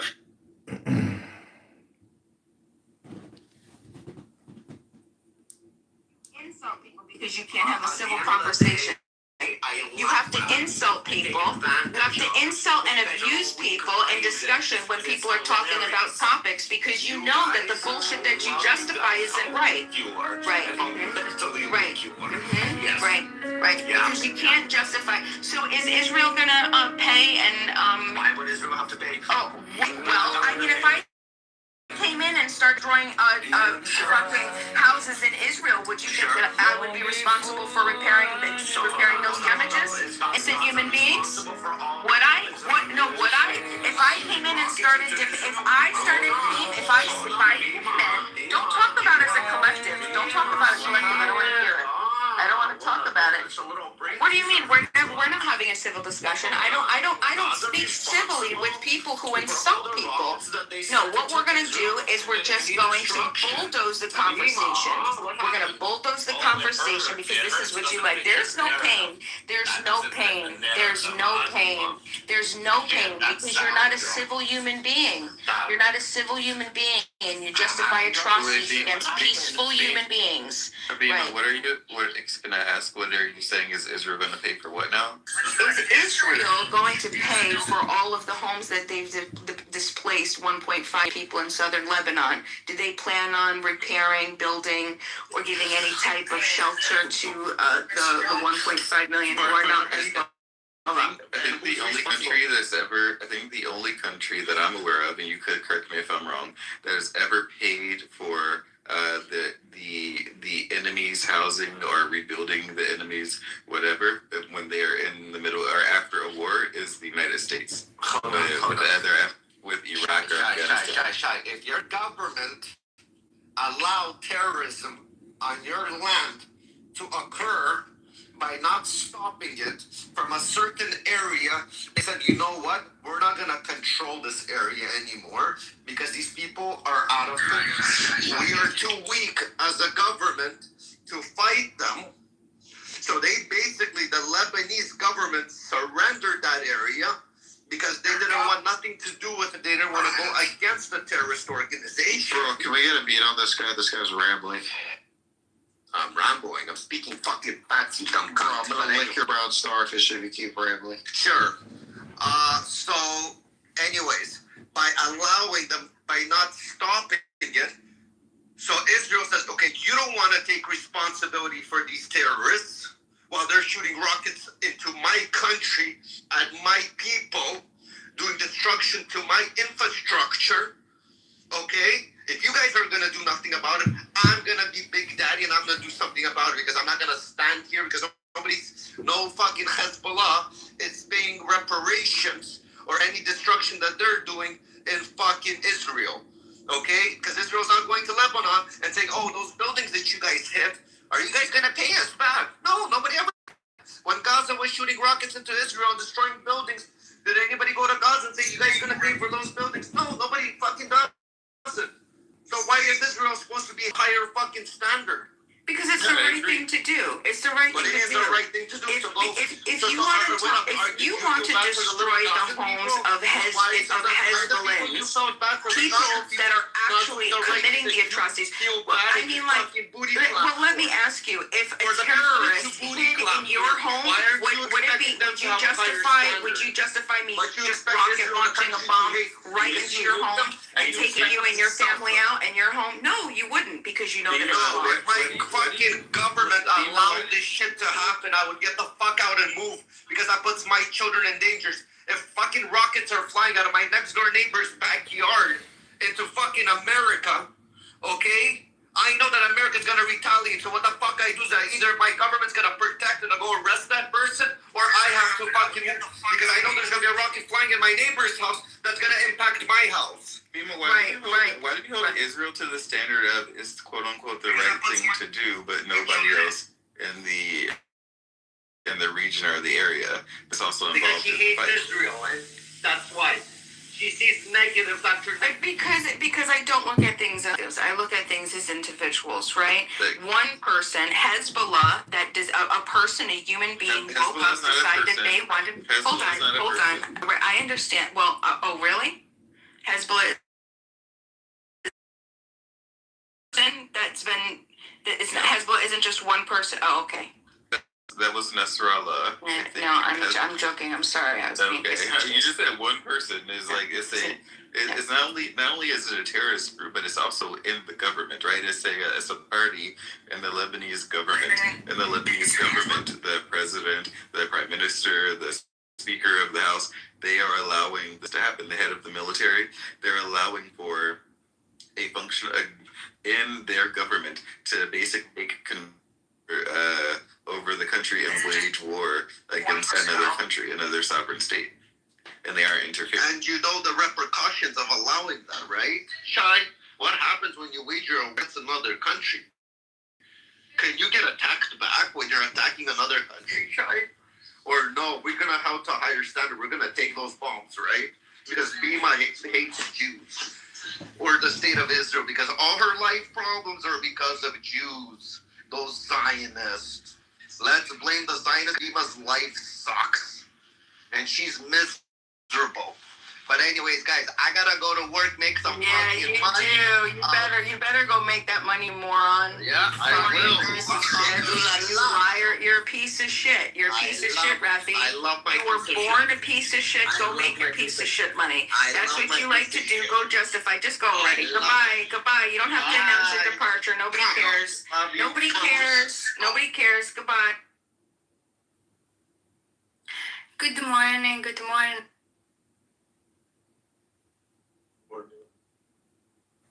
So Sam, you're saying that if what you're saying is true, why did the Lebanese government announce that they don't support Hezbollah, that they took out any type of, they even took out, what was it?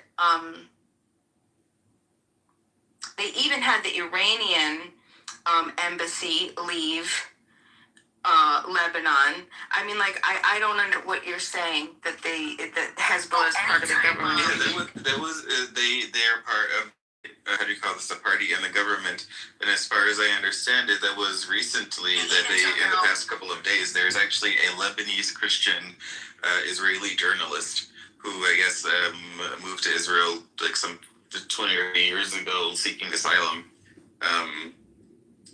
From Lebanon, and he wrote something on Twitter about it, about how the Lebanese government is making a claim that Hezbollah has been weakened because of the weakening of the IRGC, and therefore they have now the ability to kick out the Iranian embassy there, or leadership that was there in their offices, and also weaken Hezbollah, or effectively try to oust them. It's been weakened. That's interesting. What is their party platform? What's whose party platform? Hezbollah's?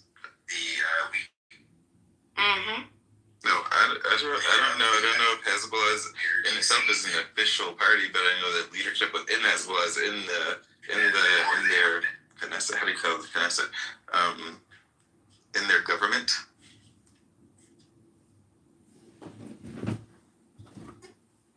I think the government, they don't want Hezbollah to be part of it anymore. Yeah, I agree. I think they don't want them to be part of it anymore.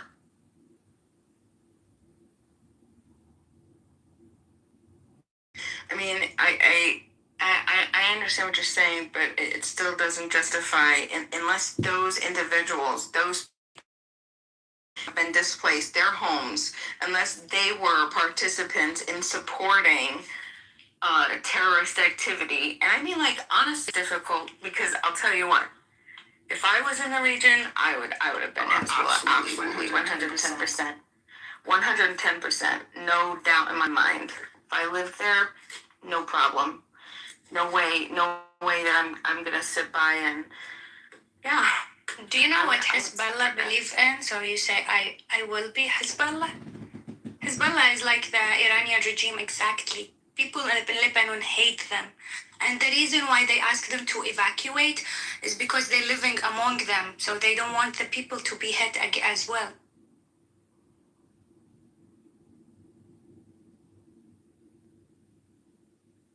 Hezbollah is a terrorist group. Yeah, she agrees. She's saying that she agrees with them to some extent. Like, do you agree with the Iranian government as well, Khamenei and stuff? Bima, I think she's asking you a question. I'm asking Bima, Habibti. No, like the IRGC, no. Then, but I'll tell you something. Hezbollah exactly believes the same thing. And Hezbollah are hitting the other countries around them. They're hitting Kuwait. They're hitting other countries around them. Not only Israel. If you're against Israel, like I'm saying, I'm not a big fan of them as well. But that's my point. They're not, like, they don't have specific goals. You see, unfortunately, I think that a lot of people in America believe that that the politics sort of end and begin at the borders of some of these countries, and they don't realize that that across many different countries. Right? A lot of these people, the Hezbollah, I don't even know if they believe in states, in nation states, if they believe like in borders. Hezbollah hate America, of course they hate America. They think America is the enemy. It's exactly the same mentality as the Khamenei. And they are hitting other countries around them. And even the Lebanese government are done with them. Like the Lebanese government is good, but they are decent militias. I don't think they hate everybody. They love the Arab neighbors. They only hate American bases. I would say I agree with you. Saudi Arabia allowing the US to have a base in there. Oh, they are good, but they're not hitting only the bases. They hit the airports. They hit the. Have a base in UAE. Why? I live in GCC. I'm telling you, they're not only hitting the bases. They hit the airport. They hit the oil. They hit a lot of places. That they hit houses in Kuwait. Hit a house. The government shouldn't allow the US base to be positioned. My government went out and said that they are not allowing it anyways. So they did say that. Currently, in Kuwait, the bases used to attack Iran and Hezbollah. And if they should be attacked back. The Americans should be bombed and missiles should be. Okay, no problem. Let's go with what you're saying. Let's go. Beam, are you there? Mm-hmm. You didn't really mean that about Hezbollah. You were just joking, right, to make a point? No, I don't know. You were joking. Retract it now, please. Oh, whether I support it? Yeah. No, I'm not going to. I'll tell you why. Because... Yeah. No, she did. I'm her lawyer. No, she didn't support it. Go ahead, E. I'm sorry for interrupting you. I'll tell you what. If I was an innocent person in southern Lebanon, just living on my little farm, not harming any other person, not bothering anybody, the only thing No, we don't support terrorist groups, Bima. Thank you for your statement. Bima, if you live in South Lebanon, you will be terrorized by Hezbollah, by the way. You're not gonna love them. Unless you believe in what they believe, which is war and terrorism and exactly as Khamenei way of thinking. That's it. That's Hezbollah. Don't let them lie to you. I live in the region. I know exactly what I'm talking about. But about Abdullah, you say they're hitting the bases. Okay, I will agree with you if they are only hitting they're not hitting the bases. Don't you see the news? No, but they're hitting the electricity, they're hitting the oil, they're hitting the airports. There is a little girl who is 11 years old who died. American soldiers, soldiers don't stay in their bases. They go and live in the hotels because they know the Iranian gonna attack them. Habibi, there is etiquette when it comes to wars. You can't just hit anyone. The agency of finding them, attacking them anywhere they look at. That's what they deserve, basically. Yeah, I think that Bima believes that Hezbollah's only existence is there to resist Israel on behalf of Lebanon. Bima think that Hezbollah is like a party where they sing and dance or something. They have guns, they kill people, they have missiles. Yeah, I understand that. But what I understood though is that Hezbollah originally was created to get U.S. and other occupying nations outside to get them out of the region. And they're created by Iran, by the way. Okay, so if that's the case, I mean, when did Israel take over that area up to Litani River? It was before Hezbollah was created. So even Israel, the first go around, I think it was in 1982, because it was for 18 years to 2000. So 1982. That's 18 years. So from 1982, I mean, like, and they won, and they got them out in 2000. They made Israel. They were losing. Israelis realized, listen, we have to get out of here. Too many people are dying. Let's go. And then they went back their land. They were able to take back that region, and they've been saying it since 2000, right? So, I mean, Fima, Israel is trying to invade Palestine 70 years. What good job they did. They can't take Lebanon, by the way. That one. Number two, when you're talking about Hezbollah, imagine you're a Christian who lives in South Lebanon, which there are a lot, and you're being bombed just because there is an Iranian regime there, which is not an Iranian regime, but they are paid by Iran to fight to fucking kill the country, because if you're doing the missiles, you're putting other people in danger. Plus you're hitting everyone around you. They're hitting Lebanon, I mean Iraq or something like that as well. If it's Israel, when you Israel. No, I don't. I hate government. I hate government. Okay, if you hate the Israeli government, I'm with you. I hate them, but that doesn't mean like go kill them and kill all your neighbors with them. You get what I mean? So according to what I'm reading here, because I was actually curious, I've been looking it up for the past few days.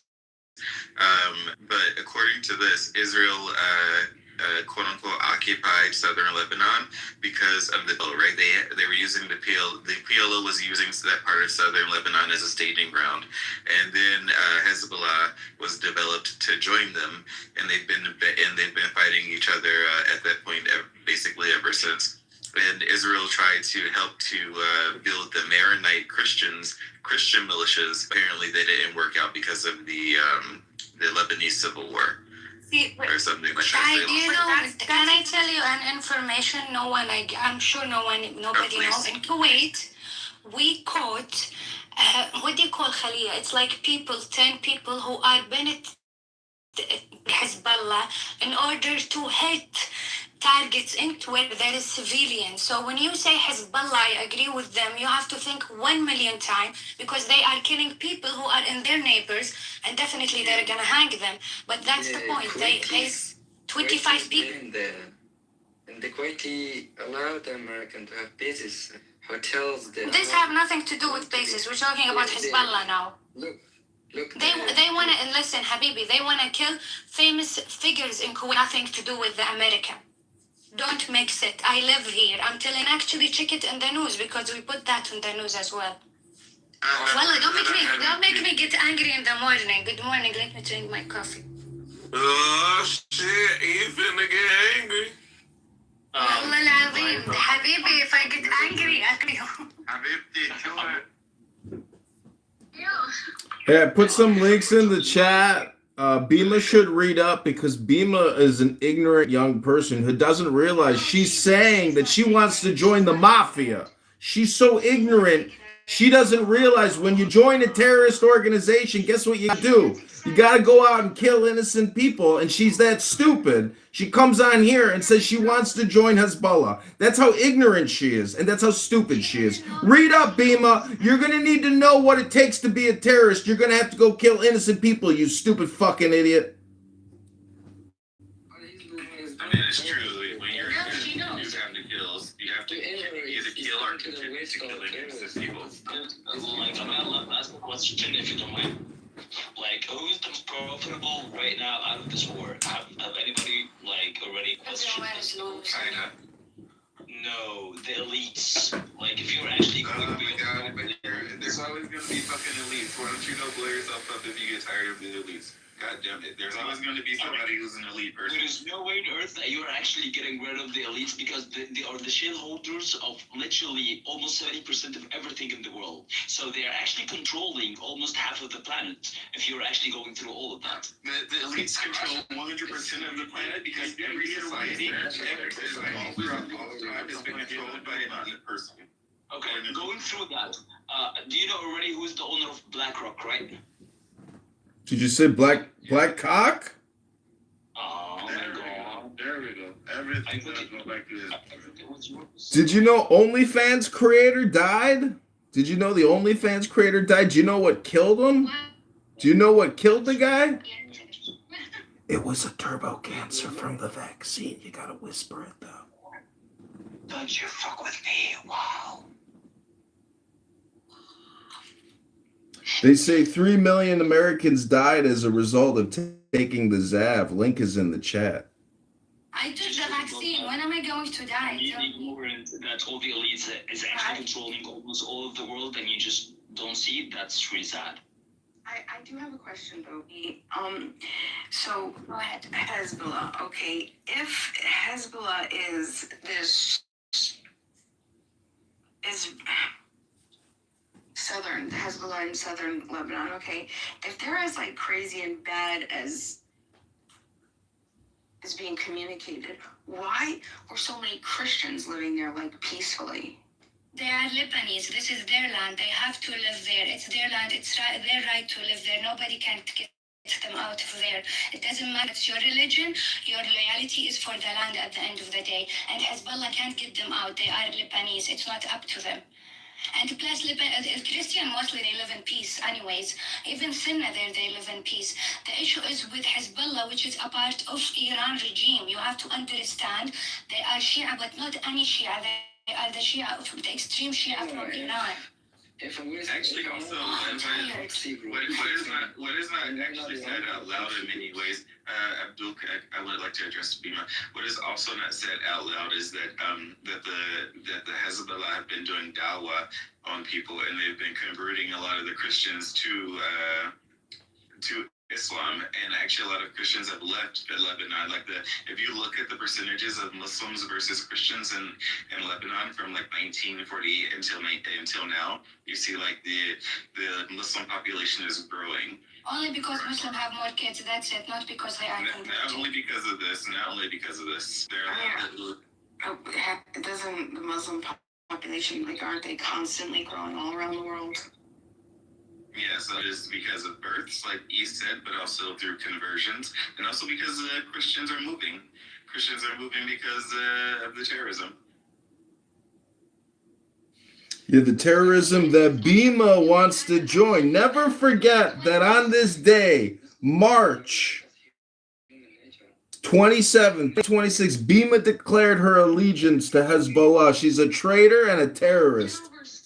Just stop. You're such a loser. What are you doing? You're bald. You're sitting in your fucking chair on TikTok with your fat gut. Earphones, lying on people. It's been a long winter. I'm gonna get the summer bod shape started soon. Take it easy on the stomach now. I'm so surprised. I do yoga. Of any type of fucking things to say about other women's bodies when you sit there with your fucking nasty gut, dude. Do you know you were on stream the other day and you picked your nose and then you wiped it on your shirt and it was on your shirt, dude? Like it was the black shirt. Go back and look. Like, yeah, the shirt. You got me there. You got me there. I'm not gonna lie, it was a long 3 days. You know, these rooms were hot. I was working overtime over here filming it all. Give me a break. I'm working here filming 24 hours a day. I couldn't take a break. I just took a nice shower. I'm all clean again. Look at the new live. Look at the new live. I know that shirt was dirty. It had more than boogers on it. It had more than boogers on it. Did you see the white stains? He picked it with his left finger. Where? He picked it with his left finger, and then he put it and he just wiped it right on your lip.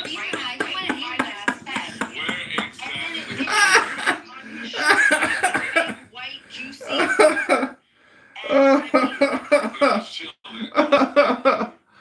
Don't say that, guy. It's the truth. It's the truth. Well, you could watch me in my new clean shirt. But yeah, I'm not denying it. That shirt got a lot of wear over 3 days. But Matt Cool put together the bigger rooms at Clubhouse. I think I'm going to win an Academy Award or something. There's a lady on stage. Oh, two. There's two ladies on stage. No more bugger talk. And for the record, John Kitover, I hope you're streaming. No, I don't pledge my allegiance to Hezbollah. However, I will say that I would create my own resistance. And I would justify.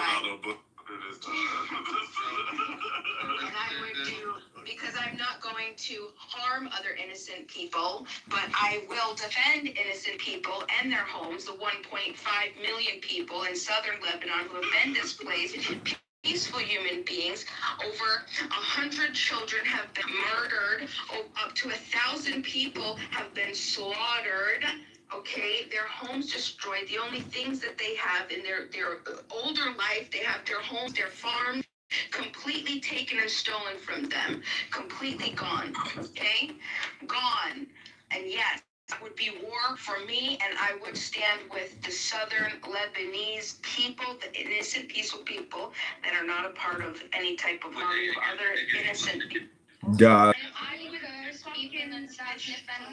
Only curse is having Hezbollah there, where Hezbollah is making their life dangerous. Because if you're hitting missiles, you need to know that you're gonna be hit back. Exactly. So this is the thing. Now this is a question because I heard. This is what I heard. I heard Ben Gurion. Oh, well, I didn't hear him. I didn't actually hear him. But I read that he had an idea, a vision for Israel back not during 1982, the first time Israel tried to expand into Lebanon up to the Litani River. But years before that, not in the 70s, not in the 60s, not the 50s, you might say by the 40s, maybe 1940, maybe armistice times. No, before that, and not in the 30s. 1918, Ben Gurion had the vision. We will have up to the Litani River. Let them try, Bina. Let them try. No, it's not a report. It's their quote. No, it's in the source, not the report. The source that you read. You could, sure, I could, but you can also do it, and I'm sure that you'll find it. Just do Ben Gurion quotes about Litani River. You think Israel can't take all of that? They can't even take Palestine for 1,000 years now, what, 70, 60 years? Well, did you hear that their government, that the Israeli government just announced that they will be moving their borders, the Israeli border, and they are going to be annexing up to the Litani River? They just pushed all of those residents over, up north, past the Litani River. They bombed all 5 bridges, making it impossible to come, and they said nobody could come back here, and unless we say so. They have boots on the ground. And the government just announced it. These are official government authorities that said, yeah, we're taking it. This is the expand. So I mean, they lost it. They always want to expand. They always want to expand. Everybody know, but they can't. That's the question. And can they? Okay, so I'm reading it. It says that in 1918, between 1918 and 1920, and this is the context, the Ben Gurion mentioned something about the Litani River, but it had to do with the water resources. And this was before the borders, or the ideas of the borders of like modern Israel were established. And today it really doesn't matter because Israel has like the most water production in this part of the Middle East, right? And they do it through a desalinization and through various other means of water production. So we have the technology now. We don't need the water resources from the Litani River. Well, they announced it. When did they announce that? They announced it on the 24th. They said that. Can you send me that link? Because I didn't read that. You could just Google it. No, please send it to me so I can, because I want to see what source you're reading it from. It was from Reuters. Oh, okay. Will you please, if you don't mind, do me a favor and put a link in the chat? You want me to go find it for you, but you're gonna have to do the same thing. Why do you want me to do the work for you? I can't do the source. This isn't the let me Google that for you show. Nicely. I'll do it for you because you asked nicely. Oh my gosh! Wow, what a gracious moderator. Hey, you just get a napkin. Well, I want to say that about your nose and keeping the borders clean. Well, anyways, Matt Beaver, you guys have put on very intense rooms over the past 4 days, and it's hard to pull away as somebody, who's been enjoying it and recording it all and the chaos. And I'm just wondering, what's the magic? How do you get, how are you doing all of this? What's the magic recipe? They use tissues.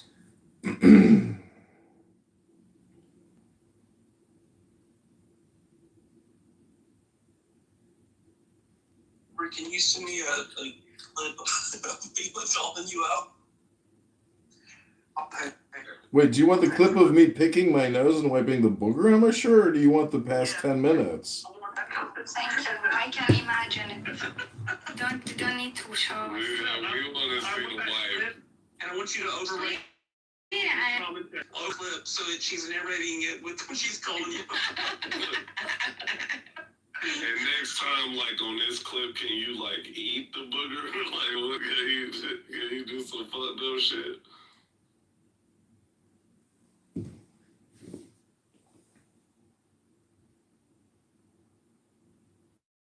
See, what I actually do not like is that we spend all of our time as Americans debating and arguing international affairs, and Bima is willing to die on a hill and become a Hezbollah agent terrorist to give somebody back their farm that they lost in a military operation.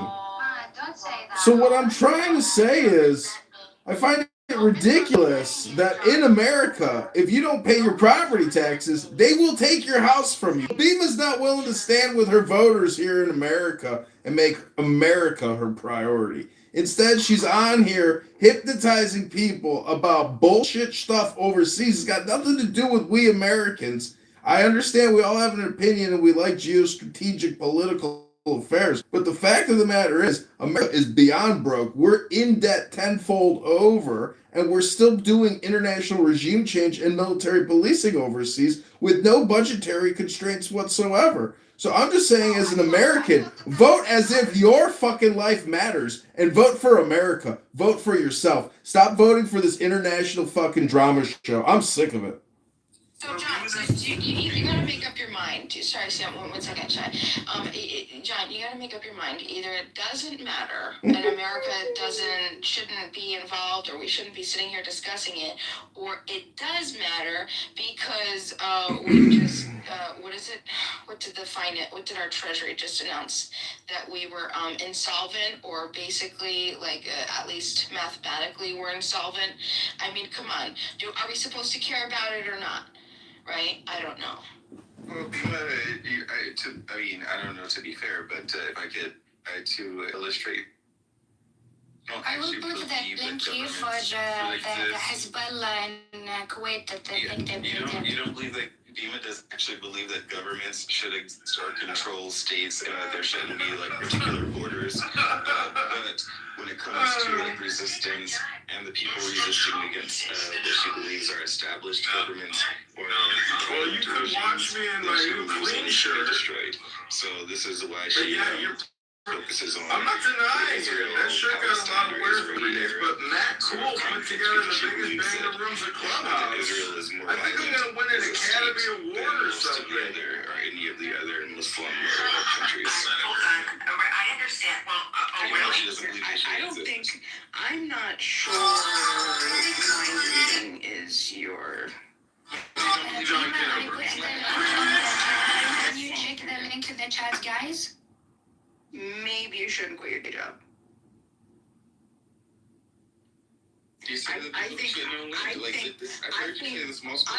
I'm not occupied by a government that's a Muslim government. I'm occupied by I believe, the Israelis. That's what I believe. I see Israelis capturing our legislators, bringing them over in junkets en masse to campaign to them to pass legislation and lobby our own legislators. Okay, 50 states and one Israel. It happened. First time in history. Okay, and then anti-BDS laws. Great, half of you got it. Half of you have implemented these anti-BDS laws in your states. For the rest of you that haven't, implement them, do it, because anti-Semitism, right? This isn't grassroots, this is an American made. This is lobbying, this is ruling elites deciding what to do, putting crap in states, protecting, like what? Like freedom of association. Like, what are you talking about? You're gonna affect the people in another country and the type of contracts that we have and what we can and can't say, because we already have anti-discrimination laws. If you're worried about discrimination, use our anti-discrimination laws to protect you, right? John Or are you going to think that your country deserves a special protection in your country? I'm sorry.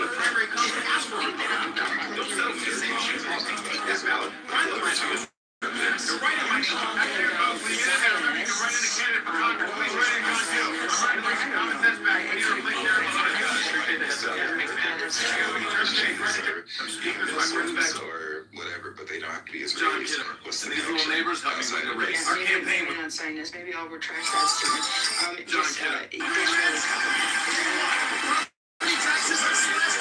government asking anti-discrimination laws in America for the state of Israel.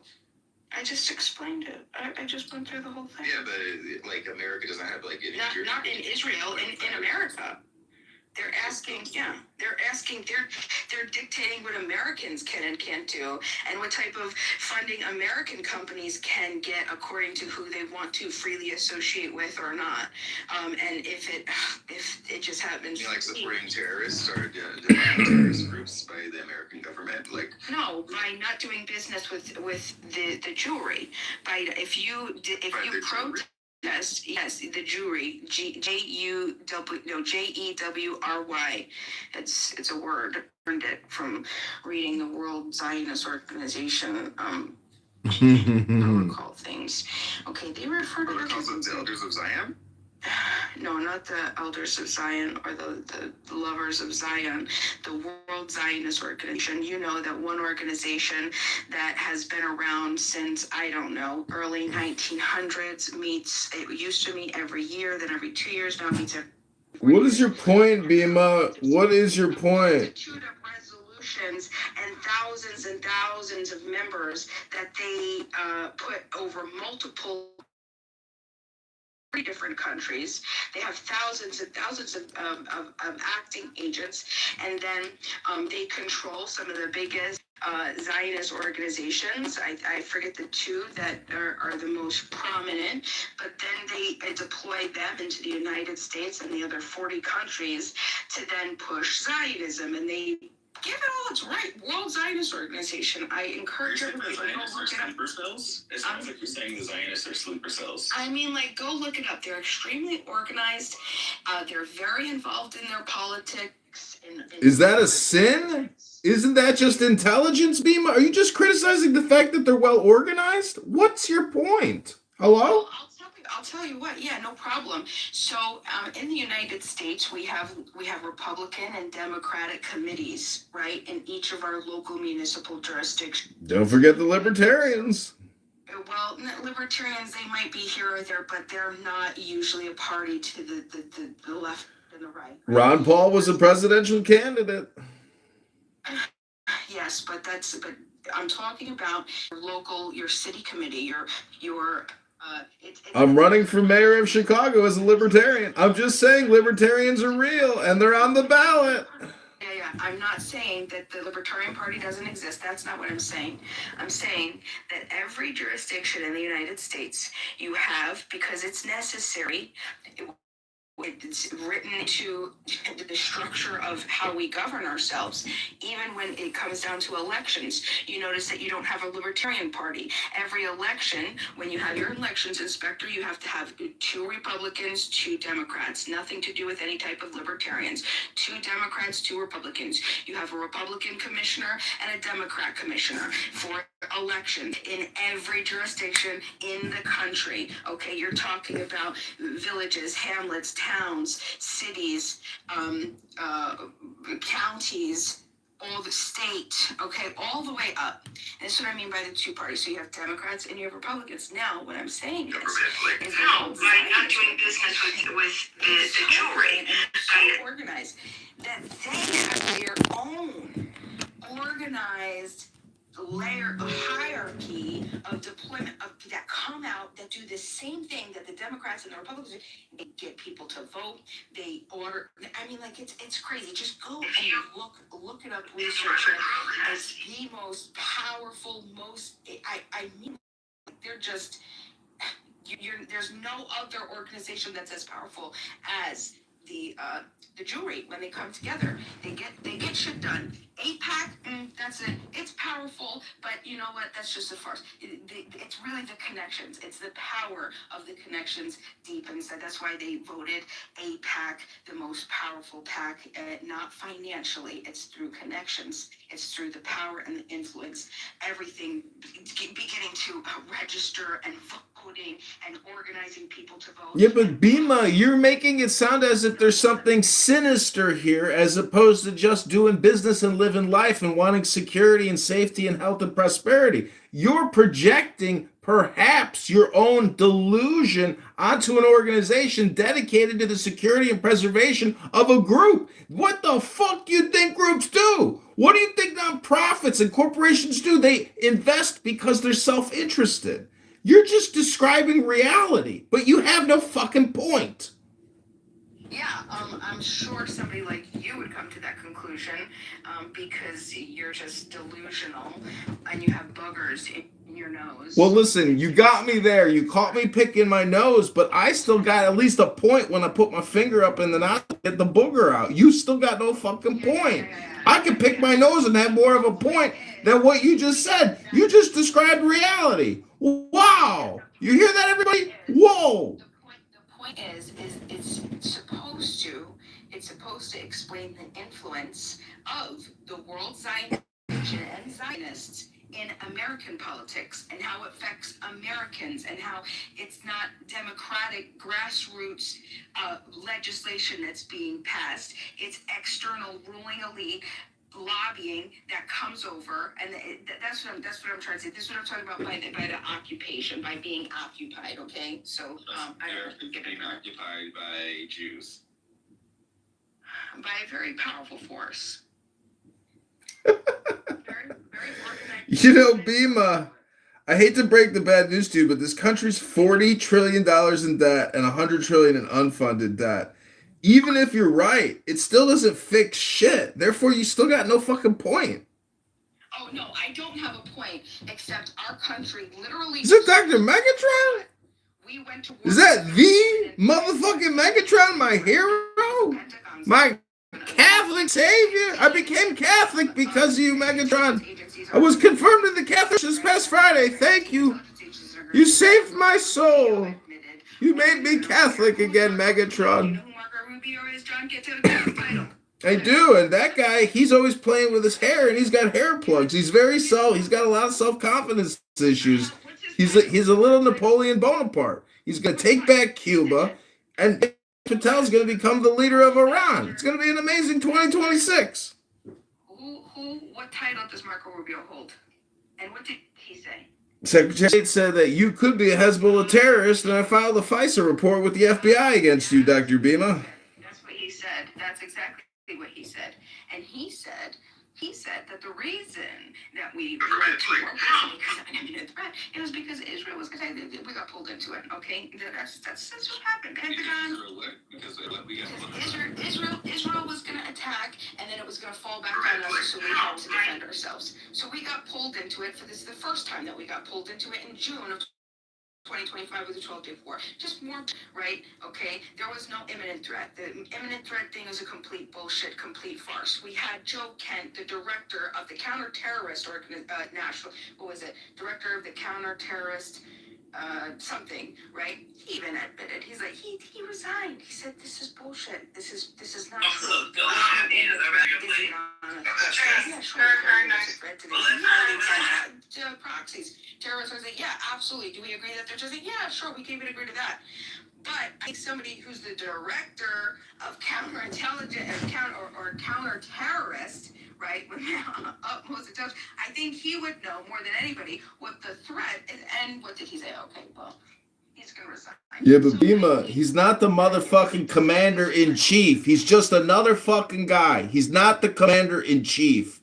He's not the commander-in-chief. He's a fucking guy who resigned and wrote a letter and got social media clout from it. He's not an elected leader. He's not the president. He's a fucking guy with a lot of good hair. He's got great hair. You got to give him good. He got great fucking hair, doesn't he? Good fucking morning.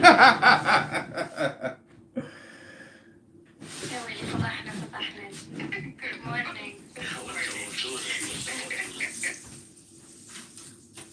Thank you, my dear friend. Thank you. girlfriend بعينك يا حمار. يا حمار. No.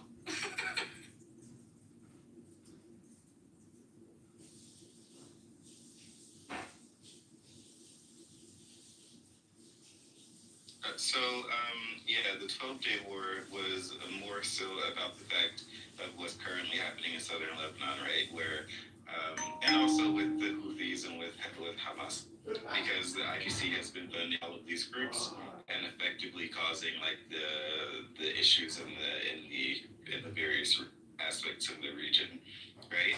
And this is part of the reason why Eve, who is not a Zionist and doesn't agree with the country or the government of Israel, supports taking down the IRGC to some extent, right? Why she says that Hezbollah is a terror group, and she probably would have a similar feeling about the Houthis and probably about Hamas also. If she, I don't want to speak for you, Eve. Can clarify if you would please, but the IRGC has been basically terrorizing the area. This is why Lebanon, the Lebanese government, is doing what it's doing, kicking out the Iranians, trying to kick out Hezbollah if they can get a hold of it, and this is why also many of the surrounding Arab countries are also, while quietly, so seemingly to help America and Israel contain some of Iran's rockets and warfare. Yeah, I don't disagree with any of that, right? Good morning. Good morning. I don't disagree with any of that. But what my contention is we were lied to. We were conceivably lied to. Do you know, the president, there was just a meeting, I think it was held yesterday. I have to figure out what it was, but it was like some directed this intelligence meeting. And the people that attended, the officials that attended were so disgusted by the lack of non-information that they were basically given, like, there is no plan here. Let me bring it up real quick. Well, as far as being lied to,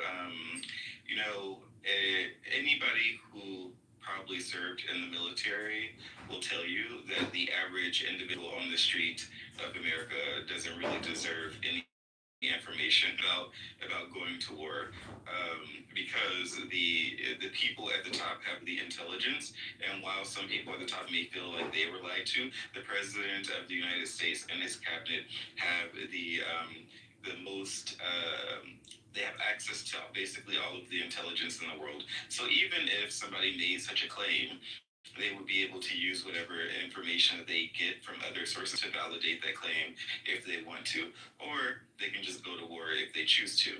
The American people may not like that, and they can go against it, right? They can fight and protest and do whatever they can.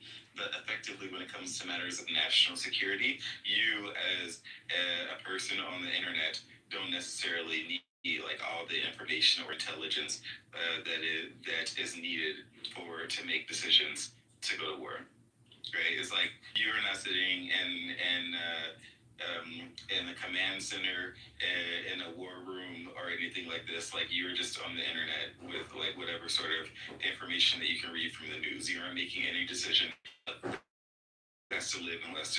And that is unfortunately what people have to do when they are either defending their country or defending their resources or making certain financial decisions for their population. Yeah, no, I don't disagree with you. But the president still has a responsibility to the people to at least tell other people who in the cabinet or whatever else what's going on. Like, there would be some sort of accountability, right? Because if the president just woke up today and said, okay, we're gonna go and bomb Israel, I think we would all be like, oh.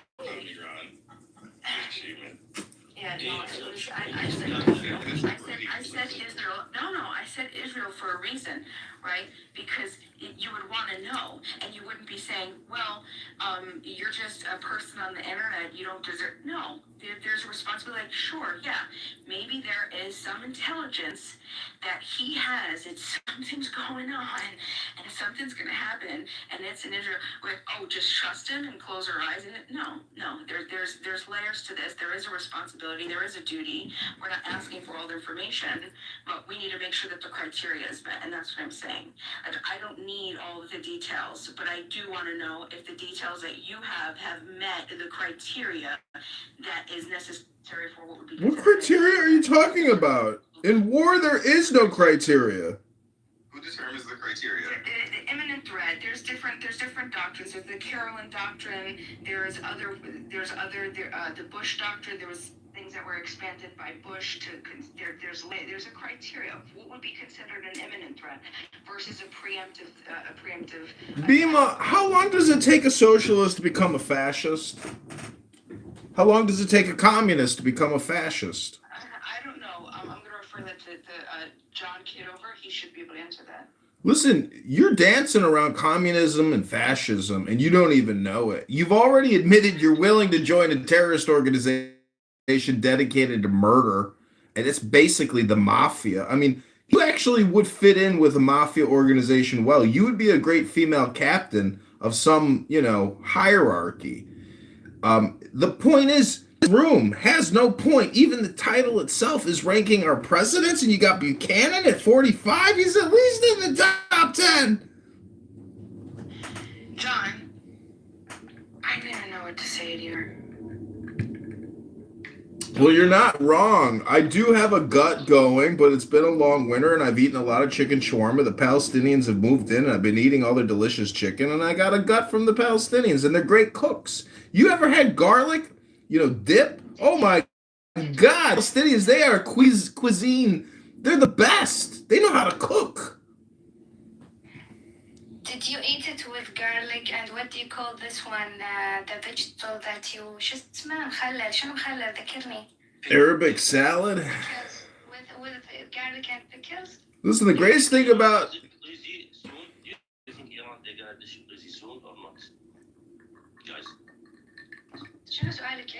we're talking about garlic sauce farm over here. We're not trying to talk about the decimation and obliteration of the IRGC. We've moved past that topic. There will be no IRGC by Sunday. Trust me. Pete Hegseth is willing to go all the way. I can't believe they've done even what they've done.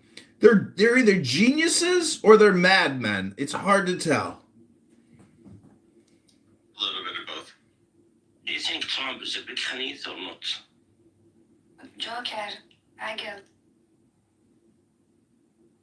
I think he is totally a big Khanith. Oh, really? Joker, push. Joker, يا شرموطة.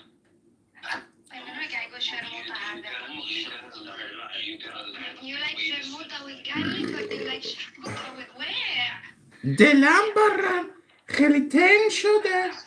I just want all the Iranians here to know that America is coming to liberate your nation and that we will free you from the treachery of the IRGC and their cruel assassins that are murdering you in the streets. America is willing to go all the way. Are you willing to meet us to help claim your sovereign land as your own again, free from these Islamic terrorists? And what? I think we already chatted if you want it. Well, you guys got to start Rumi, Jalal al-Din. Lebanon, if you're a non-Hezbollah, peaceful individual who just owns a farm, minding your own business, I'm sorry. America isn't going to do anything about that except continue to participate and fund the people who have pushed you out of your homes, destroyed your homes, killed your children, and yeah, that's the terrorist organization known as Hezbollah, which you want to join. No. We're talking Israel. Oh, gotta clarify. It's called subject object. You gotta make sure you're specific here. I got it confused with Hezbollah for a second. If you were listening, you would have known. You're really flattening the situation, though, right? You're flattening it because your position is like you believe that Israel is doing something which is like colonizing some land in southern Lebanon, and the reason why Hezbollah started was because they wanted to fight them. No, the reason why Israel actually entered southern Lebanon, at least based off of what I read, was because the PLO was originally there, and then Iran helped to build Hezbollah in order to help the PLO fight the Israelis, and the PLO collapsed and they moved, I guess, into the West Bank, or what became the West Bank, and then the Hezbollah stayed in southern Lebanon, continuing to fight. So the terrorist groups in southern Lebanon are the reason why Israel is there to begin with. Now, Except Hezbollah didn't come until after Israel occupied southern Lebanon to begin with. Yeah, but they did it because of the PLO in southern Lebanon. They already had terrorists in southern Lebanon. Israel didn't just enter southern Lebanon, right? It's the same with the Golan Heights. Israel didn't just, quote-unquote, occupy the Golan Heights. Israel took over control over the southern Golan Heights because of the attacks on the 1967 Six-Day War. That's why Israel actually offered the Golan Heights back to Syria in exchange for peace. And Syria said, no, this was unexpected. But what does that have to do with the peaceful people who are just living peacefully on their farms? The Christian priest who was just killed, by the way, or the Catholic priest. He said they told him, you have to get out because there's danger here. And he said, no, this is where I've lived my whole life. This is where I've built my life. This is where I've built this. This is mine. I'm going to live and I'm going to die. And unfortunately, he's not dead. That's the choice that he made, and that's the choice that the government made, right? So the people... The government did it. Yeah, the Israeli government did to kill an innocent person, right? He killed a priest. He killed a Catholic priest. You're going to justify that. Justify it. Go ahead. I'm justifying it. That's you know that rockets and bombs are coming from your place and going into another place, and there's going to be retaliation, and the government tells you to move, and you don't move, then that's your own fault, right? It's the same as in Israel. There are people in northern Israel who are with Hezbollah, right? And the government said, okay, people, you have to evacuate, and those people that chose not to evacuate and they died, that's their responsibility. They have opportunity to leave. The government of Israel has evacuated a lot of people from the north of Israel. They said, okay, we will put you up in temporary housing or find you a place to go, but you have to get out of here because this is effectively a war zone. Lebanon did the exact thing. They said, okay, people, this is a war zone, get the fuck out. Go somewhere else and you can go back when it's over. But they chose not to go. Because why? Their personal pride, right? Individual pride. People are allowed to have their individual pride. That's fine. But Bima doesn't believe in personal responsibility, intelligence, or common sense. She just cares about the average farmer who's getting pushed around and abused. Right, Bima? I care about innocent, peaceful people who are minding their own business. Yeah. And sometimes, in order to stay that way and stay alive, you have to run when you see bullets coming, right? You don't just stand there and say, "Well, I'm justify bullets are going to go around me." Right? No, I understand that. I understand that, but that does not justify the atrocities that the other people are creating. If you want to get Hezbollah, go ahead, go in and get Hezbollah, but do it in a way that isn't going to be indiscriminate and creating. Check, my man. Check.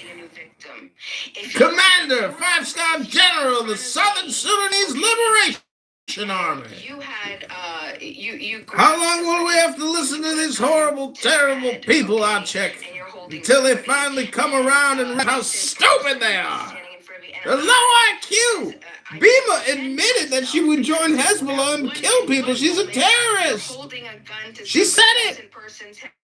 of you, or no, we'll just say you're She's holding shameless. an innocent person that you've just grabbed, okay, and you're holding them in front of you, and you're taking a gun and you're pointing it at me, okay, you're pointing the gun at me. Now I have a gun too, but I'm going to use my gun in self-defense.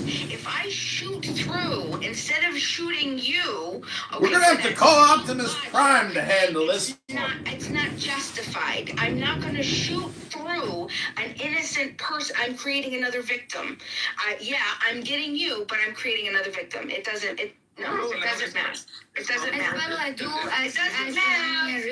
matter. And that's why we don't do it. That's why we don't do it on a micro level, because we understand that that's not right. No, this is slightly retarded because one is called a quandary, and people who are in the military or whatever, people who are philosophers and people who talk about morality, they talk about these things all the time. Why? Because they actually happen in real life. They actually happen in real life, and they happen more often than we like to think. That innocent people are victimized in the process of other people's conflicts, and that it's part of Gotcha can't pull away. He keeps coming back. I'm in the room he wants to be in. From one place to another, otherwise you will be damaged, and you choose not to go, then you put yourself in danger. You are taking that responsibility upon yourself. No. What's happening is that's part of it. Sure, you're taking the responsibility. No, what's happening is Bima's world is happening right now. You'll take your turn, but that still does not justify the harm that the other person is creating. You cannot harm and create another victim while claiming self-defense. That does not math. It will not ever math. Unfortunately, we have people still to this day that want to use the primitive mind of the quote-unquote moral quandary to use this term of collateral damage.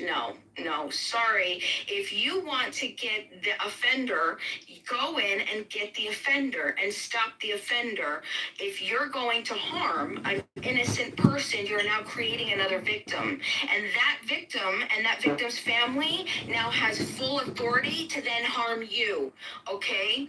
And so now, because they're going to defend themselves, and so now they're shooting at you, you're shooting at the people behind them, right?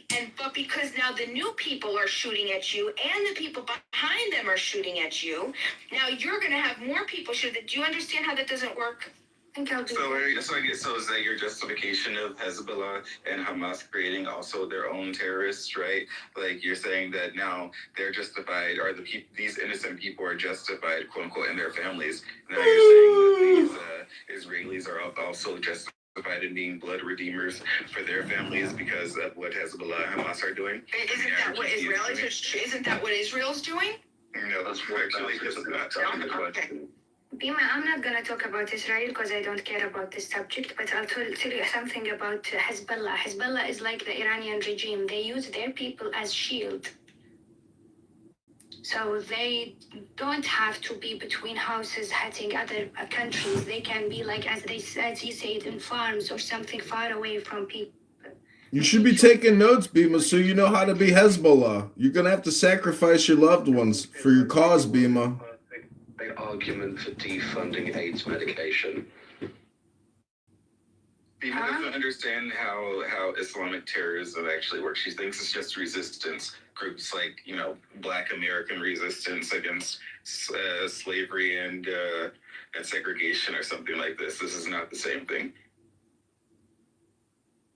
No, I don't. You can replace any variable. It doesn't matter. The point is that if you're going to claim self-defense, you can't create new victims, period, full stop. Oh, that's crazy. Yeah, and that's a lot. Especially when you offer people the way out, right? If you offer people a way out and you aren't just like shooting through the person that's killing them, and like people on both sides are telling you to like move out of the way, and you just say, no, I'm not going to move out. My peaceful self, you are going to be in the middle of the conflict. You are then using that as you are making a choice. That is your choice. That's it. You can't claim to be a victim when you are told how to not be a victim. Of course you can, because explain to me what onus I have to do anything for you. I don't. Why do I have to move out of my home as a peaceful person, not harming any other peaceful people, if you're the one who's the offender, if you're the one who's going to initiate the aggression on Hezbollah, right, or you're going to defend yourself, I have no obligation to you. This is like Bart Simpson and Homer Simpson, with Bart Simpson saying, "Get out of my way. I'm throwing out air punches. Get out of my way." And Lisa's like, "If you walk in my direction, throw punches, and you hit me, I'm not at fault. You're at fault." Bima, Shai just talked about philosophy. Okay, Super Green being fascist moderator. I do like you, and I do respect Well, I didn't mind you. At least you muted yourself. I want you to know that I do like you, and I do respect some of your opinions, but that is really like the dumbest I've ever heard an adult make. No, you have responsibility to yourself and your family and all those other people to move out of the way of danger, so that you are not being a victim and not being killed. Like, that is, you don't have responsibility to them to not kill you. You have a responsibility to yourself and your own life, and how to protect your life. And that's how you do it. They say get out of the way or you will die, so you get out of the way so you don't die. It's like at a stop sign or a red light. You look both. At a crosswalk. You look both ways before crossing the street, so you don't get hit by a car. Right, and what I'm saying is, right, if that's the case, if you're not intelligent enough to create a situation where you're only harming the person who's threatening you, you feel that you're going to harm, you're not creative enough, you're not thoughtful enough to figure it out on your own, where you have to endanger other peaceful people, okay? The point is why, I mean, Can I say something? I want to just add something that, like, the people who are living in the area and they don't want to stand against their freedom and their safety, they have to suffer, unfortunately. Like, I am Iranian. When IRGC gets power, I should maybe earlier stand against them. To not be like this. Now, the U.S. and Israel wants to attack us to just let us be free. So, which means that I am also somehow encountered in this situation, and I have to do something which I didn't really late. It's not really your fault. You need guns against them. Unfortunately, people living in area with Hezbollah, if they are really clever, they should not live there in the beginning. this whole it's guns against people, guys. You need to understand, it's guns against people. If you don't have a gun, this is a gun against people, but I'm just explaining you. Tax one of the property tax rates, our families are because they what they want. Hezbollah wants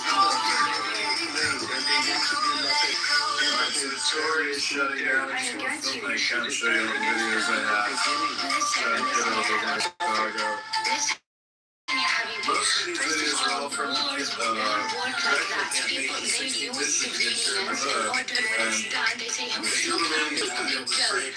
a fucking technique. Like, this is a technique, war technique, because they can just, like, them Hezbollah themselves, they can just let the area be free, and they can do it on their own. The property tax rates our families are staring at. On day one, we're cutting property taxes like is a fucking terrorist group, and whoever agree with them is considered, like, I can't even say that, so. I'm not I'm just telling you that tonight we run it. Who are living in The mayor of Riverton is beginning to take shape, and tonight a new name is on the ballot. Local veteran and small business owners. So they have to stand against them. Otherwise, they have to suffer. Now you see, we Iranian, we should stand against this Islamic regime earlier. We could do better, but we didn't do that. That's why we are suffering now. So we have me here, who I believe is an Arab, and she speaks Arabic, and she understands like the Arab that, you know, Hezbollah is a terrorist group that uses their people as shields against their enemies. Well, Chicago, the crime they wave use ends them as part of their like body count. Chicago, settle onto your back.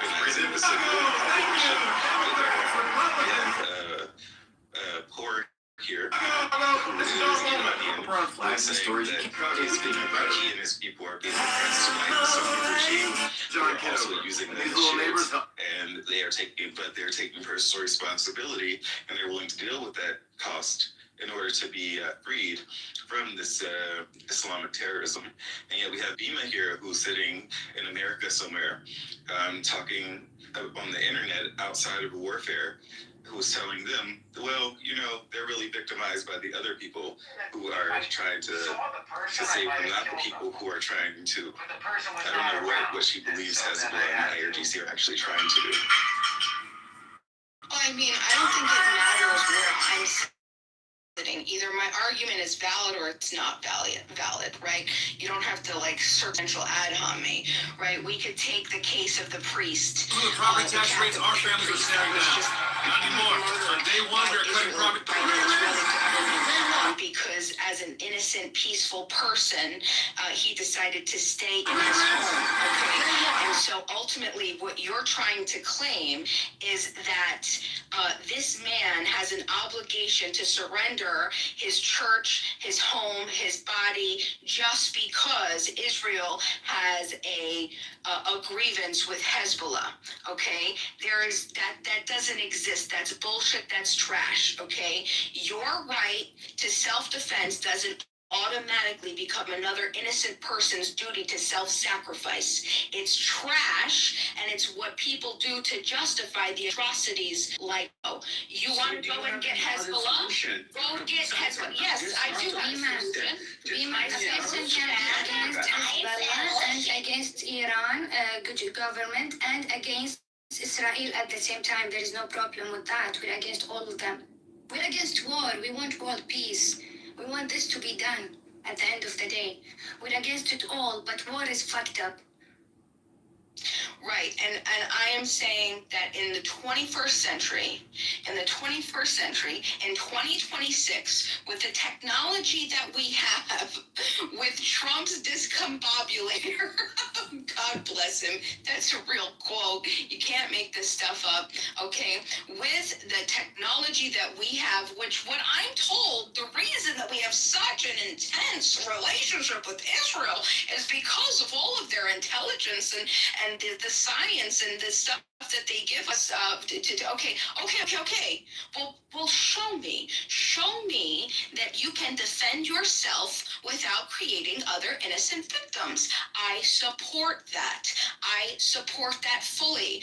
But when you're going to create other victims, listen, if you wanted to tell this priest, you can tell this priest, if Israel, and just 1 second, just 5 seconds. Just a second. Let me just finish this thought. Just 5 seconds. If Israel wanted to go to this priest and say, hey, look, we need you to go out of your home for the next week. We're going to do this and this and this. Okay, with this area, we don't want you to get hurt.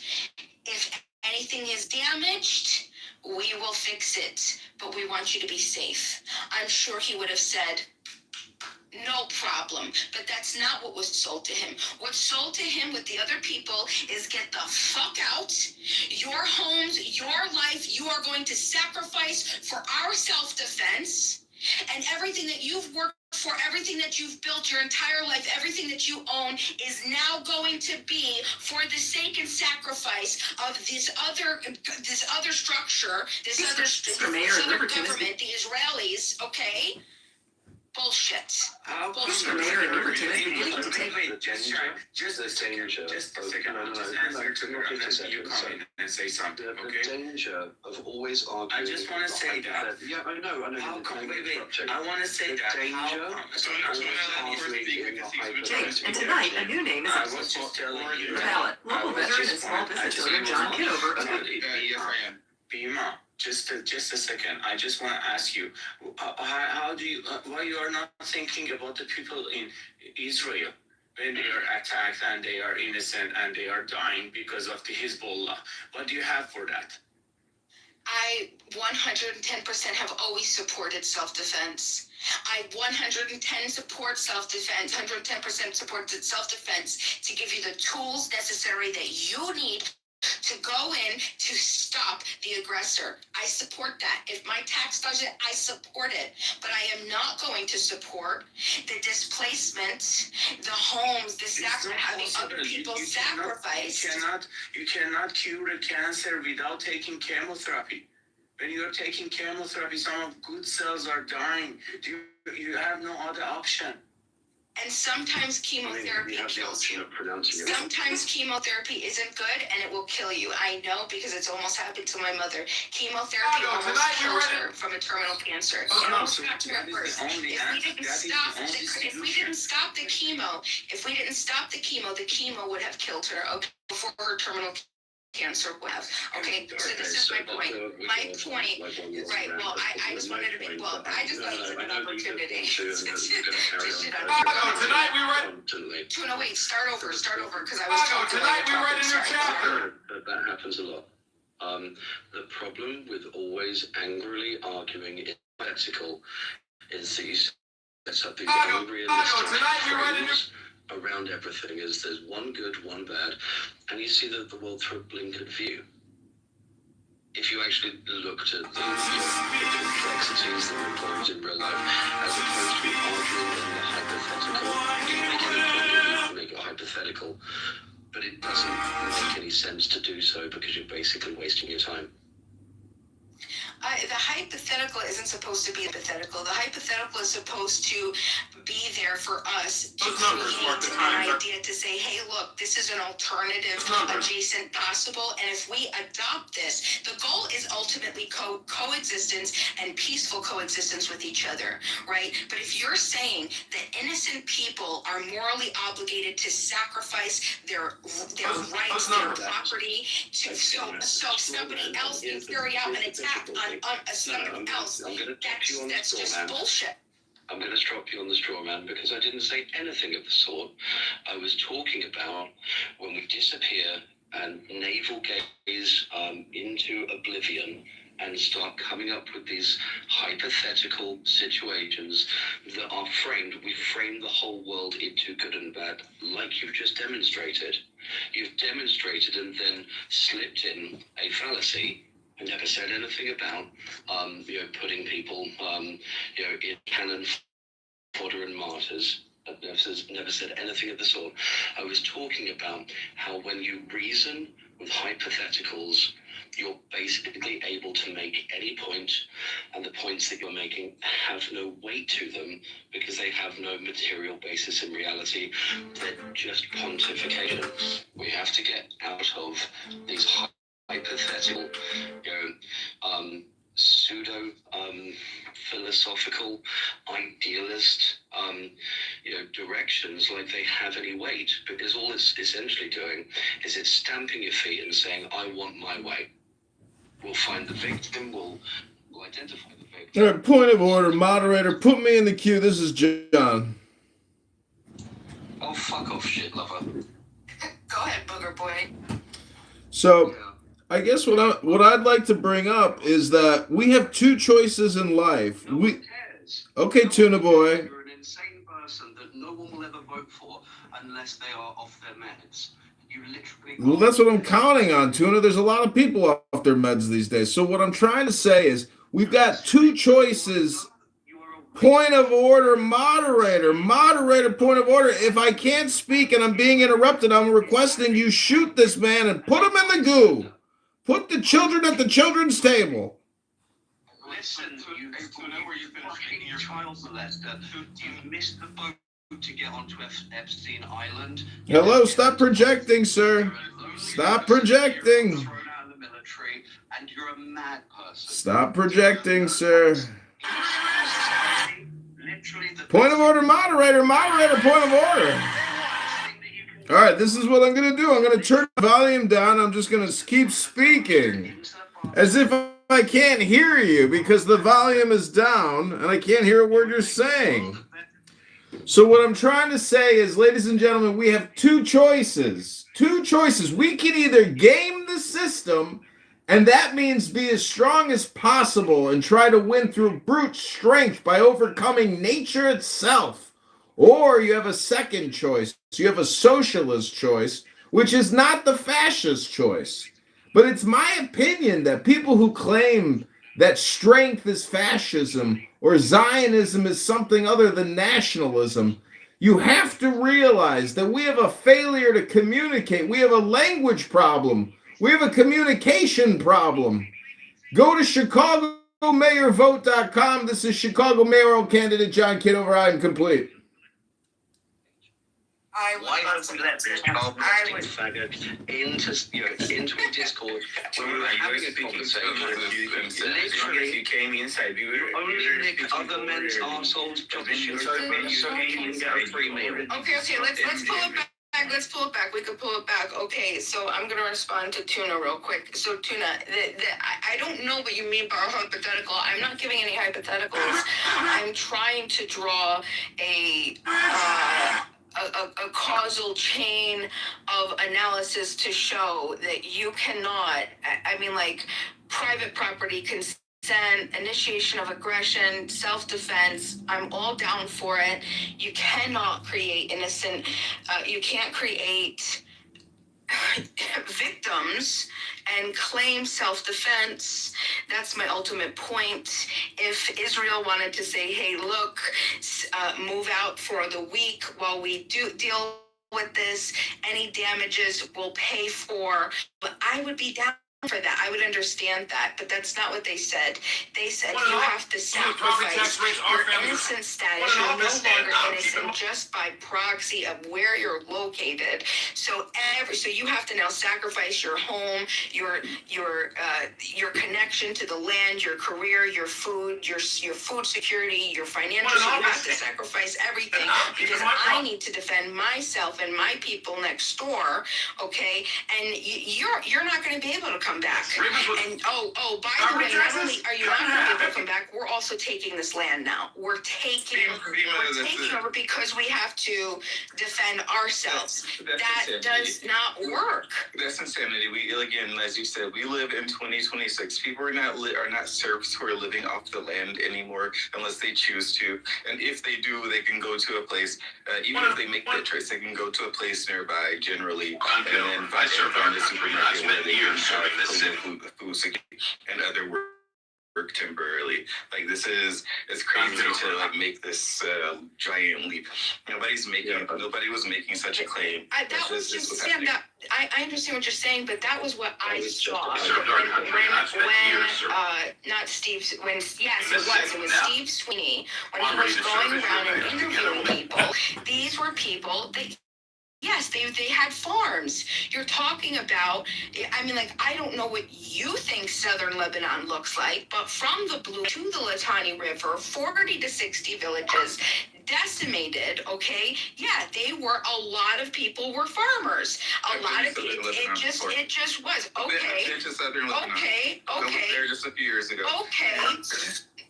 So what's your point? Is that there are no farmers there? No, I didn't say that there are no farmers. That people do not live as subsistence farmers, right? A subsistence farmer is a person who works the land for the purpose of having all of their food that they will probably ever have for a particular amount of time. These people have the ability to go transplant themselves temporarily to Beirut or whatever the case may be. The government, as far as I understood, was also going to help them or assist them. This was part of the process of them telling them to move, so that they would be in a safer place, right? That's the reality on the ground. This isn't like the hypothetical situation of 2,000 years ago, you have to leave and you can't work on any other land or do whatever the case may be. There are protocols, governmental protocols in place in many places. And we can also see that the state of Lebanon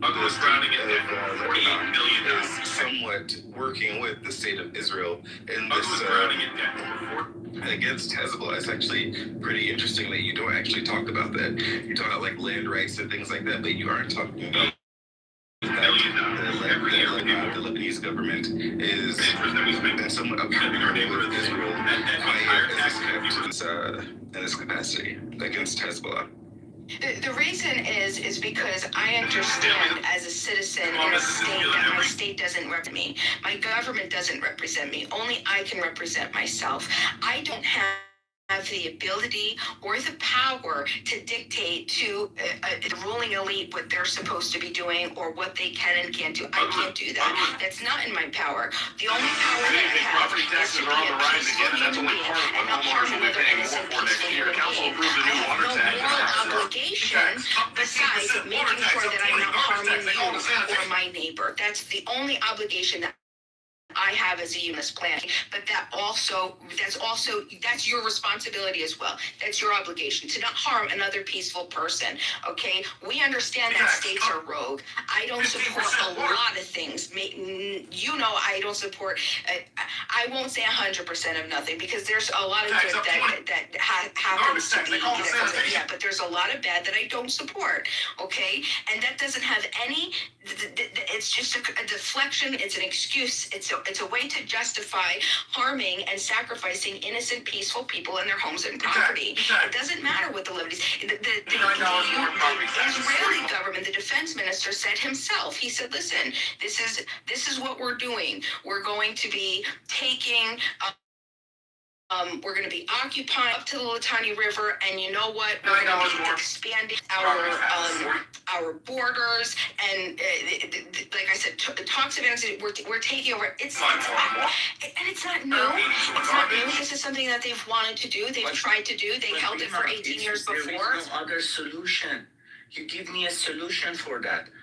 Let's say some of the people there, they want to hit me, they want to kill me, and I am acting against them. Okay? So, do you have any other solution? Give it.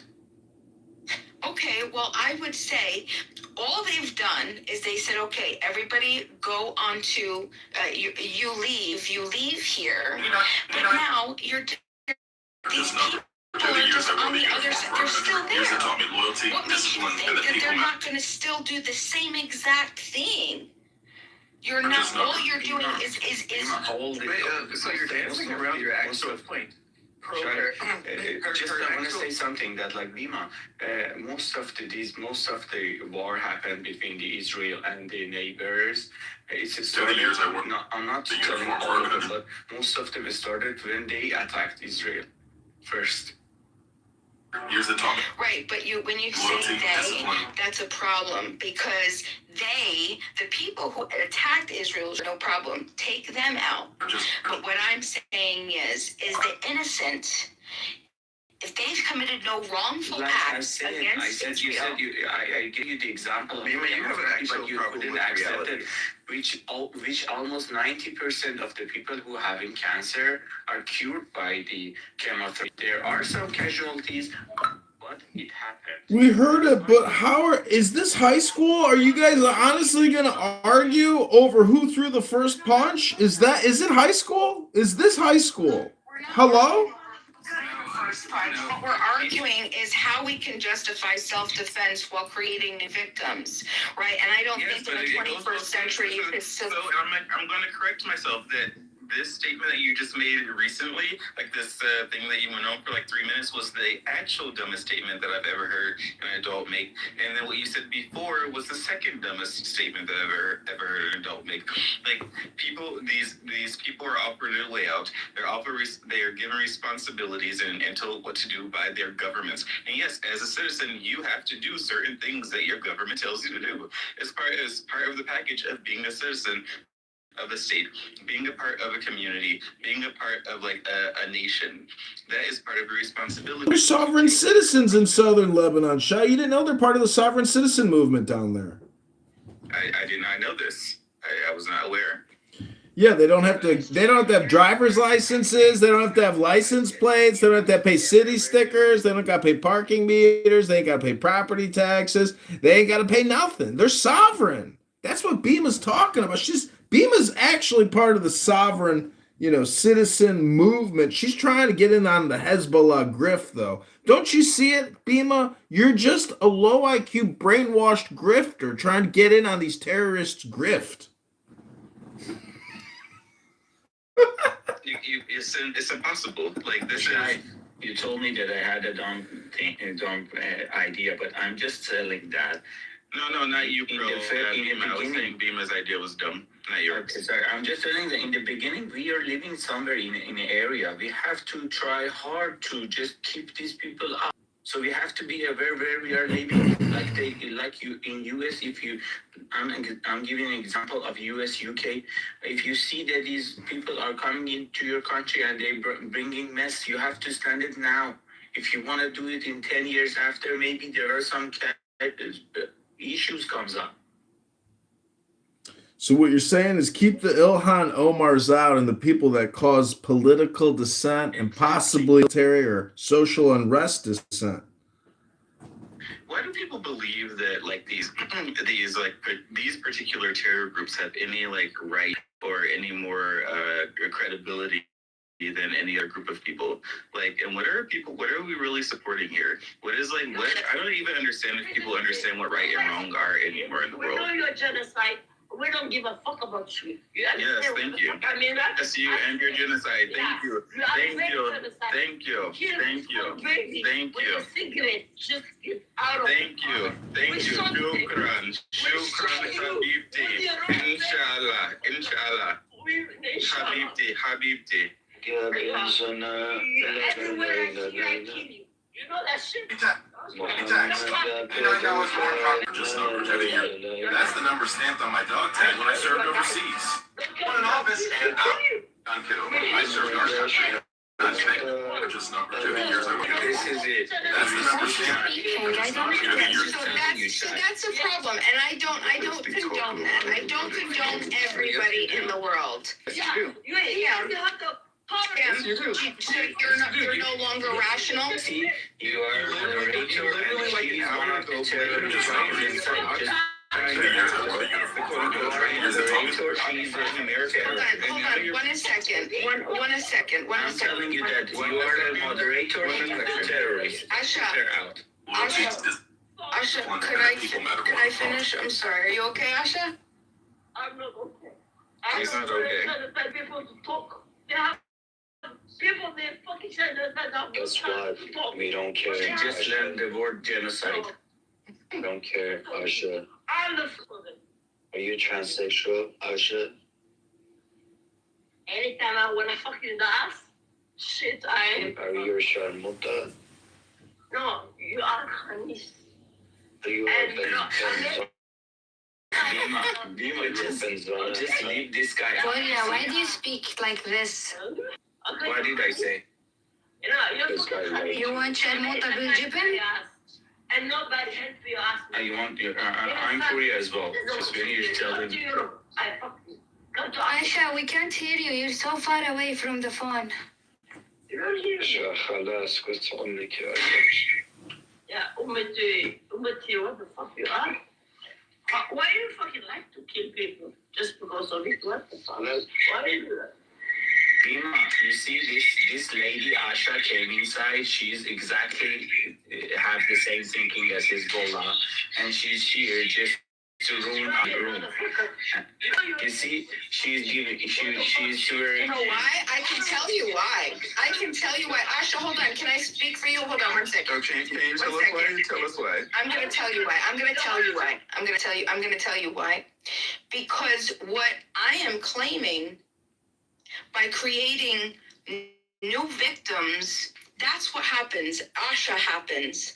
Asha gets an exhaustion and a fatigue of having innocent people killed for this. If it was so that Israel decided to go in and kill the people that were only harming them, Asha would say, get out.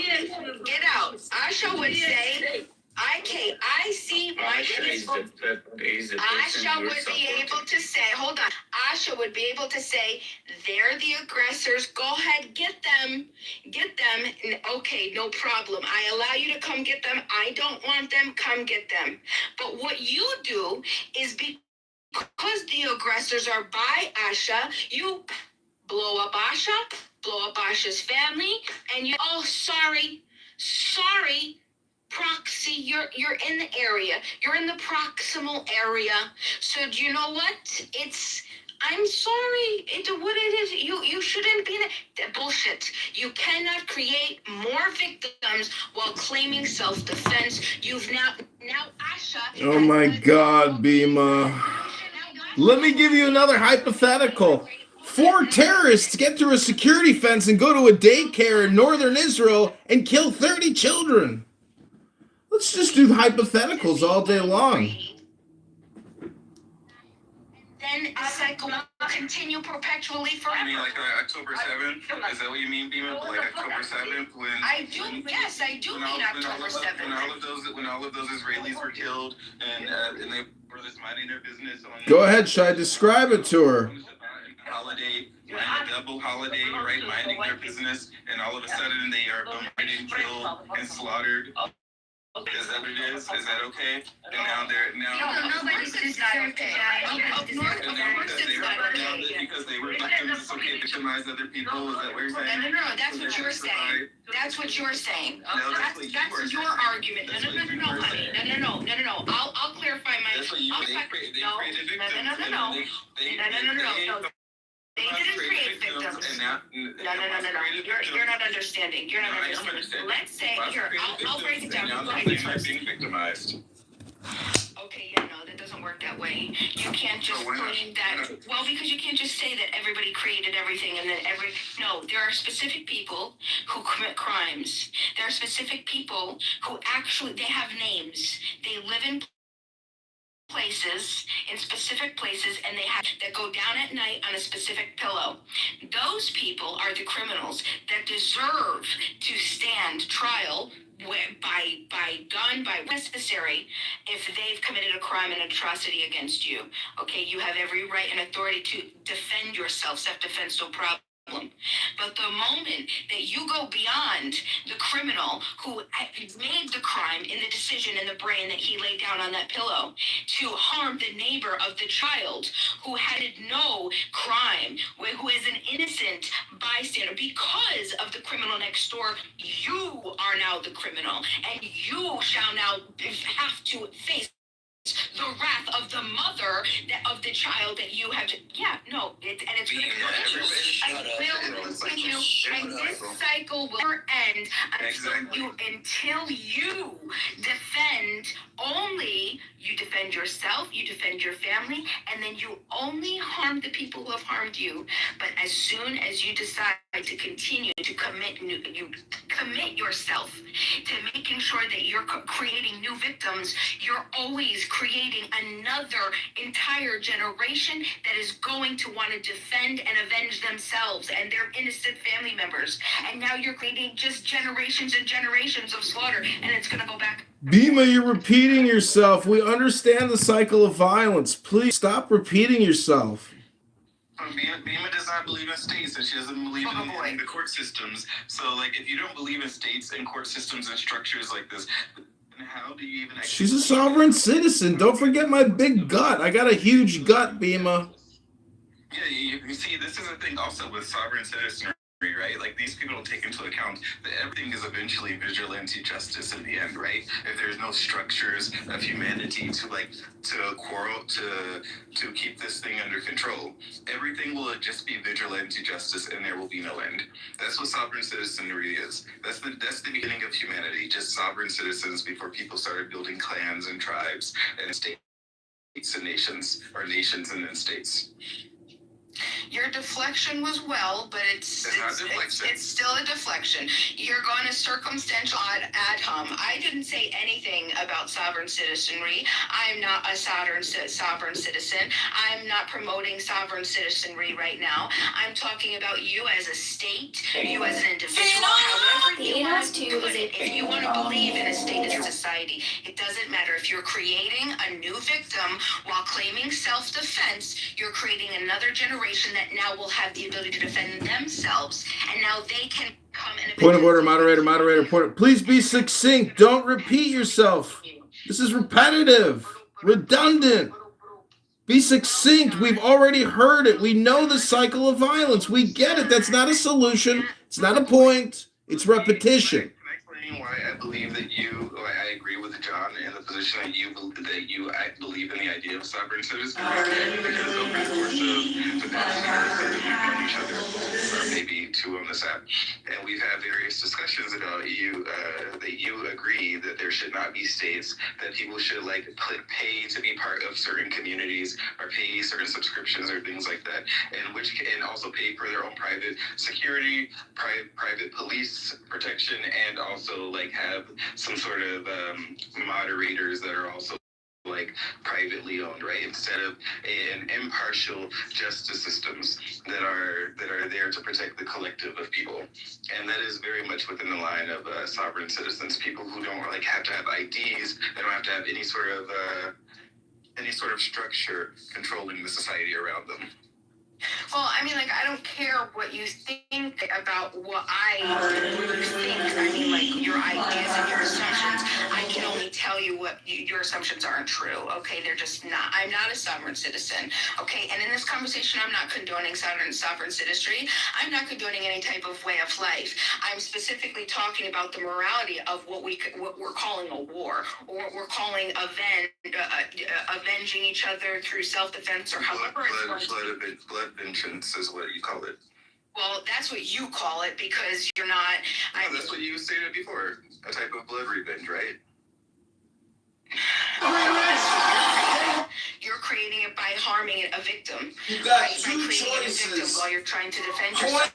of order, moderator, point of order. If I can't speak and I'm being interrupted, I'm requesting you shoot this man. What am I going to do? Put the children at the children's table. How can we say? But you have no other option to do that. Hello, stop projecting, sir. Stop projecting. Stop projecting, sir. Point of order, moderator. You got two. And that we will free you from the treachery of the IRGC and their cruel assassins that are murdering you in the streets. America is willing to go all the way. Are you willing to meet us? To help claim your sovereign land as your own again, free from these Islamic terrorists?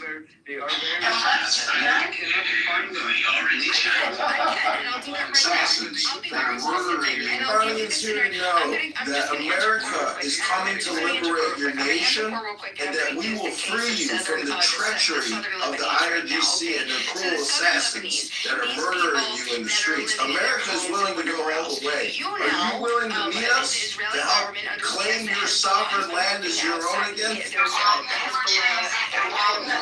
In the United States, we have Republican and Democratic communities.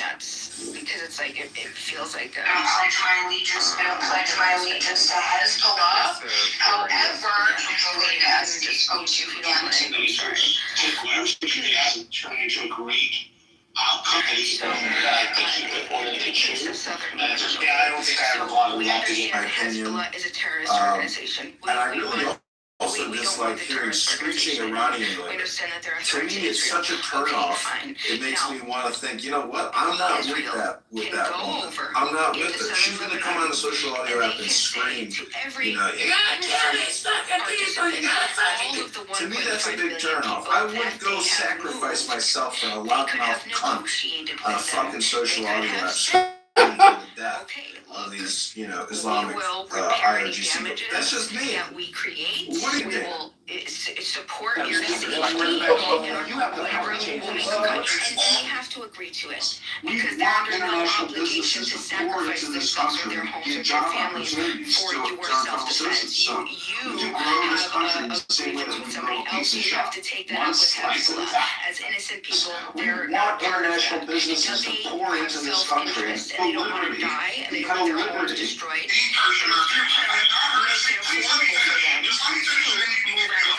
All the time. And I've never, ever heard one word of sympathy from any of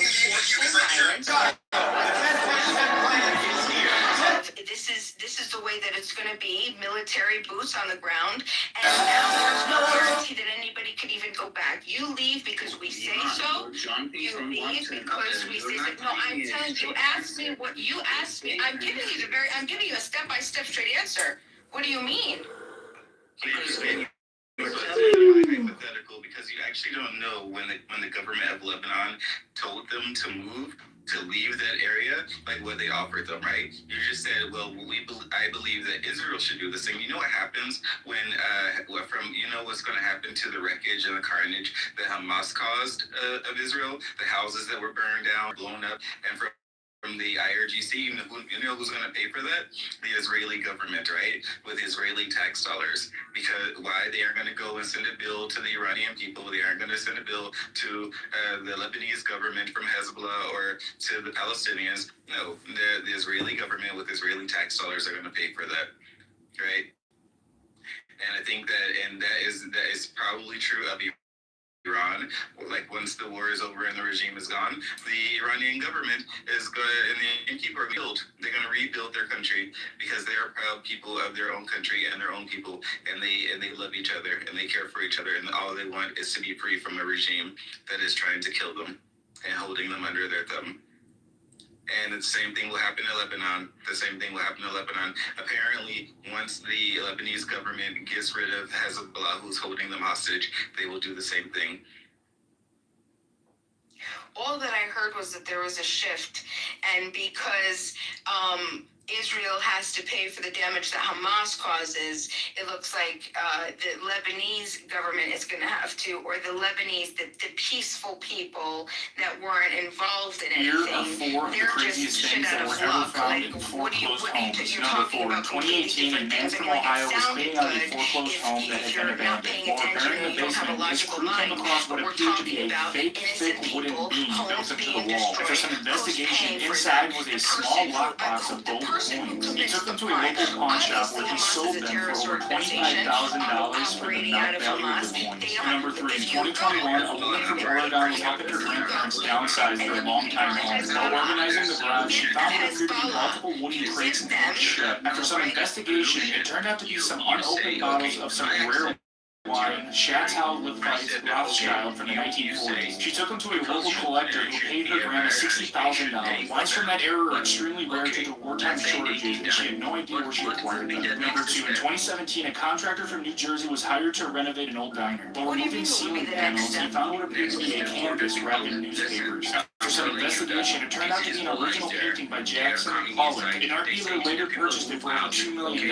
Pollock works are rarely found outside of private collections, which made this one very expensive. Number 1, in 2019, a man from Arizona was cleaning out a recently purchased rural property. While clearing out a large storage room, he found what appeared to be a big wooden trunk. After some investigation inside, it turned out to be filled with historical firearms and military documents dating back to the late 1900s. A museum paid him over $100,000 for the collection. Some of the weapons were stamped with markings from the Arizona Territorial Militia, a group that disbanded before statehood and left very few surviving records. It's important to keep your grades up. There's a glitch on YouTube. Creators are using this sound to go viral. Don't believe me? I'm gonna show you proof. The Israeli government that was telling the Lebanese that you have to leave. Guys, Captain Holt has no pants on. What? He has no pants on is what? At 11:55 a.m., Captain Holt walked past us holding a hot bowl of... At 12:03 p.m., I heard him yell, out. At 12:07, he called Gina into his office. She entered. Only nothing. 1 minute later, she left holding a big bag. Captain Holt's pants were in that bag. His knees are in the breeze. That evidence is circumstantial. I just need you to sign something on my desk real quick. She'll spend it on the go. You're gonna freak. Yo Ma's in the precinct and he's giving out autographs. Yo Ma is on Toronto study right now. I do know that. I'm sure you're gonna want this. I got to take you.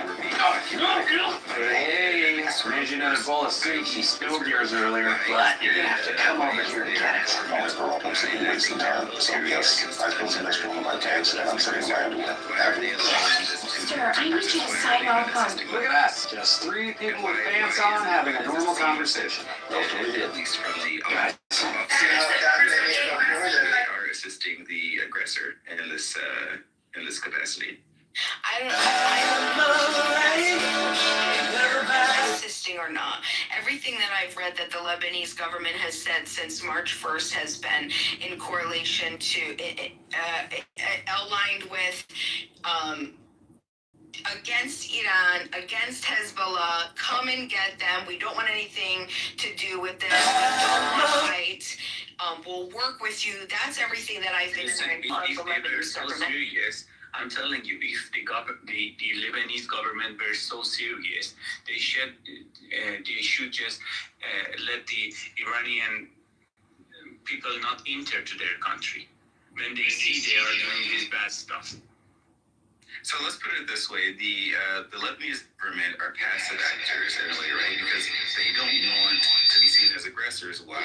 Because the Hezbollah has their foot on their neck, and if they are seen as going against the other Muslim countries or other Arab countries, I should say, in some way, some of those people will send their terrorist groups to attack them, and they went through their own issues over the course of like decades, right? Internal strife and wars.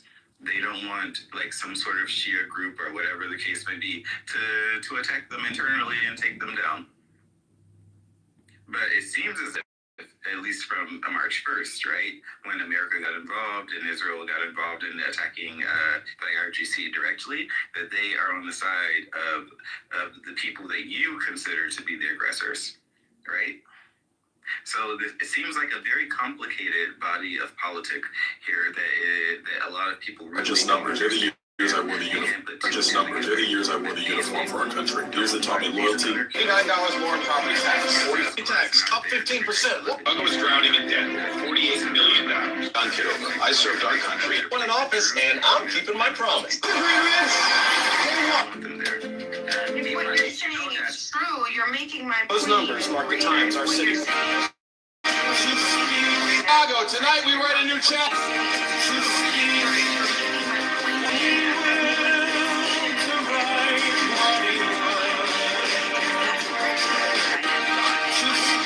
Chicago, tonight we write a new chapter. Peace for mayor in Riverton is beginning to take shape. The property tax rates our families are staring down. Chicago, tonight we write a new chapter. As your mayor. You're just going to displace 1.5 million people, destroy the property tax rates our families are staring down. Not anymore. On day one, we are cutting property. What's happening now with this 1.5 billion? I understand you need to get Hezbollah. I understand that. No problem. Secure your borders, secure your people. You're at war with Iran. I get that. He doesn't get that. What I don't get is what is happening to the 1.5 million people. That's a fifth of the population. That's 10% of the entire country of Lebanon, right? What is happening to those people? And that's whose responsibility is it, especially if they don't even want Hezbollah? If they're not Bima. Hi, Emo, how you doing? Thank you. I don't think they give a damn about those people. The Israelis, they only care about their own people because in their ideology they think they're more valuable than other people. So I don't think they give a fuck about that, to be honest. Is that your opinion that that's their ideology? Because I'd say it's the exact fucking opposite of what you said. So who's right? Look at what happened last year, right? When Jolani took control over Syria, right? This guy, I think it was in not ISIS, what is it called?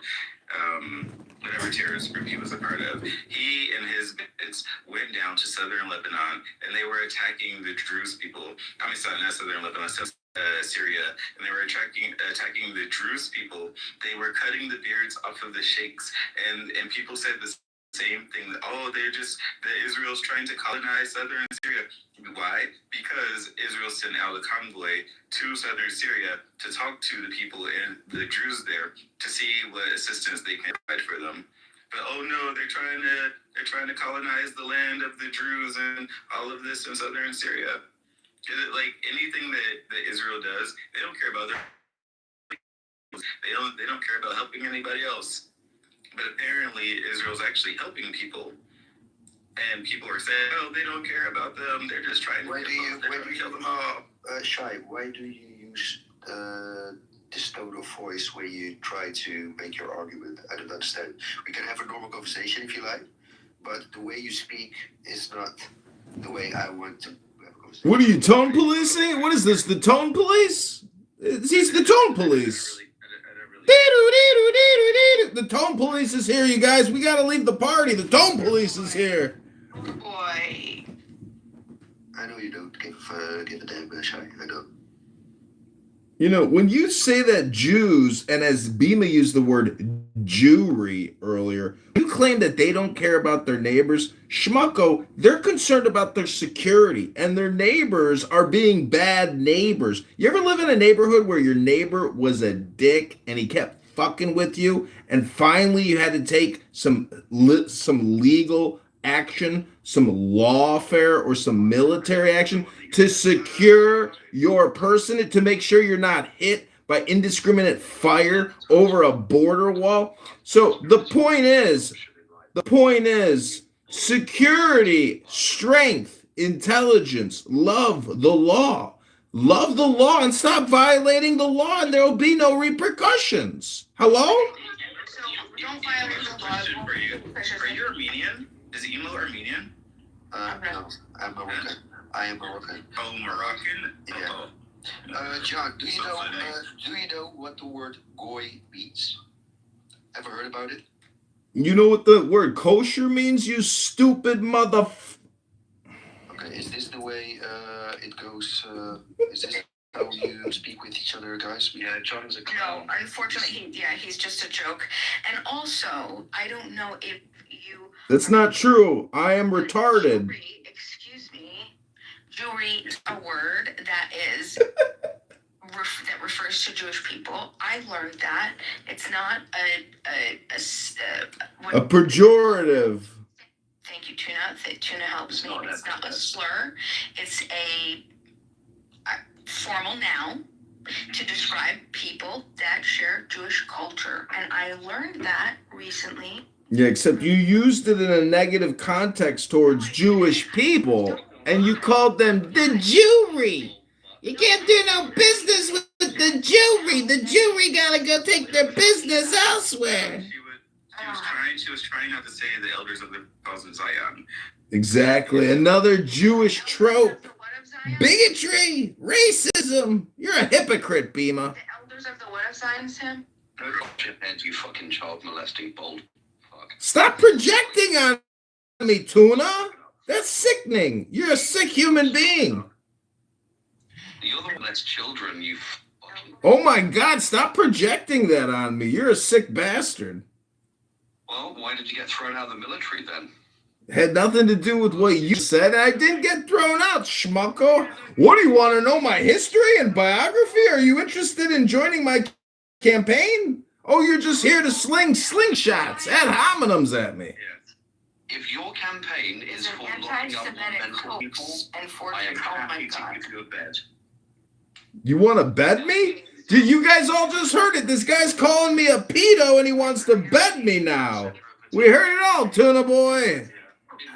To detail a Jewish plot for global domination, largely plagiarized from several earlier sources. It was first published in Imperial Russia in 1903, translated into multiple languages and disseminated, I'm not educated, internationally in the early part of the 20th century. It played a key part in popularizing the belief in an international Jewish conspiracy.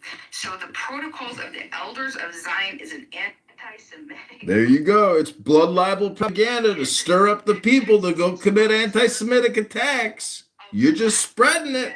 By the British newspaper, The Times, in 1921, and by the German newspaper, Frankfurter Zeitung, in 1924. And this is interesting. I have never heard of this before. You didn't hear about the fake news, Beamer? You didn't know the Elders of the Protocols of Zion is a fake news anti-Semitic bullshit to get people to hate Jews, and you're spreading the misinformation and the blood libel now? Don't you know the fucking law? Well, thank God the Israelis got a military and a police force to defend themselves against people like you that spread hate, misinformation. You're a hypocrite. Hello? Aspire for grandeur, but the reality is that you're broke. The VA doesn't even want to talk to you. You're a ridiculous clown that has to draw attention. The VA doesn't want to talk to me.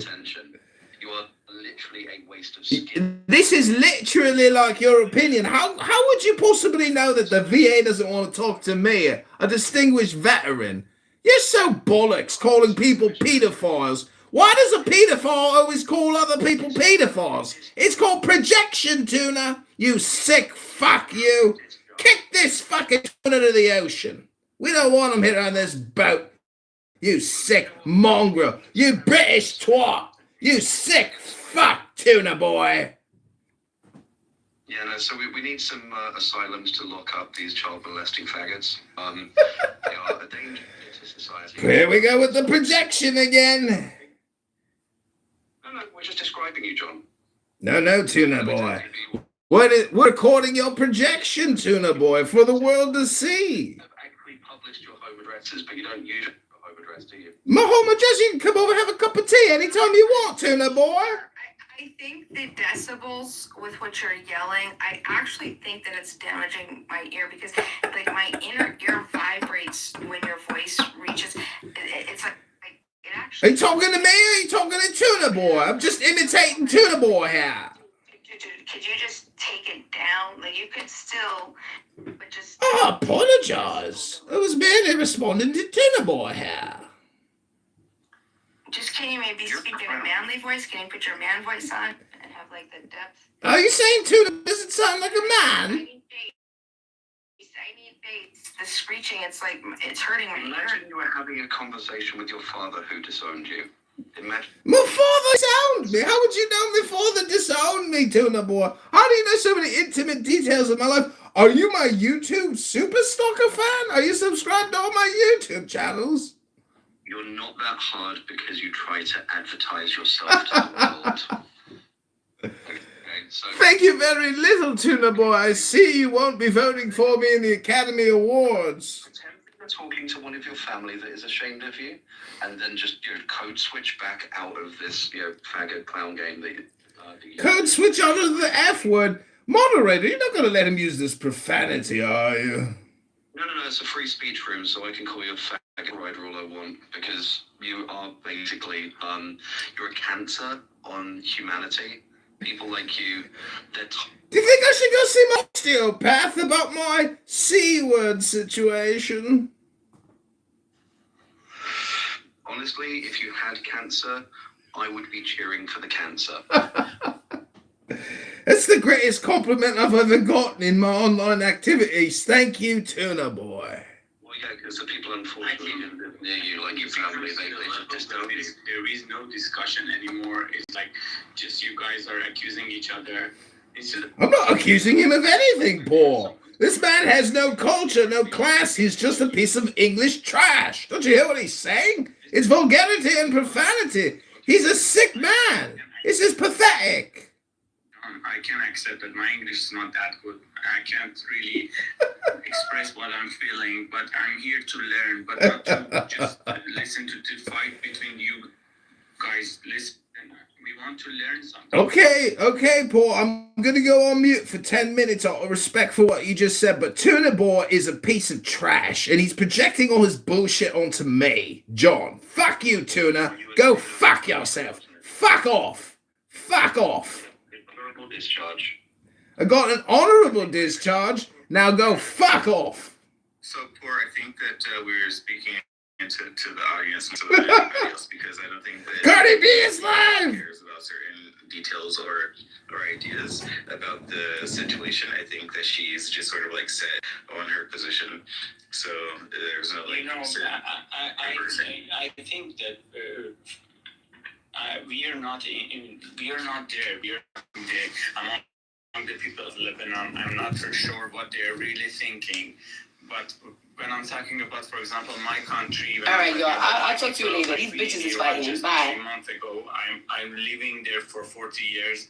I know my people. I know how they feel about our government, our society, our whatever. So when I'm telling that there is no other possibility for the people to do something against these guys. And for example, if US and EU is against us and there are measures of innocent civilians, I'm not for sure what they really think. Pay the price to get our freedom. Otherwise, we have to suffer for a longer period than what we are expecting. Let's say people Hezbollah is in Lebanon for longer period. What would be the result? The result is that if you go to Lebanon, you will see the is divided to two parts. The part that the Muslim and Hezbollah holding are poor, have nothing really bad situation. I'm not so sure what part of the city of Lebanon, which I have been there 10 years ago. I'm not sure now what is it look like. But when you go to the Christian side, you will see modern shops and everything, which means that there is something wrong between the people who are living among the Hezbollah. I guarantee you that some people are living among the Hezbollah. They are supporting them. They are feeding. They are getting money from Hezbollah. That's why they have to suffer again.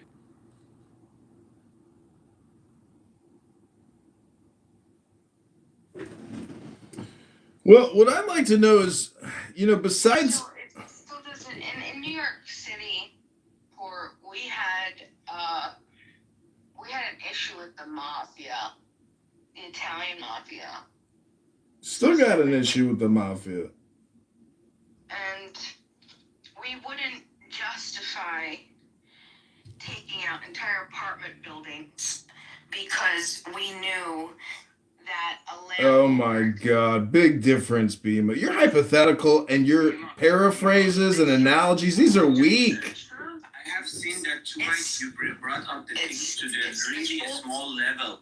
When we are speaking among the countries, it's different from the level of taking hostages, having some, mafia among the people. It's little bit different. Please don't bring these excuses like, listen, the issue is with the mentality and the country to We're not there. You're not talking about. I'm not so sure what they're really thinking. But I'm talking about, for example, my country. Alright, yo, I'll talk to you later. These bitches is fighting. Bye. I'm living there for 40 years. I know my people. It doesn't matter if it's small or large. The implications are still the same. People like to. I believe that people like to use the scale to justify the atrocities that they commit, and I think that that's a big problem. And the reason for that is because it's easy, but that doesn't make you a hero. It doesn't make you innocent. Cardi B! Also because you're progressing on other peaceful people, and that's the biggest problem. Let me tell you something. These mafia people, when they are acting in the city and they are killing innocent people, what would be the answer there? The answer would be to go and get the people that are killing innocent people. It would be to do whatever you have to do. Without casualties, it's not possible. You can't say that. No, it's people say that. Go to the reality. No, it's an excuse. It's an excuse. Between the people who are innocent and who are civilians, and they are not acting against you, it's not possible. Even in my country, when now US and US and Israel came, when they hit one apartment, the other apartment would be foul, and we have to accept that casualties. Otherwise, we have to live with the terrorist people. Yeah, no, it's not, and that's why. Bima, we gotta go to sleep. It's 4 a.m. It's almost 4:20, so smoke it if you got it. But what I'd like to know, Bima, is these conversations and these debates are endless, but the instruction and teachers on how to achieve peace, joy, and harmony, I have yet to hear you give a lecture or a teaching on how we can achieve world peace. So therefore, you're just hyper polarized, political like everybody else, but you're not teaching meditation. You're not teaching true peace. That's what none of these people do in this. What they do is social identity politics and ruthless warfare and terrorism. It's pathetic. It's barbarism. It's 1650 for these people. It's 1450. They're fucking madmen. Madmen, Bima.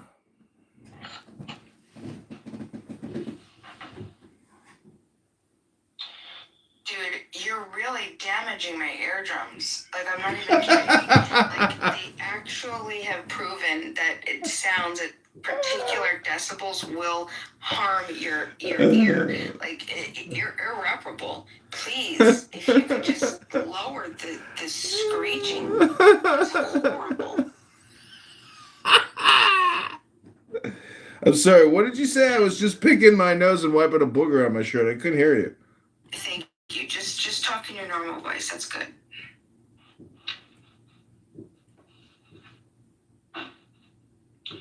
Yeah, no, cocaine is not for everyone, is it? I don't like cocaine. I don't even like the way it smells. I actually have an earache right now. My right ear actually is aching. Wait, I want you to process. Hello?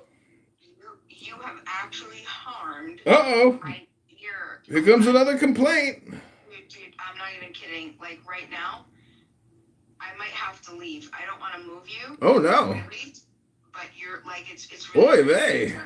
Well, I gotta go. 12 hours on here, that'll do that to your eardrums. Oh, somebody was here too long. The eardrums couldn't keep up with it. Well, I guess Tuna Boy's got all the answers, everybody. If you need any life advice or you're concerned about geopolitical strategy, just ask Tuna Boy. Tuna Boy here knows the answers to everything. Please proceed and educate us all, Dr. Tuna. Your proof that AIDS is not strong enough. I am proof that the virus that Dr. Fauci created is not strong enough? What are you saying, Dr. Tuna? I know that you try to emulate the Joker from Batman to try to make yourself seem grandiose, but at the end of the day, you're just a broke, middle-aged, single gay man. You're thrown out of the country. No one really cares about you. Most people that meet you realize why you're alone. Dr. Tuna, that is a very accurate assessment, but you left one thing out. I'm here recording you on Clubhouse across 20 different YouTube channels. Now, if that makes me pathetic, then I'll think it's funny that you're roasting me, calling me basically an autoimmune deficiency syndrome. Well, I would just say that be careful casting stones in glass houses, Dr. Tuna. We know everything we did know about you and your lifestyle and your lack of morality, virtue, and the terrible, awful things that you've done, because we listen very closely here on Clubhouse and we know all your dirty little secrets, and they are so dirty, aren't they, Dr. Tuna? So, you use the word we, but you're just on your own. You record this stuff, but no one's listening. No one gives a fuck about you. Well, someone's a little triggered, and someone's projecting the fact that no one loves them. Meanwhile, we've got dozens of women that can't wait to meet the next mayor of Chicago, a YouTube star with over 100,000 Clubhouse recordings of people wasting all their time. What's not to love? It's a beautiful show. We could get to Hollywood on this show, but Google hates bald white men. I'm pretty sure of it. They're very bigoted towards heterosexual white men, not the gay homosexual white man that you described me as, Dr. Tuna. Google have a mandate to protect children against people who are a danger to them. That's why. Yeah, is that what your local police authorities told you when they tried to pick you up for talking to a minor, Dr. Tuna?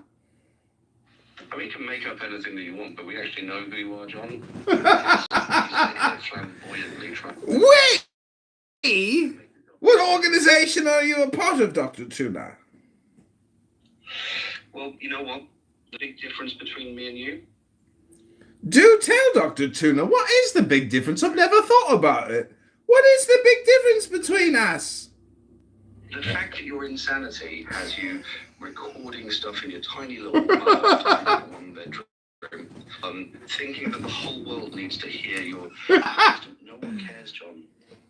You know, you crashed out. Well, Dr. Tuna, I hate to break the projection to you, but I've got millions of views and thousands of followers and friends, even you, because without my critics, my art would be of no value. And that's why I'm recording you right now to create a little clip to say that without the critic, There couldn't be an artist, and without an artist, there wouldn't be a critic. Now, would there, Dr. Tuna?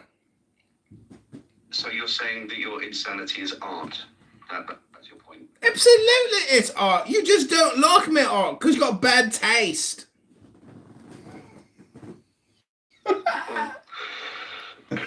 That's subjective. If you're saying that you are... It's not subjective, it's objective. I've got 100,000 videos. Those are objects, not just subjects. You know, you're just a terrible art critic. You ever think about that? It's not that is the problem. It's the fact that you're a terrible art critic because you got no taste. You're just a terrible, terrible, awful human being, Dr. Tuna. Is that what you said at your court-martial when you got thrown out of the military?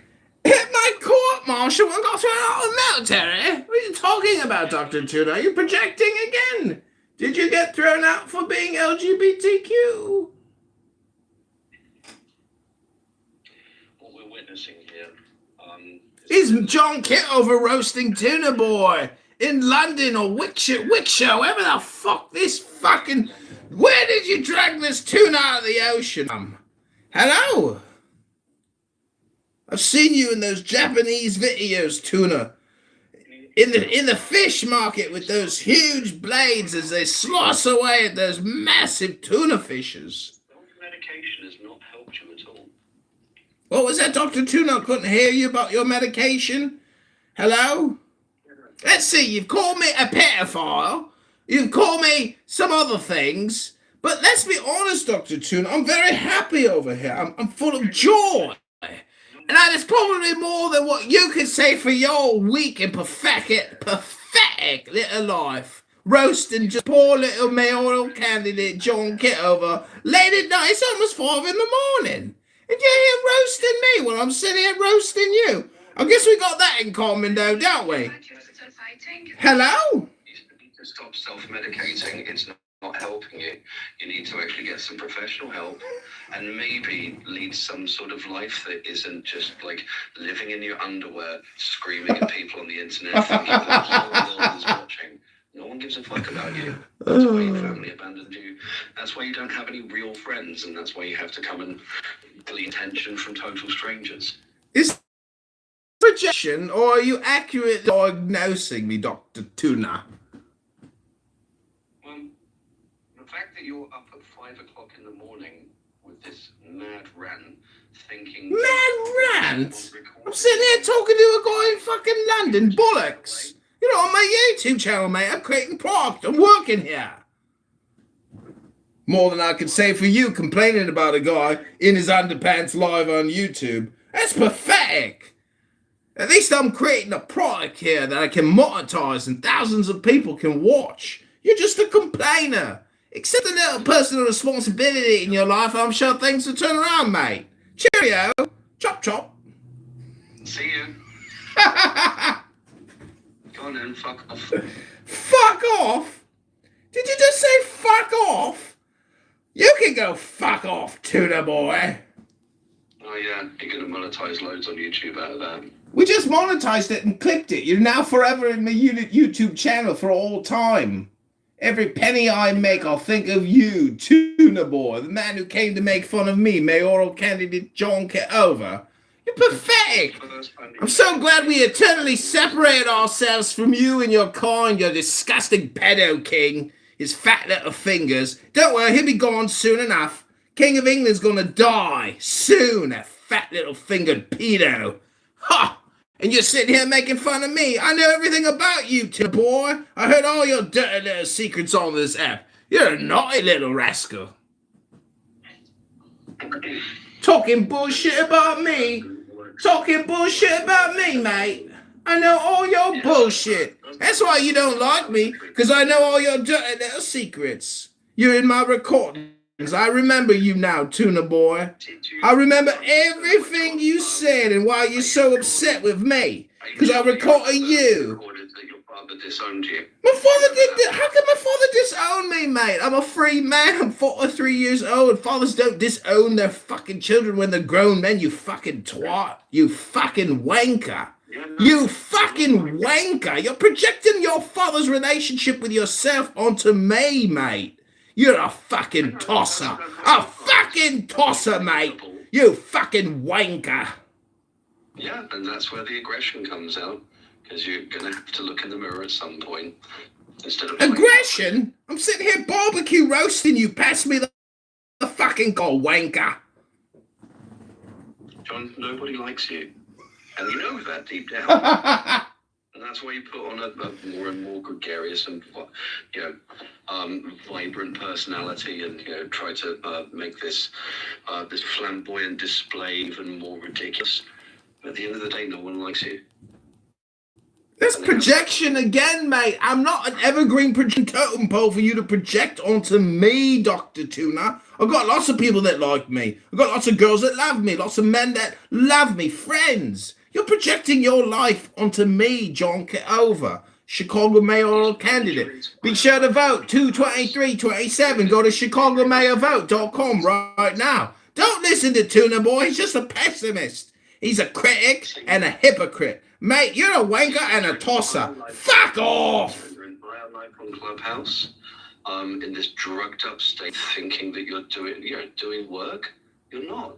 You're just unlikable and lonely. Oh, unlikable and lonely. It sounds again like you're projecting onto me, mate. Stop projecting onto me. Stop projecting, mate. Go to the bathroom. Turn the light on in your little bathroom. Look in the mirror in the bathroom, Dr. Tuna, and repeat back everything you just said to me, but to yourself. And then you'll realize, oh, fuck, man, he's right. I'm sitting there projecting onto him all my own personal bullshit, all my own personal problems. I'm accusing John Kitover of doing all the things that's wrong with me. What's wrong with me? I'm on Clubhouse late at night making fun of John Kitover, but it's actually just a projection of my own life. Oh, Lord Jesus. Why am I on Clubhouse projecting onto John Kitover? Oh, it's so pathetic, Tuna Boy. You're so pathetic. Fucking wanker. Fucking tosser. I'm so glad we eternally separated from you fucking English twats. Thank God we had Thomas Jefferson to know that people like you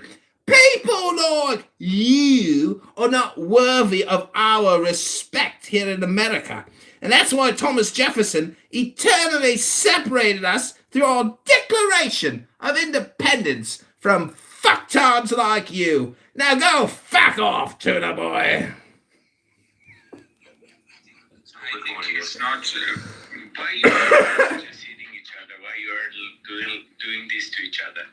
Instead of just having good conversation, you accuse each other for nothing. Oh, no, it's definitely on the register.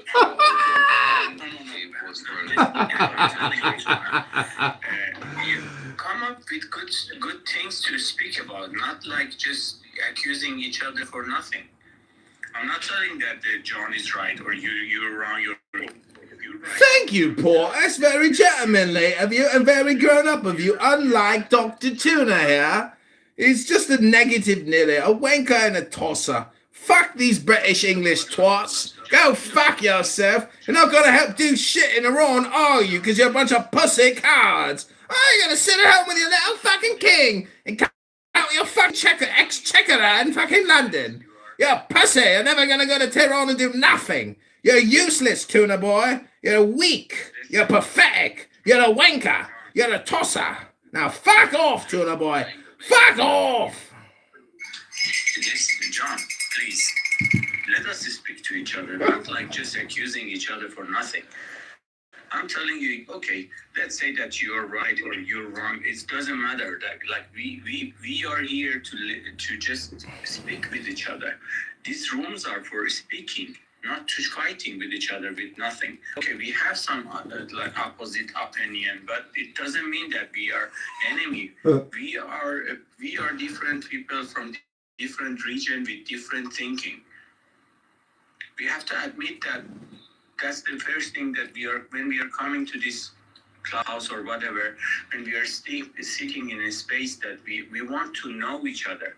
We want to learn from each other. We don't want to fight with each other. I know there are sometimes something you think is insulting. Maybe Tuna say something, maybe I say something. But if we fight with each other, we cannot. Oh, I'm gonna let it go. Let's get a new topic going. Let's talk about something new. I don't need to talk about tuna boy anymore. I've roasted that fish. I've digested that sushi. I'm ready to shit out tuna boy out of my rectum, out of my anus, because he's nothing but shit now. You're nothing but a turd passing out of my anus and a fart. The air is just air passing over the turd. That is tuna boy for you. Thank you very much, tuna boy. Well, at least I don't fucking molest children. Projection alert. Yeah, you said that. Projection alert. Someone's projecting on me again. Somebody's got some legal problems, tuna boy. You and Prince Andrew got something in common. You and Prince Andrew must be cut from the same cloth. You're pedophile, Prince. Prince Andrew the pedophile. Epstein's lapdog is little pedo. You and Tuna Boy are cut from the same cloth. Oh, I've got a cute little British accent now. I can come online and slander people because I'm a fucking twat. A wanker.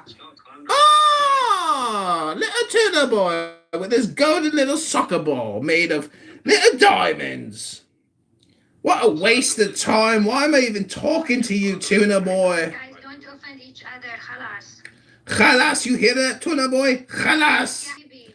Afwan Habibdi. Tuna Boy here is a special one. We're going to cook him up real good. We're going to serve him sashimi style. He's worthy of a good roast, a good barbecue, mate. We're going to roast up me some Tuna Boy. Cook him real good. This is your roast, Tuna Boy. It's your roast. No, it's your revelation. You got thrown out of the military. Got thrown out of it! Motherfucker, I'm 43 years old! This shit happened 20 years ago, mate. You're so pathetic. I'm a YouTube star running for mayor of Chicago, mate, and you're getting cooked. I'm cooking your tuna, boy. Well, you failed at your last political campaign, you'll fail at this. It wasn't a failure, you fucking loser. We changed a lot of shit. We caused major problems. We've achieved our goals. Our goal was joy. Our objective was joy. The experience was joy. Something obviously, Tuna Boy, you know nothing about. Joy. You have none. You're simply a critic. Nothing but a little pathetic little critic. Sometimes in life you are the bug. Other times you are the windshield. In this situation, Tuna Boy is just the bug, splatting across my window, spraying his bullshit. But, you know, I'm so happy I'm an American, and oftentimes I forget when I speak to these English chaps that they think they are far superior to us, when it was us who picked up the musket and said, "We are going to kill you unless you leave our shores and never come back. We are eternally separated from you low IQ, brain rotted out, pedophile, inbred English cocks. Farewell and good riddance, forever and eternally your Thomas Jefferson." You're on the register. That's another projection alert. Clearly this man Tuna Boy has legal problems because he himself is the pedophile that he accuses me of being. He is projecting his own lawlessness onto me, an innocent victim and politician. A mere projection. Your whole campaign is done on Sora. So now that Sora's been blocked, does that mean that you're going to fucking shut up, or you're just going to shout at strangers on the internet, you fucking weirdo? Stop projecting onto me, young Tuna Boy, you disgusting pedophile projector. Go to Prince Andrew and go suck at his teat, because you will need the money, I'm sure, to talk to your exchequer, and as well as your pontiffs and bailiffs. I'm so glad we eternally separated from you. I was thinking about visiting your country on vacation, but then I thought again and I said, you know what? They've already been invaded the enemy. Why would I go to my family's former farmland outside of England in Lancashire? But anyways, Tuna Boy has spoiled the entire experience because he's a horrible art critic. And no, Sora is just temporarily shutting down, but we've already created enough videos to get us through the campaign, so your concern is not needed, Tuna Boy.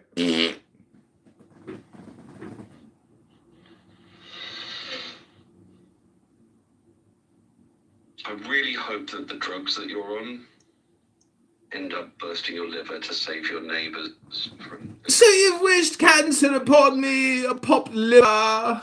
When will your criticisms ever end? For surely you're the worst critic art has ever experienced. Tuna Boy is no artist, he is a projectionist. And thank God we're eternally separated from these people. If you are an American, you have heard this conversation, you will recognize. And everything he has said against me is merely his inner monologue, reflecting his own disgusting behavior and his own personal defecate. Fuck off, Tuna Boy! We are eternally separated. Go back to your king and your pedophile Prince Andrew, you disgusting English twat. Like your father who disowned you. My father is of no concern to you. He did the best job he could. But unfortunately, Tuna Boy, I'm sorry that you and your father have no relationship whatsoever to speak of. Please stop your projections upon me, innocent candidate Kitover. I am disgusted by you, Tuna Boy. I actually forgot you even existed until I saw you on the stage. I had never thought of you in many years. But yes, I did record you saying terrible things, awful things about your daughter. Oh, horrible things about the transgender ideology and the LGBTQ. Oh, how is your child, Tuna Boy? So, I get it. You're trying to find any rise, because that's what... I hit the nail on the head with that one. I recalled it. I recalled the things you talked about your child. I feel so bad for you. I remembered now. I should show some sympathy for you, Tuna Boy. I have more sympathy than your father did when he got kicked out of the military and he decided to... You've had every opportunity and you've wasted every single one of them. In your little room thinking that you're going to run for office. You're going nowhere near office. You're not a performance. Again, Tuna Boy, the topic is not whether or not I win the mayoralship of Chicago. I have a lot of joy in the goal, and the joy and the experience is joy. But your child will never be able to come back from the transgender operative surgery that your ex-wife did upon your child. What will you do to save your soul? You allowed this to happen to your child. How could you? So you're saying that you're in support of transgenderizing children? I'm saying your ex-wife transgenderized your own child. How does it feel to know that your own child has been transgenderized? No, you're trying to get a rise because I've really dug the knife in. No, you haven't dug a knife in. We're already eternally separated. I'm just merely concerned about your transgender child, Tuna Boy. What will your transgender child do? Oh, your ex-wife, what a shame. Sticking that little knife in your back like that, Tuna Boy, must have hurt. Did I touch a nerve? Did I touch a nerve? Did I trigger something? Did I gaslight something inside of you, Tuna Boy? Tuna Boy! What have you done to your child, Tuna Boy? Oh, I can't believe what they did to your child. Oh, I feel for you, Tuna Boy. I feel for you. Did you just call me the F word? I'm going to have to report you to the ACLU. Hello? See, that's your whole thing, isn't it? Clip it! Send it to the press!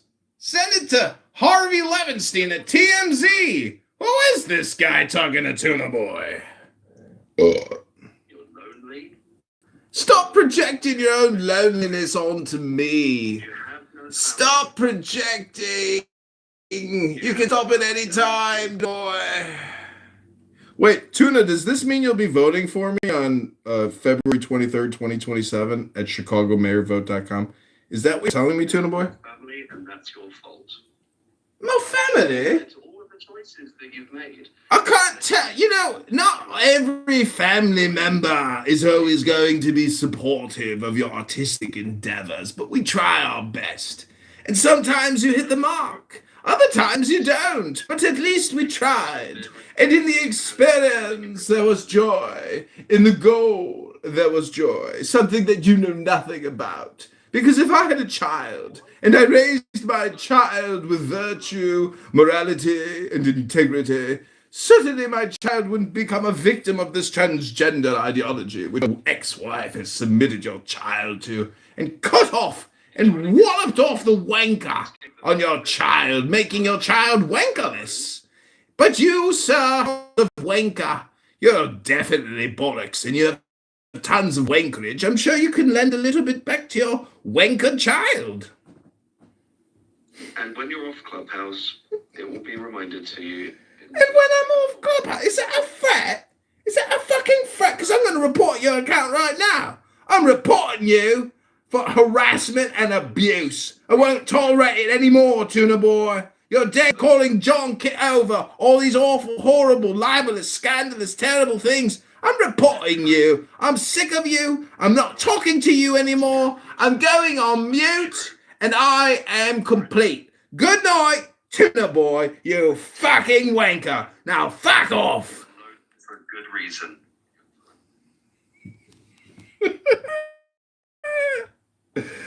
Okay, this has been a Matt Cool production starring Tuna Boy in London. He tried to roast us. He got pretty close. That was pretty good. I gotta give him some credit. But I think my English accent is so mocking, so insultuous, that in the end, if there was a rating system, we would have won.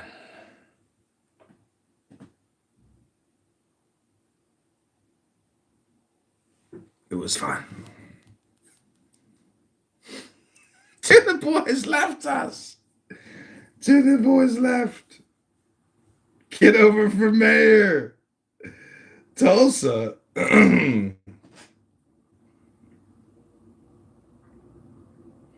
Tulsa.